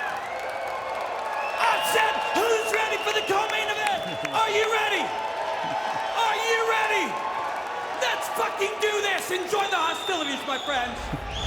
Oh, big left. Ross Levine remains the Karate Combat middleweight champion. So is there anyone else you want to fight? You almost wiped out the division, right? I'll fight them all. When they're done, I'm going to 205. Turbo Ross, you are a genius when it comes to fighting, and I would be honored to step in the cage at 205 against you. I love the fact that Sam Alvey's my first fight at 205.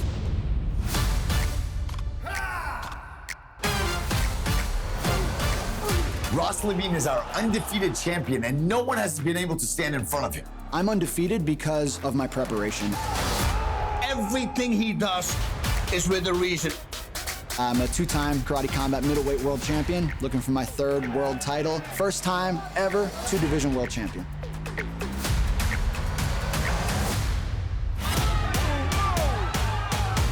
Sam Alvey, he's a UFC veteran. He has had 80-something career fights. I have ended careers with my lead hook. He's coming off a huge knockout. Smiling Sam's back. That was my 21st combative sports knockout. And I'm not stopping with that one. But Sam, Ross Levine, what a brilliant idea. And so this title shot was the obvious next step for me. They just had to find some sucker willing to take it. Well, I'm super excited to fight Sam. I know he's gonna bring the fight. So I think Ross is an incredible fighter. The higher the monkey climbs a tree, the more they talk about his ass. 4-0. This guy is unbelievable. You're a lot smaller than I thought. I'm already the king of karate combat. I need to hit him harder and more often than he hits me. Although Sam's got a ton of fights, every fight looks the same. He sits back, he waits, and he counters and he knocks people out.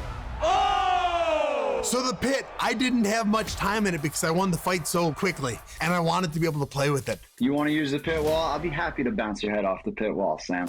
That's back against the face, spinning wheel kick to the head. I never think this is an even fight. I always feel like I have an advantage because this is my best weapon. I don't think it's a fair fight. I think I'm going to be far bigger, hit far harder, have so much more experience than he does. None of that matters if he can't touch me. I need to get in there and give him a little doubt in his mind. I'm gonna go in there and I'm gonna win by knockout. Oh, big left. I'm gonna crush him. I'm gonna get in there. I'm gonna beat him so bad.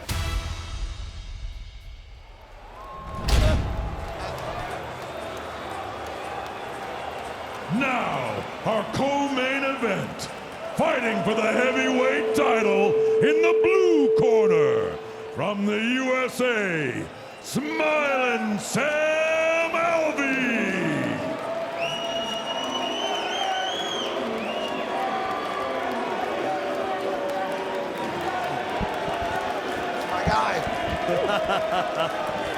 What a promo package that was. How have you got to be?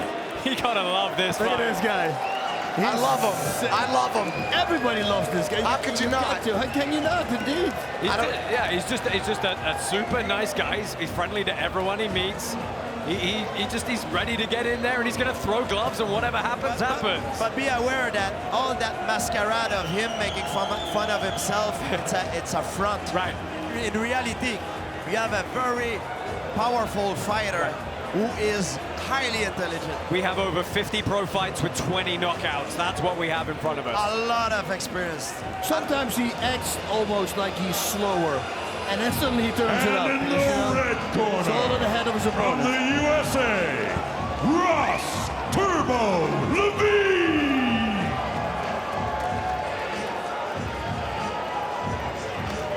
He will not be smiling. He will not be smiling. Now this is the Karate Combat Middleweight Champion. 8-0 pro kickboxing record, 4-0 undefeated in Karate Combat. He is technically proficient, he is tactically proficient. He is one of the most cerebral fighters you will ever see compete in combat sports. And boy, is he fired up for this one. And that, my friends, is a scary, scary prospect. Dude, the way he wrapped it off with the Castañeda, he drops him down, falls against the wall, and then he just pulls out a highlight reel spinning head kick to the head to wrap it up. You know, that is knowing where you are. Sam Alvey, been a long-time sparring partner of UFC middleweight champ Sean Strickland. He couldn't be here tonight, but I know he's watching. Sam Alvey at home. Ross Levine, there he is, attempting to become the first two-time champion. Yeah, we have a real big clash of style. Enter the pit. Here we go. Karate Combat 43 is powered by Hadribeaj. All right, gentlemen, 5 rounds for the heavyweight title. Obey those rules that we went over earlier today at all times. Obey my commands at all times. Touch them up if you're going to. All right, here we go, gentlemen. Let's go. He's not touching. He's not playing the fun game. Final instructions from our referee. You may not be able to see it at home, but Alvey's got a smiley face in the back of his head as well, shaved into his hair. Well, Alvey in the southpaw stance, Ross Levine measuring. Alvey told us he'd be up around 230 pounds come fight time, 25 pounds heavier than the heavyweight limit we have here at Karate Combat. Ross Levine, though, not looking that much smaller. How many pounds did Levine come up for this fight? He told me he's about 210, 215. So he's a big man too. But definitely the weight and size advantage is on Alvey's size. Alvey's smile is gone. Yeah, Sam Alvey's going to look to bully Ross Levine around the pit, try and use that size and weight. The feinting, he's triggering his opponent out. That's what Ross is doing right now. Just how he reacts to the feints, what counters he's throwing. That's why he's not fighting yet. He wants to see what counter he's going to use, and based on that, he will start fighting. Yeah, and they've got 5 rounds to play with here, remember. Oh, and there you saw that big left. Yeah, the A-bomb, the Sam Alvey A-bomb. Scary stuff. Don't want to get hit with that. Yeah, Levine needs to get in and out quickly. Get in and out in an angle quickly, because you don't want to stay in front of Sam Alvey. He hits very hard. Yeah, that's what Levine was going to look to do. Use those angles, use the speed advantage.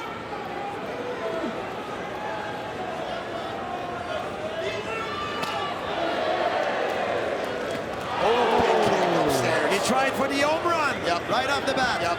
Levine said that Alvey's most dangerous in that moment when a clinch breaks and they first separate.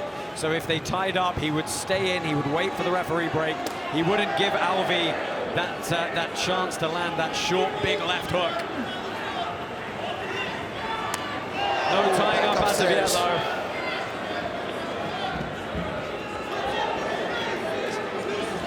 Yeah, you see the power in Alvey's hands. He's ready to let him go. Yeah. He's ready. They're so stiff, but so freaking hard. See Ross Levine wearing that champion's golden belt we have at Karate Combat.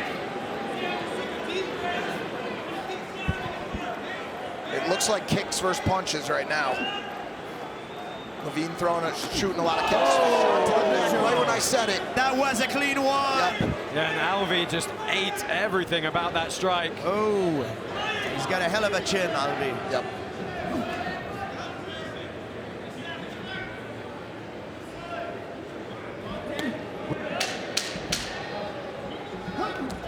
Oh, there he goes. And now this is that clinch we spoke about, and that's a huge takedown from Sam Alvey, landing all his body weight on top of the champion as the round ends. Well, while they go and get their minute's rest, let's throw it over to Robin Black, who's with Nate Diaz. Yeah, man, this is like legit OG fight royalty. Nate Diaz, what do you think of this party? Up close like this pit is different. Like, I saw you smiling when you're watching this action. Yeah, I like that. I like standing up there too. It's cool. This whole event's pretty badass. You control your own career. You can fight anyone you want, anywhere you want. What do you want to do next? You want to fight in here? I like this style for sure. It's definitely something that's interesting. So, yeah, we'll see. Time will tell. I'm trying to get into something ASAP, hopefully by February. So, whatever it is, it needs to be hardcore like this. Yeah, February show in the Dominican Republic, man. Listen, Nate, thank you so much for your time. We love you here. Awesome. Did you hear that? Yeah. Awesome. Follow up. Right. Follow up. President Awesome's making that phone call right now. Nate Diaz, a man of few words. Well, it was a good first round generally. Bas, give us a quick recap on who you thought got the better of that round. Well, the first round, it was Ross. He was in control. He was landing shots. Sam Alvey got close, though, with those shots, and he knows that he only needs to connect. He has 4 more rounds to do it, just to land one big shot. So he's very confident as well. And one thing that we found out after the end of the first round is that Russ needs to stay out of the clinch. Yep. Yeah, that power was just big power and experience also in mixed martial art. Alvey is used to use a lot of a lot of takedowns. Stop doing that. As far as the scoring is concerned, that takedown won't do much, correct? It will do less than the offensive striking, yes. Absolutely. What scored the most is after the takedown, the ground and pound that you inflict to your opponent. So there was a replay of the inadvertent eye poke as our champion Ross Levine was parrying the shots away from the Alvey bum rush. And sometimes rubbing the eyes is not the best thing to do when you get poked. Let's take one more look at it. So it was just Ross Levine trying to measure distance. Here we go. Okay, you see on your screen. Okay, here we go. Ready? Fight. Alvey's been sparring with Sean Strickland ahead of this fight. That's always a good thing. Great kick by Ross. Well, lots of tweets coming in as Ross Levine tries to avoid some ground and pound from Sam Alvey. Thank you for joining us on social media. Stop. Here we go. Back up. Watch the hammer fist. Follow at Karate Combat on all outlets.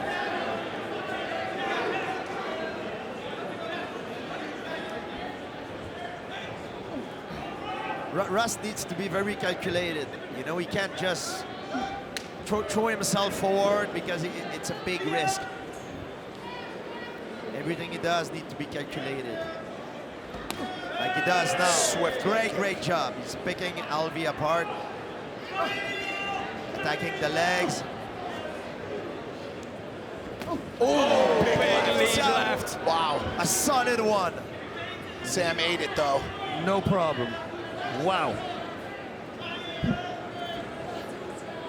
Yeah, let's see if Ross Levine's starting to get into a bit more flow here, starting to feint a little bit more, pick up the tempo on that offense. Attack the legs. Alvey just slowly stalking forward. Yes, and also by attacking the leg of Sam Alvey, the lead leg, what will happen is that Alvey will have a hard time to shift his weight forward, especially when he throws his punches, so he will take away a little bit of his power as well. It's great strategy by Russell Levine. Good body lock again from Alvey. Of course, he clasped his hands behind the back of the champion and landed all his weight on top of him, trying to really knock some of the wind out of him in the takedown process. Very smart. He's got the way to do it. But you see Ross is attacking constantly that front leg. Very little left kicks to the calf. There we go again. Very smart. Oh, they both exchange shots there. Oh, yes.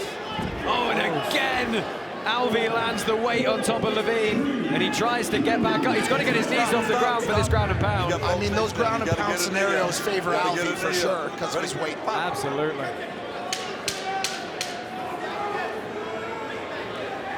Closing seconds of round number 2. Oh, and a good flurry on the inside. Now Russ is starting playing a dangerous game. He's got caught a couple of times. Yes, he did. That's a kind of a fight. If you keep fighting that way, that could slope the odds in favor of Alvey. Chris Angel and Frank Mir pitside tonight, enjoying all of the action. Former UFC champion himself. I think Sam's going to feel a little bit desperate in this third round. Ross has got to be pretty careful. Yeah, but we have, of course, got championship rounds as well.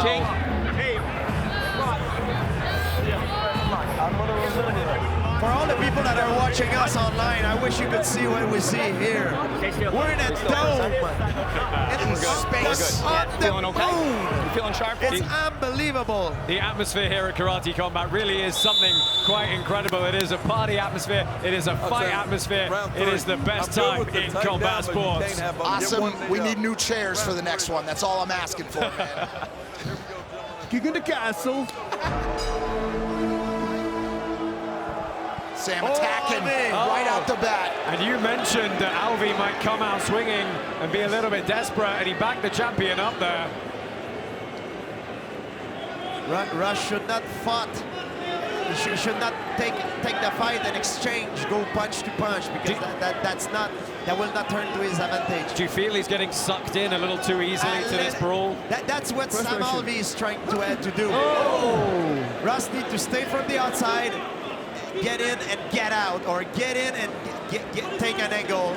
Don't stay close to Sam Alvey. Sam seems unfazed by those shots. Well, again, they tie up, and Levine trying to get his hips all the way back. And the power of Alvey puts him against the wall. Now, he's not considered a downed opponent here. There's no 5-second count, and he holds Levine off the mat. There he is. Now the 5-second count comes in. That was completely legal. And it was very interesting work from Alvey. Got a little cut on Levine's brow, on his left brow there. Yeah, actually quite a big cut is opening up over the eye of Ross Levine now. That could be trouble if Sam exposes that. Sam, it's very hard to get him with one punch. You know, he's got a hell of a chin, a lot of experience. He sees it coming, you know. Oh, he's going after that brow, you can tell. He's aiming right for it. He's gonna try to open that up. Ross Levine constantly moving forward, going to work again on that lead leg. Sam's eyes are very high. He is not worried about that leg. Taking that kick to the midsection as well. He is looking for that big punch, and that jab was fast. Good shot. Uh-oh, here he goes. Levine having to use our pit wall to escape here. Oh, double shot to the midsection.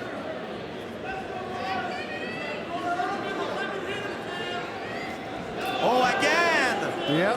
Beautiful when he blitzes with this rear, straight rear punches. It does a lot of damage. But Sam has got such an incredible chin. You have to wonder, is Levine going to need the legs to the head to actually get a knockout? The hands are just going to build up the points. It's crazy how much Alvey can take and come back, and how fast he is also deceptive. Yeah, or catch him in the middle of an exchange as a counter punch. Well, Sam Alvey is menacingly walking. Oh my God, a powerbomb from Sam Alvey. Is that legal, Josh? Yeah, there's no reason it's not. I've just never seen anyone do it. Wow, the crowd is chanting Alvey. They like that type of action over here, Karate Combat. Yeah, I mean, I don't see any reason why you can't do it. Right? You don't have your knees on the ground. You're not grounded. Boss, what do you think about that move? I freaking love it. I mean, but what is not to love? The next time I want to see Go first running up that wall and then jumping down. Yeah, but it's a risky move because if you do it, because your head is leaning forward, if you do it and the guy is kicking you at the same time, it's a big risk, you know, but Sam Alvey is willing to take the risk. Look at the replays there. Bas, let's talk about the jab of Sam Alvey. That's what I'm saying. He's such a fast jab. It's deceptive. It's almost like he's acting sometimes like he's not that fast, and suddenly, pop, and freaking jab comes out. He wants you to believe that he's slow and sluggish, but he's not, you know? 2 more rounds. Well, get all your Karate Combat merch over at our store. Head to store.karate.com and get your hands on the gear that the fighters are wearing. And of course, those lovely Christmas pajamas. My girlfriend texted me she doesn't want them. She said she doesn't want them. I think she's making a huge mistake. I told her she's making a huge mistake. I think you should have never told her anyway. You should have never told the other man in the house. Come on now. So we're into the championship rounds here. Round number 4. Levine with the good ground defense there, crawling through the legs of Alvey when he goes down to the ground quickly. Yeah, hiding his head well from the incoming strikes. Oh, that one hurt him. That one hurt Alvey. It's a good shot. And Alvey, one thing that he has, he's got a lot of experience. He's very good at covering pain, covering damage. So sometimes he might be rocked, but he's just very good at hiding it. Levine going to the body a few times here.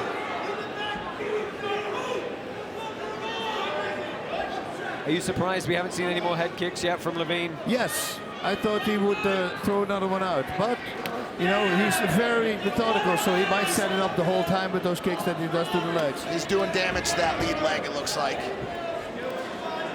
Alvey's switching up.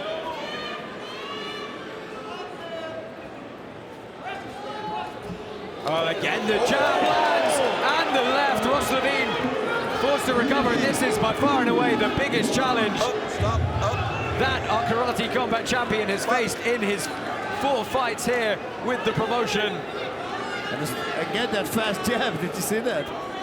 From Alvey. I mean, look, heavyweight's a heavyweight, right? It's a lot of power, it's a lot of weight, it's a lot of mass. Yeah, well, we can say for sure that this is Ross's toughest fight. that he had here in Karate Combat. A minute left in this fourth round. Alvey's on the attack. Oh, again that jab. It seems like Ross is a little bit more flat-footed now. I don't know if he gets, if he's a little bit, if he's tired now or... Alvey's breathing heavy. Alvey's starting to get a little gassed here. Again, Levine going to try and work that leg. It doesn't seem to have quite paid dividends yet. What's the hold on the knee? All right, you cannot clinch on the knee. The kind of slow plod of Sam Alvey, unaffected by the damage to that lead leg. Oh, he's got Sam in the corner now. Yeah, he said when he gets fighters in the corner or against the wall, that's where he does his best work, but he hasn't been able to back Alvey up at all yet. But also, that's also when Sam Alvey is at its most dangerous. Stop. When you think he's hurt and you wanna go for the finish, he's great at countering you with those powerful punches. Let's take a look at how the stats are going on this one so far. A lot of strikes thrown by Sam Alvey. I feel like there's more strikes landed than 35, but well, the number's going a little bit haywire. Yeah, was that 306 attempted? Your feet before you touch it. Yeah, listening into the corner of the jab. Alvey's working. He's working. Go ahead, Jake. We're going into the fourth and fifth. We hear us? A little lazy on your out. Okay. Be disciplined, please. You have one more round to win this fight. Be disciplined. You have this round. This is yours. You have this fight. Sharp. Alert. This is your round. Discipline on extras. Let's go. You want this title, it's yours. They're asking him to be alert, to be focused, to have discipline. They said one more round and this is your fight. Back up for me. I don't know about that. Here we go. Alvey wants to say otherwise. He's working out there. You saw how many attempts he's had. He's ready to do it again. A lot of Vaseline closing the cut on the left brow of Ross Levine. Sam would love to open it back up. Look at that Vaseline. It's a whole jar right there.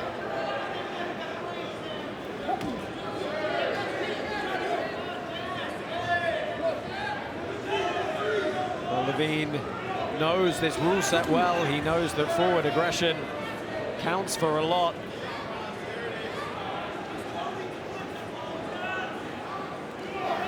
Alvey got a hell of a chin, let me tell you that. Those straight punches that he took, like, not a lot of fighter would have took those. Absolutely. I know there's a big weight difference, but still, wow. Yeah, I mean, we were talking about, you know, Alvey landing his jabs and some of the ground and pound and stuff, but we can't overlook the fact that Ross Levine has clipped Alvey very cleanly on multiple occasions. What do you think Alvey needs to do to his strategy right now? He needs to lure him in, throw that cross. Let it come, and then throw the big cross that he has. Because you got to assume Levine's got this currently. Yes, I think, or if he feels he's behind, I believe. So what he needs to do is basically pressing Levine and forcing him to attack, and when he attack, to counter him with a counters with his punches. He's got to draw him in. Yes.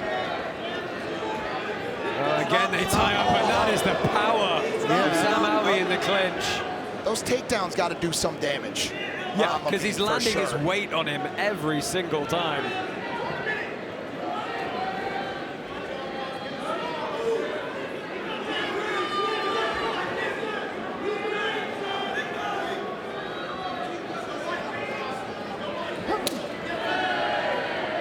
Kick to the midsection, blocked by Alvey, and he counters well. There he goes. And he's got Levine backed up, and Levine does the smart thing and goes under the canvas to start the 5-second count.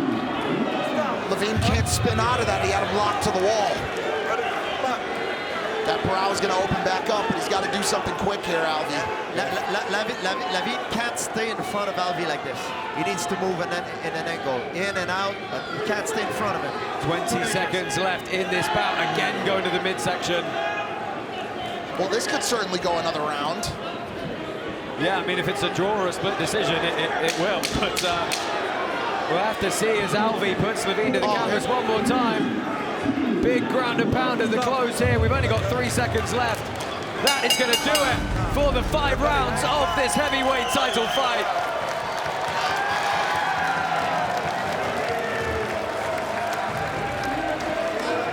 Well, a lot to pick apart there. Robin Black, what do you think, sir?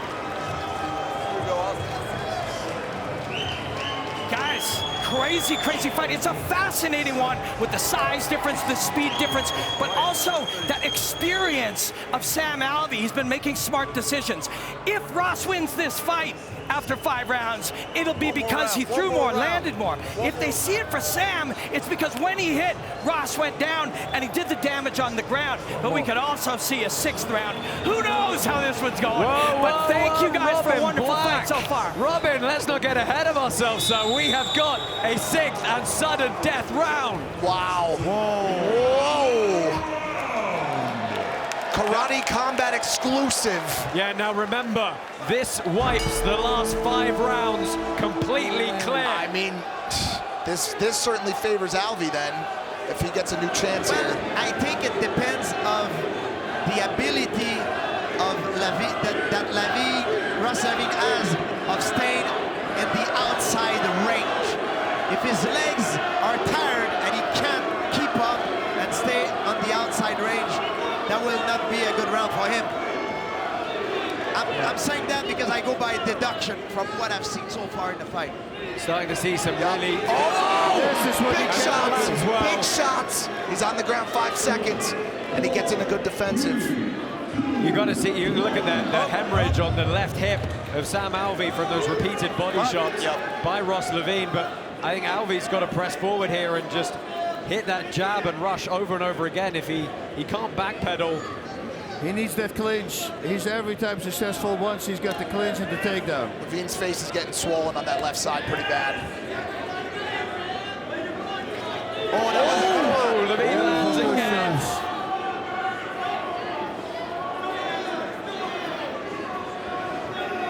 Alvey's trying to close in the distance once again. Yeah, and he pushes. There we go again. There we go. What can Alvey do before he gets down? Well, he's not considered down until his butt hits the mat, as it does there. This is not a good look for the champion in the judges' eyes. No, it's not. Levine dominates the striking standing up, but the fact that he's getting backed up to the edge of the pit and then he falls down, it looks bad. But are you surprised that Levine hasn't been as mobile as we might have thought he would? Yes, I really am, because normally he would never let himself get pressed against that wall. He will be out of the corner circling like he's just doing. You know, and he knows it's the Achilles heel right now. Or stepping on the edge, but he's tired. It's normal. He's fighting a man that took a lot of his best shot and refused to go down. Again, Alvey backs Levine up. The 5-second count, and big ground and pound. And that knee as well on top of Ross Levine, weighing heavy. I'm very surprised he stopped working Alvey's lead leg with those kicks. That seemed like a winning strategy. He gave up on it. I'm dying to see what it looks like when he takes the gi pads off. But that's how you take away his power. Less than 20 seconds left in this sudden death round for our heavyweight title fight. And they're calling go for the head up top, the corner of Ross Levine. There we go. Oh, and that's a big surge from the champion. But it was a big risk, and look where it pushes ended up. it back, and we are going to go to a decision after 6 enthralling rounds here. Wow. I mean, based on those rules, that's an Alvey. It's an Alvey victory. It's going to be close. It's going to be very close. They both had their moment at what they've been doing best. Alvey's was with his ground and pound, and Russ was with his striking, standing up.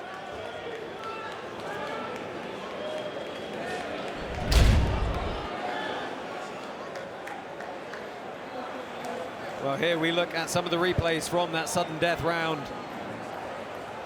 Both of these fighters wearing the damage after those 18 minutes. Let's go ahead and find out who's going to be our heavyweight champ. Here comes awesome. The winner by unanimous decision and heavyweight champion from the blue corner, Smiling Sam Alvey. Wow. He did it. He did it. He did it. He got in his head.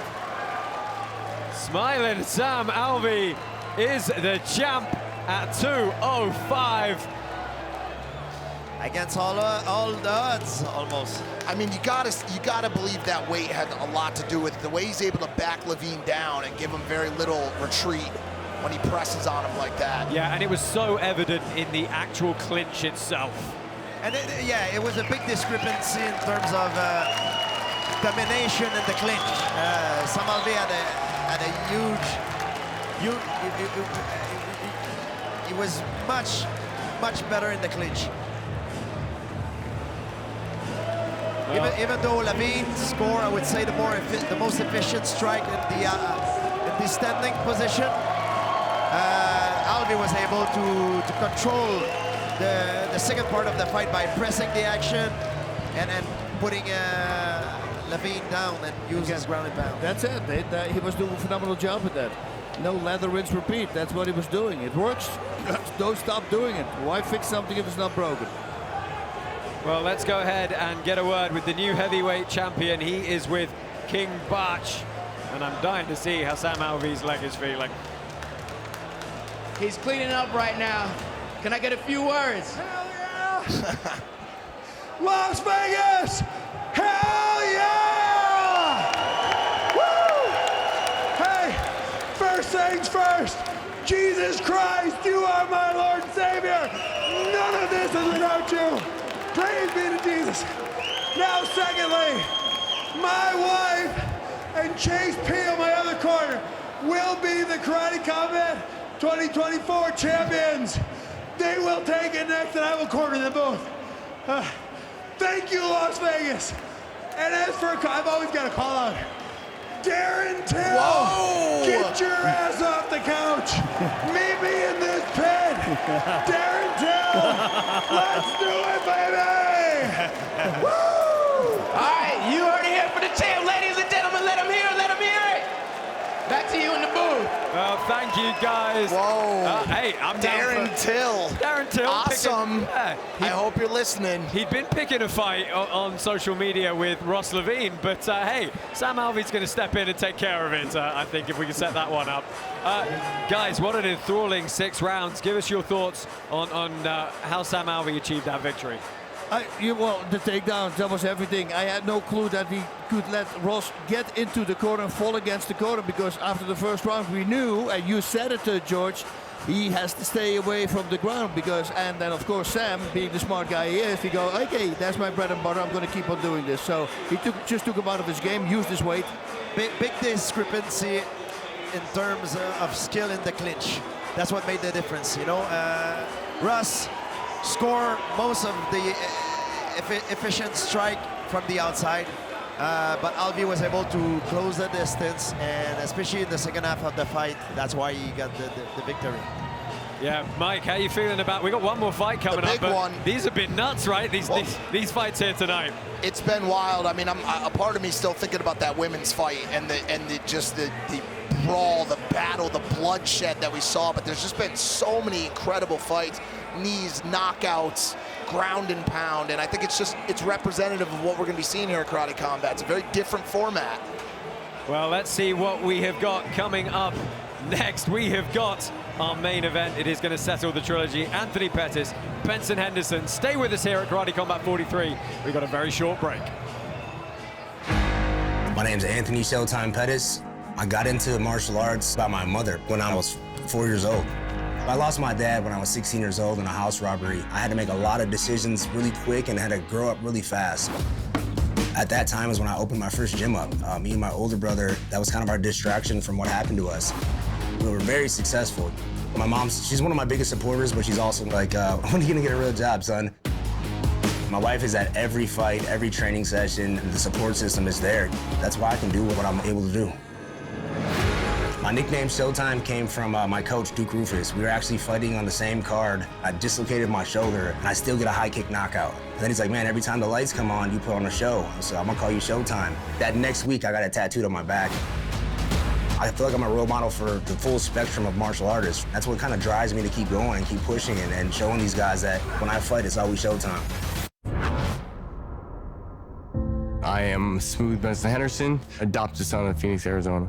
Wrestled all through high school, all through college. Back then, you could show up to some rinky-dink bar, and they would say, who wants to fight tonight? Who wants to fight?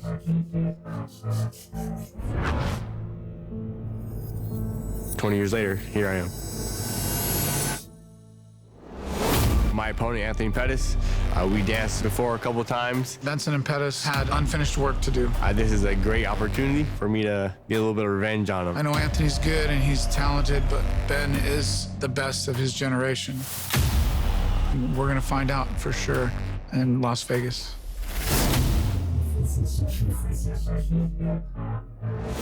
Fight's gonna go my way. I'm gonna leave that pit with my hand raised. Benson wins this fight by being the better fighter. Pettis is gonna be sad he took this fight. My prediction, Ben wins, 100%. I'm very, very excited for it.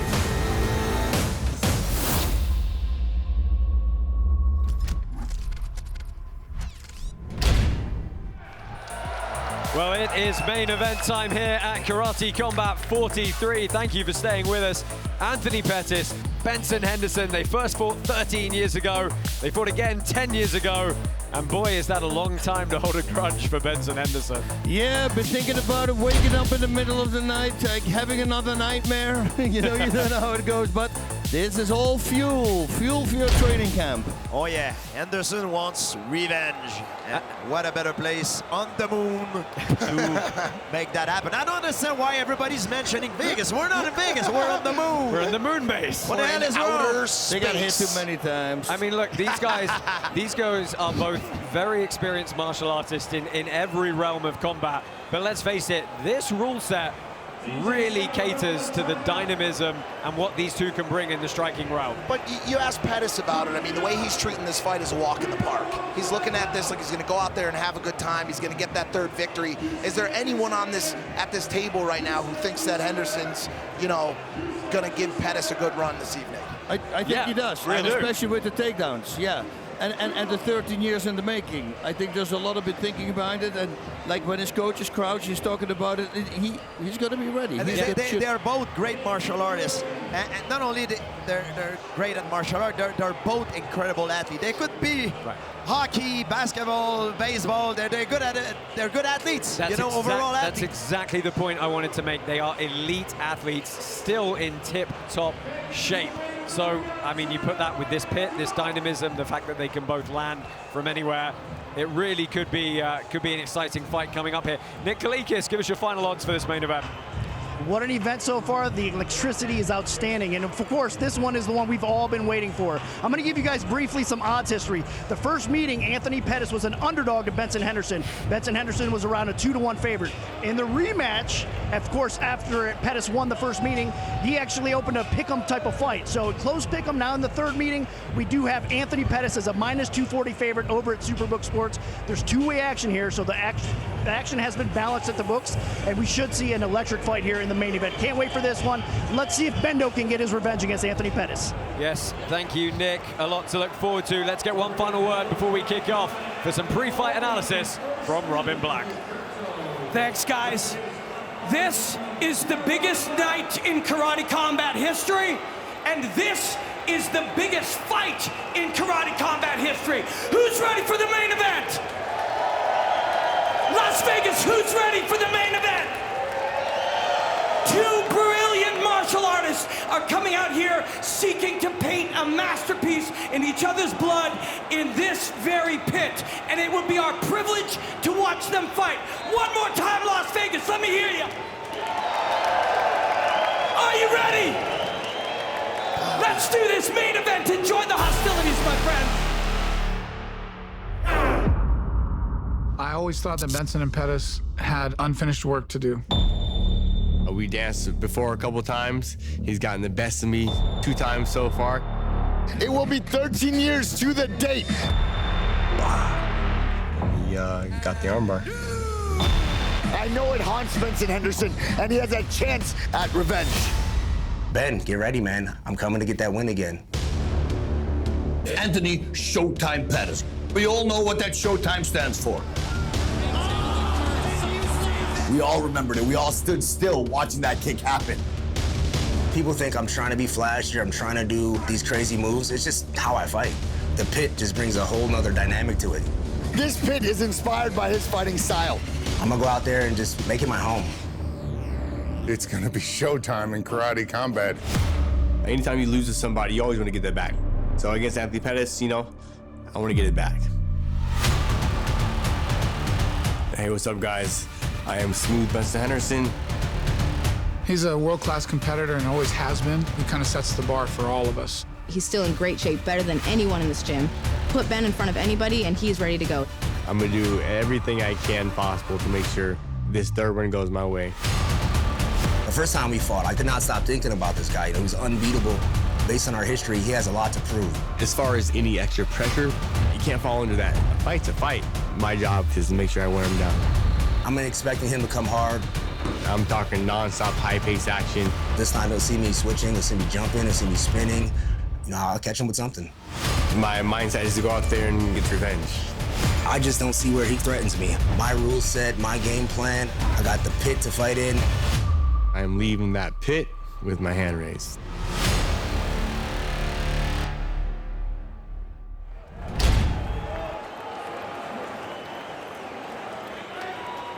And now, our final fight of the night, the main event. Fighting from the blue corner, representing the USA, Smooth Benson Henderson. Very welcome to the Karate Combat Pit, Smooth Benson Henderson. He said, you know what, you can expect all the flashy stuff from Anthony Pettis. I'm more of a meat and potatoes guy, so expect that fundamental striking with that athletic prowess behind it.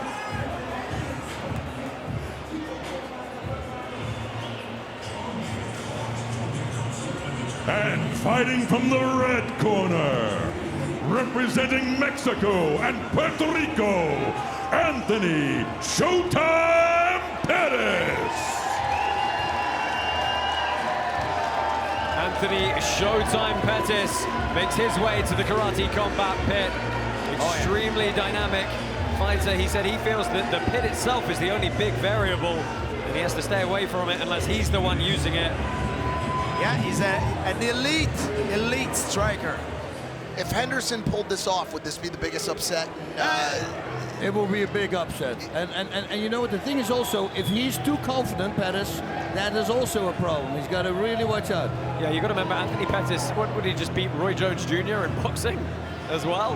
Yeah. Like, he's been putting a lot of emphasis on striking for a long time. So much so that he has said he's changing the striking program in all his gyms in Wisconsin to be the Karate Combat rule set.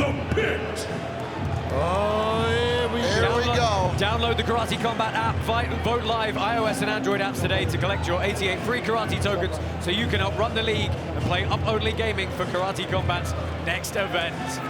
Your referee for this main event, these 5 rounds, is Mark Goddard. If I'm Henderson, I think he has an advantage to use his striking mix with his throws and takedowns. That's maybe one thing that can take advantage of. That's what I'm believing the whole time. You guys told me that this new format benefits Pettis the most. Well, let's go ahead and get a quick word with our Karate Combat president, Asim. How are you feeling about this main event, sir? Guys, I'm excited. I have no idea how to predict this. This is the first fight I've ever made in my life when I got handed this position, so absolutely lucky to have this, and I can't see what's going to happen in this trilogy fight. You didn't do too bad. I'll give you A+ for your first matchmaking. So, tentative start here, as you might expect. 2 long-time experienced veterans feeling each other out in the center of the pit here. Shout out to everybody watching this for free on YouTube right now. What a bargain that we're is. currently trending number 10 on all of X, formerly Twitter. Thank you for those of you joining in on social media. Ben Henderson, center of the pit here. They both have a lot of respect for each other. They're very hesitant to attack, knowing that their opponent is capable of countering them. Lead leg work from Benson Henderson, both in a southpaw stance here. Pettis switches it up, back to orthodox. It almost seems like he's baiting his chin out there a little bit.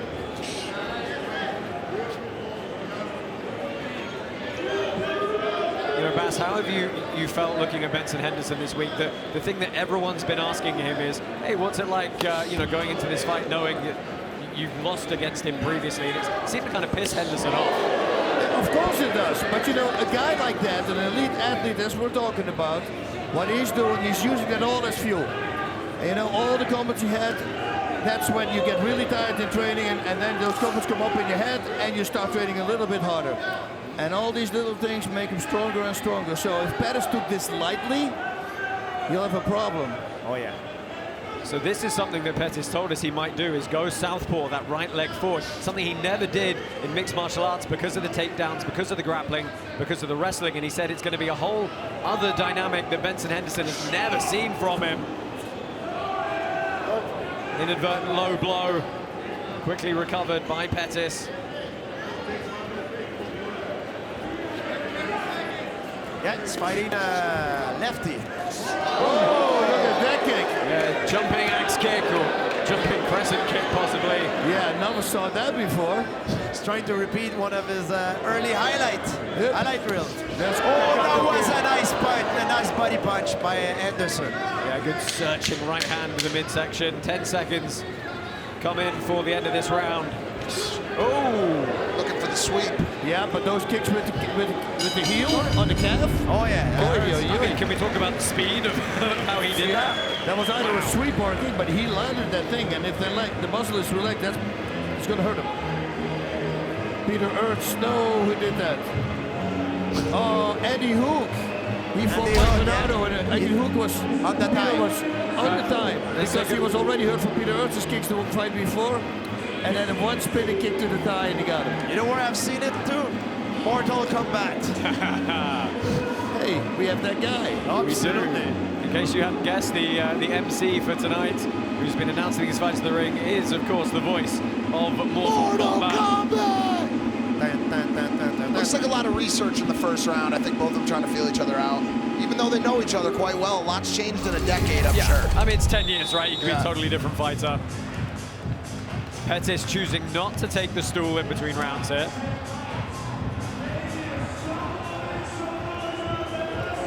I have a feeling Pettis is going to try something crazy tonight. That's why his nickname is Showtime. Showtime. Quick calf kicks coming in from Henderson, trying to slow that speed of Pettis down, work on inhibiting that mobility. Nice job by Benson. You know, taking the front leg. All those kicks are going to add up. Seems like Henderson's trying to get in and out. Ooh, he's got to watch the placement of those. That one was a little bit high. Oof.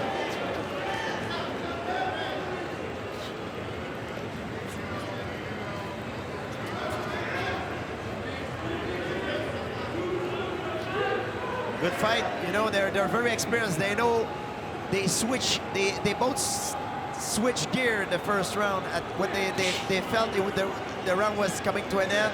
You see that they knew it was pretty tight, so they did everything they could to finish with the advantage. Yeah, big spinning back fist knocked Pettis down there. Imagine what this fight means to Henderson after losing those first two and there being years in between to have to think about that every night. Yeah, it was so curious that he openly said, I would pay to fight Anthony Pettis again. Of course, he's going to make some money for it tonight, but that shows you how much he wants to get this win back. That's a hard kick to the calf. Yes. Benson Henderson. So far, he's been scoring very well with those attacks. Yeah. Henderson keeping that guard high. Pettis hands down, allowing him a bit more movement around the outside here. And we know that Pettis loves those explosive jumping attack, you know, like bouncing off the wall and things like this. So by kicking his legs, kicking his leg with the calf kick, you take away that ability. Oh, and it was a well-timed side kick.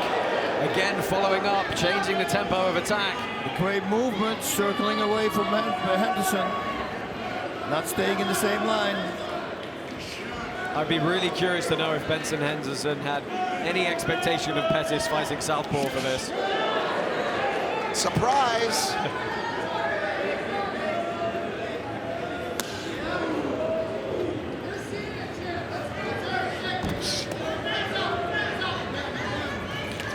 Oh, that was a good blitz by Henderson. And this is Benson. It's the second time that Benson Henderson launched himself forward with those blitzing attack. And so far, the two times that he's been doing, that he did it, it was very successful.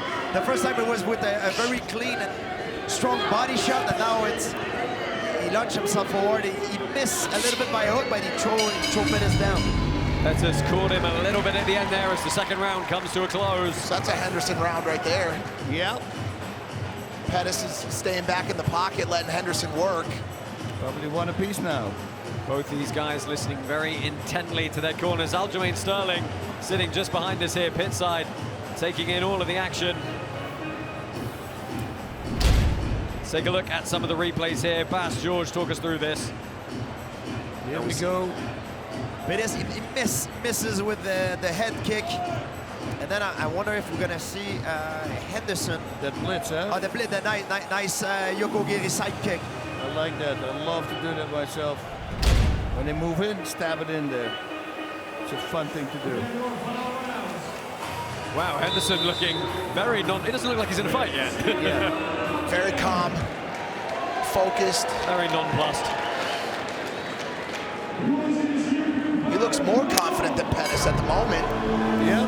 Well. So touch of gloves, third round underway. One thing that can happen also now is that those leg kicks start to add up, you know, and the damage start to add up, you know, and it can create a problem. You take a look at the graph. Oh, well, let's see what happens here. Henderson with those undercuts. Uppercut, yeah, under. We saw that in the earlier fight where Brandon Jenkins used that to great effect. Great style. I was going to say, look at the token counts on your screen. Over 11 million tokens Smart. have been voted on this fight. The majority of those going the way of Anthony Pettis. But it's pretty even here so far. Benson is doing a phenomenal job. And he's launching himself forward again with those blitzing, punching attack. And Henderson is the clear aggressor here.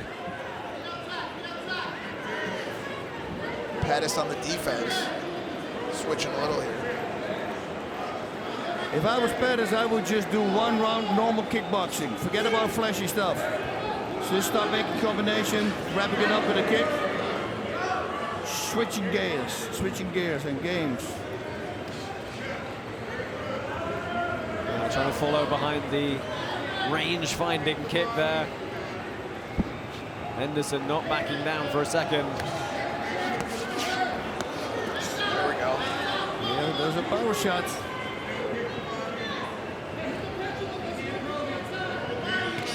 Pettis starting to move forward a little bit more.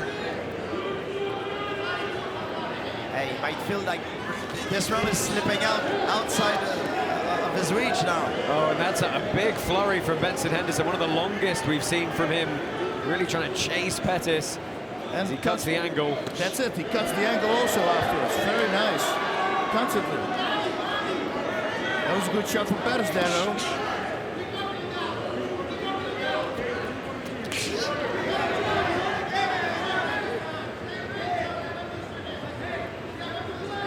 Pettis perhaps not throwing with quite as much power. And one thing that Henderson is doing right now, you can see he's constantly moving his hands and faking.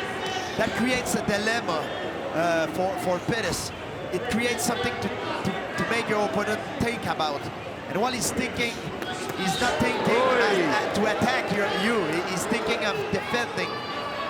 Well, they both sat down on the shots in the pocket there, and it's Pettis on the offensive now. Henderson forced to circle out. Big body kick. Oh, the kick punch attack by Pettis.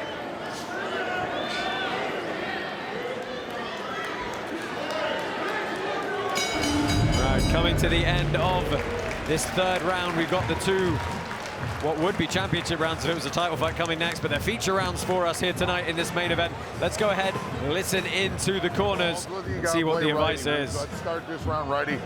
He's down, he's gonna come hard, so let's be ready, cautious, and be aware either he's parry and cover, okay? You're doing great. Right. Throw again. You are faster than way faster than him, Benson. Way faster. 23s, 32s all day here. 32s? Yeah, Benson. He's posing. He's posing. You're right. Run that. Tap the hand out. Come around with your hook or your pendulum, and that'll lead you in. Because he's not adjusting to your angles at all. But you're staying in the middle. So Duke Rufus was telling Anthony Pettis that Benson Henderson was going to come hard because he's probably down on the scorecards and he should stay vigilant. Well, yes, but I don't know if it's true.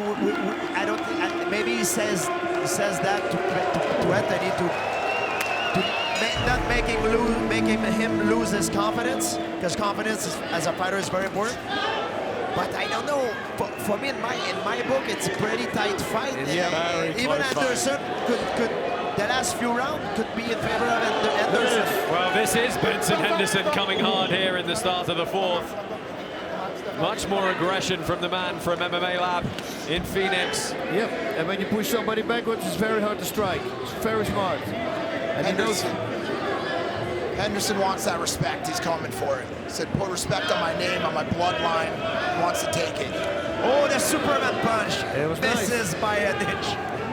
That's one of the Anthony Pettis' weapon that he's doing very well. I think the hook cross that Benson threw, he should do that more often because that was a nice opening combination he did. That was a really well-disguised head kick from Pettis. And Henderson lands with the left kick to the head. Pettis circles out. Yeah.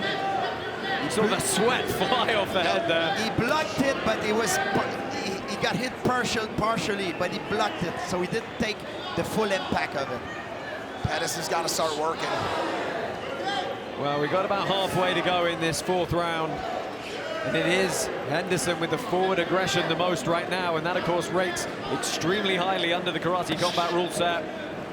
Pettis is going to take a second. Yeah, completely accidental low blow there. Exchanging kicks. Henderson really controlling the pace of the fight right now.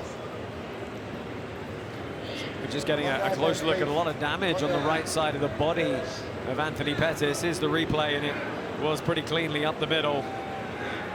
Of course, not deliberate, but Pettis going to get the 5 minutes if he needs them to recover. Looks like he's ready right now.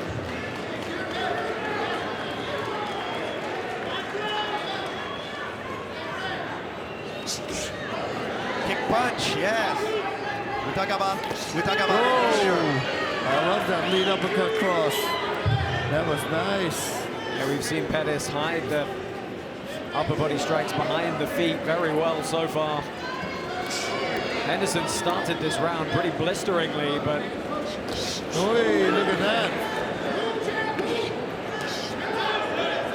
You know, one thing John Couch in the corner of Benson Henderson said is, you're considerably faster, let's use it. And he is.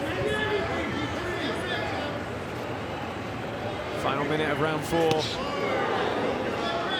Whip on the spinning back fist. Nice, again, body cross. Then again, body hook, nice.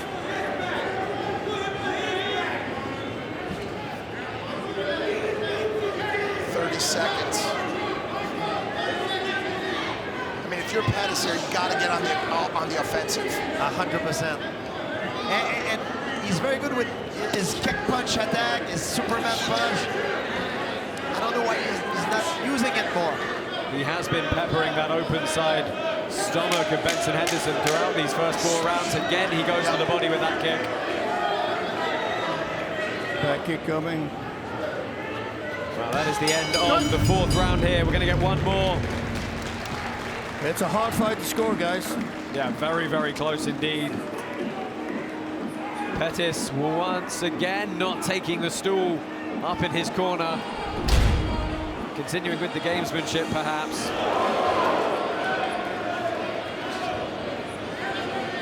Some of the replays from that 4th round. And that was that beautiful partial block. Hidden head kick. And Bash, you said all the time, come behind the punches. That was textbook. That was beautiful. I mean, everything he's doing, I think he's doing really great.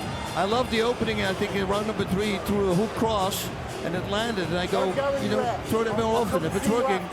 You know? One of the things that I see in this fight, guys, that to compare with the other fights, is because both of these guys have experience in mixed martial arts. So when they fall on their back on the edge of the pit, they have their ability to come back in a standing position is much better than some of the other fighters that we see that when they fall, they don't know how to stand back up. Henderson, again, has done a good job with that lead right hook to the body, and he's starting aggressively once more as he did in the last round. Right back to it. YouTube's calling it 3-1 Henderson right now, just the aggressive attack. Oh, wow. Well, Henderson trying to get the ground and pound going, landing to the body well, and Pettis is straight back up to his feet. Whoa, he's coming. There we go. He's finishing strong. 2 minutes, 20 seconds for one of these guys to unload. I think Pettis has got to work. I think Pettis has got to work here. I agree. Well, he shows a feint. Henderson's really controlling the pace. I mean, look, I can't overstate how much forward aggression matters. And again, that searching right hand. He's doing that. He loves that combination. And if that left hook behind it is going to land, ay. He should flip it one time. Hook, head, and then the body. Oh, big shots. 1, 2. Those are big shots. Yes, that was a clean one. He needed that, I think. Good bit of fundamental boxing from Anthony Pettis. We're approaching the last 90 seconds of this main event here at Karate Combat 43. Josh Palmer, Bas Rutten, Georges St. Pierre, and Big Mike on the call for you this evening. Oh, yeah. Thanks for bearing with me, boys. The casual himself. The casual. Good combination again from Pettis.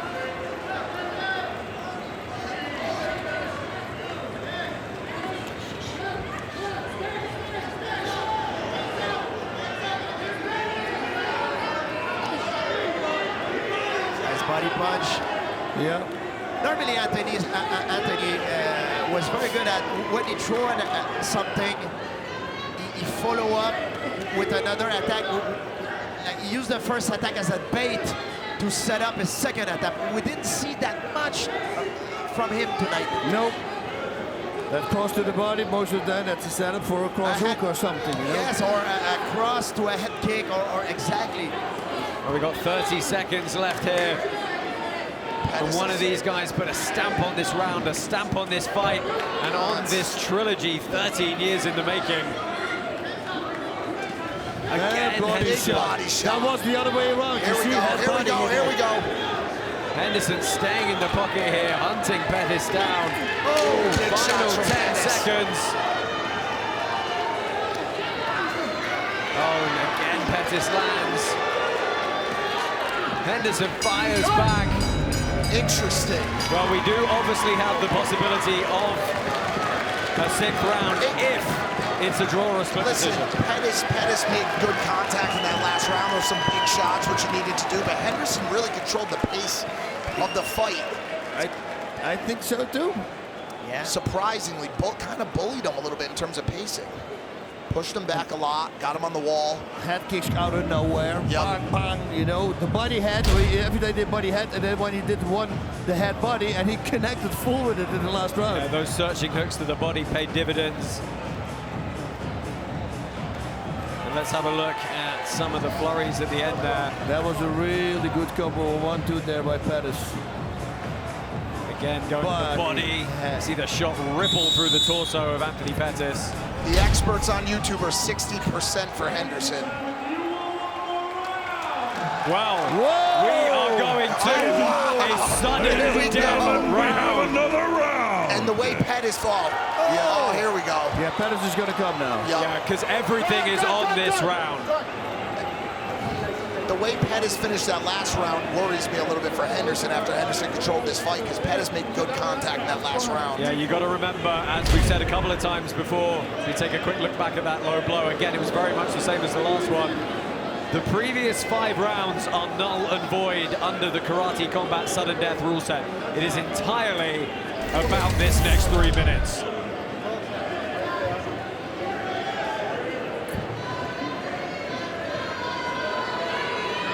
Well, Anthony Pettis taking his time to recover from his second low blow of this main event. Who's the fresher fighter between those two guys, you think?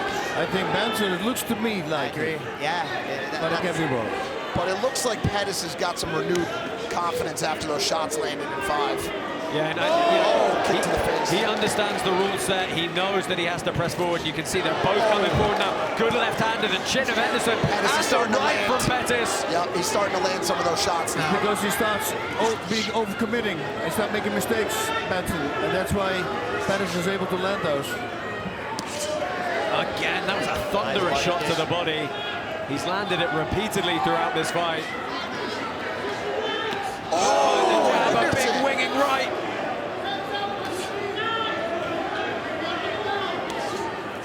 Two minutes left. They're taking shots. Man. Still a lot of time. A lot of time. Let's see if Henderson continues to press the action here. As you said, Bass overcommitting a little bit, perhaps. That's the thing, you know, he got confident and then he started loading up a little bit more. And that's what your opponent counters. Henderson full of energy still, though, moving great in round 6. Yeah, he's losing his footing a little bit here. Yeah. Pettis looks much more winded, gassed. So Henderson throwing some feints there, a little hip twitch. 80 seconds left. Big shot from Henderson. Oh, and it was a great change of tempo from Anthony Pettis. He didn't wait on that break. He lands a shot on the inside as well. What a fight. Pettis with a Superman punch that lands. Final minute. Here we go. The crowd here willing these competitors on. It's been an incredible night of fights here. Nice kick punch. Same combination we've seen multiple times tonight. These last few seconds might determine the winner of the fight now. It's so far, it's pretty even. Benson landed some good shots too. Oh, this is good work on the forward foot from Pettis. Pettis moving in there. That left did land as well, and it's another short shot.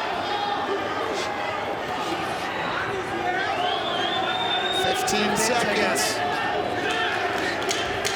Final slugfest in the pocket here to close out Karate Combat 43. Anthony Pettis, Benson Henderson settling it here. Whoa. We'll see, boys. It is we a will close round. That's very, very close. This is going to be a tough pill for people to swallow, I think. Yeah. I think there might be some angered people after this. And for that reason, I'm not going to say anything. So I shouldn't ask you what you think, Basrun. No. It's tough one to call. AMA. Yeah, let's take a look back at some of the replays here from that round. If you only judge that sudden death round, it's pretty close. I mean, it's maybe just Pettis. Pettis finish, maybe a little edge in terms of he has been more active towards the end, but Benson has at his moment as well, you know. Holistically, I think Pettis took the last 3 rounds and Henderson took the first 3. That's what it seems like. Such an even fight. Well, we're going to get our official decision here. Woo. They probably would both deserve the W on this one. The winner by unanimous decision from the red corner, Anthony Showtime Pettis. A close fight, but the judges ruling that Anthony Pettis got the best of that 6th and final sudden death round.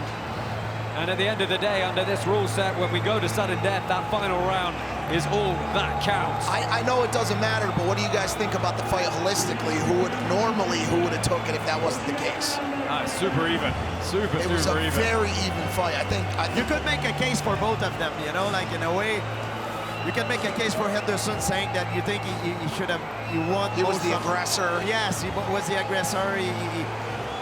I believe in the regular time period, I believe Henderson might have got more rounds, maybe 3-2, but I believe the last round could possibly favor Pettis. Well, and if you go inside the depth. Here's the stats for this one.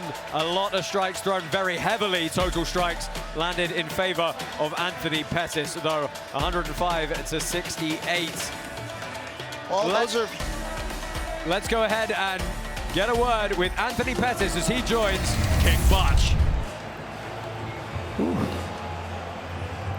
Great fight. You guys were throwing punches from the beginning. What's going through your mind right now? Everybody give it up for Ben, man. That guy's a soldier, he's a warrior. He came out there and gave me a tough-ass fight. Ben, big props, bro. Love you, man. Man, it was fun in here. My first time in here, I got to get used to the pit. You know, I used my boxing, I scored more. He was throwing some bombs, man. That was a good-ass fight. Now, I saw his hair was getting in his way a lot. Were you trying to take advantage of that? Man, I fought him like twice already. When we grappled, I had like hairballs in my mouth for a couple weeks. But this time, he came and fought, bro. Hit me with some good body shots, threw some big bombs. Ben's a soldier. Anybody you got your eyes on next? GSP, where you at? My man GSP, that'd be a fun fight. It'll be an honor. What do you got to say to that? No. Mr. President. Honestly, this is my first event I've ever done. As soon as I became president that night, this is the fight we put together. It's an absolute honor to have these guys here. And man, I was nervous as hell. How is this first event gonna go? I think everyone loved it. Both you guys put an unbelievable show. And I admire you guys not only as fighters, but as men. Wonderful guys to work with. Thank you. Congratulations once again to the champ. Las Vegas, let's hear it. Yes. Ben Henderson and Anthony Pettis, thank you for that wonderful contest. You two both gave us 18 minutes of beautiful martial artistry, and we love you for it. Thank you so much. And thank you to all the fighters, 26 wonderful karatekas tonight.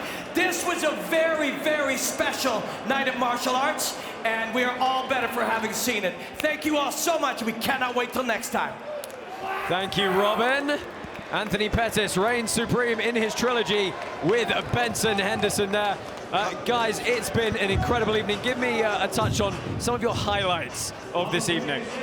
Oh, Saeed, that was a nice one. Shazib, that guy was also really good. The Brandon Jenkins fight, the human highlight reel. Who would have expected that? Sam Alvey against Levine. That was a crazy one. Dandar with our first ever Molina, Fabian. Molina, right, I'm sorry, how can we forget that, Mike? Oh, that was the most insane thing. It was like, I got it right here. The ladies' fight was just freaking bloody. There really is. This has been the best event that Karate Combat have ever put on. The stars came out tonight. Everything aligned, and it's been a phenomenal night of fights. Mike, this was your first time here with us. Did you enjoy yourself? It was incredible. I just want to say once again thank you to you guys for you know, coaching me through it. I'm certainly not a purist or a combat expert like you guys are, and I appreciate the patience of everybody on Twitter sticking with us. But what an incredible night, a format with some very controversial rules. I mean, I'm sure there's going to be some people who feel for Henderson tonight. I mean, Henderson left it all out there. He brought his game, and you know, we'll see how people feel about a lot of the rules here, but just incredible combat and just an amazing format. And you did a great job, Mike. Thank you. Amazing, yeah. I appreciate you guys. An honor to be next to you guys. Thank you. Well, that about does it for us here for not just tonight, but of course for 2023. Next event's going to be coming up very shortly into the new year. But thank you very much for joining us. From myself, Josh Palmer, Bas Rutten, George St. Pierre, Big Mike, King Butch, and Robin Black. We will see you in 2024.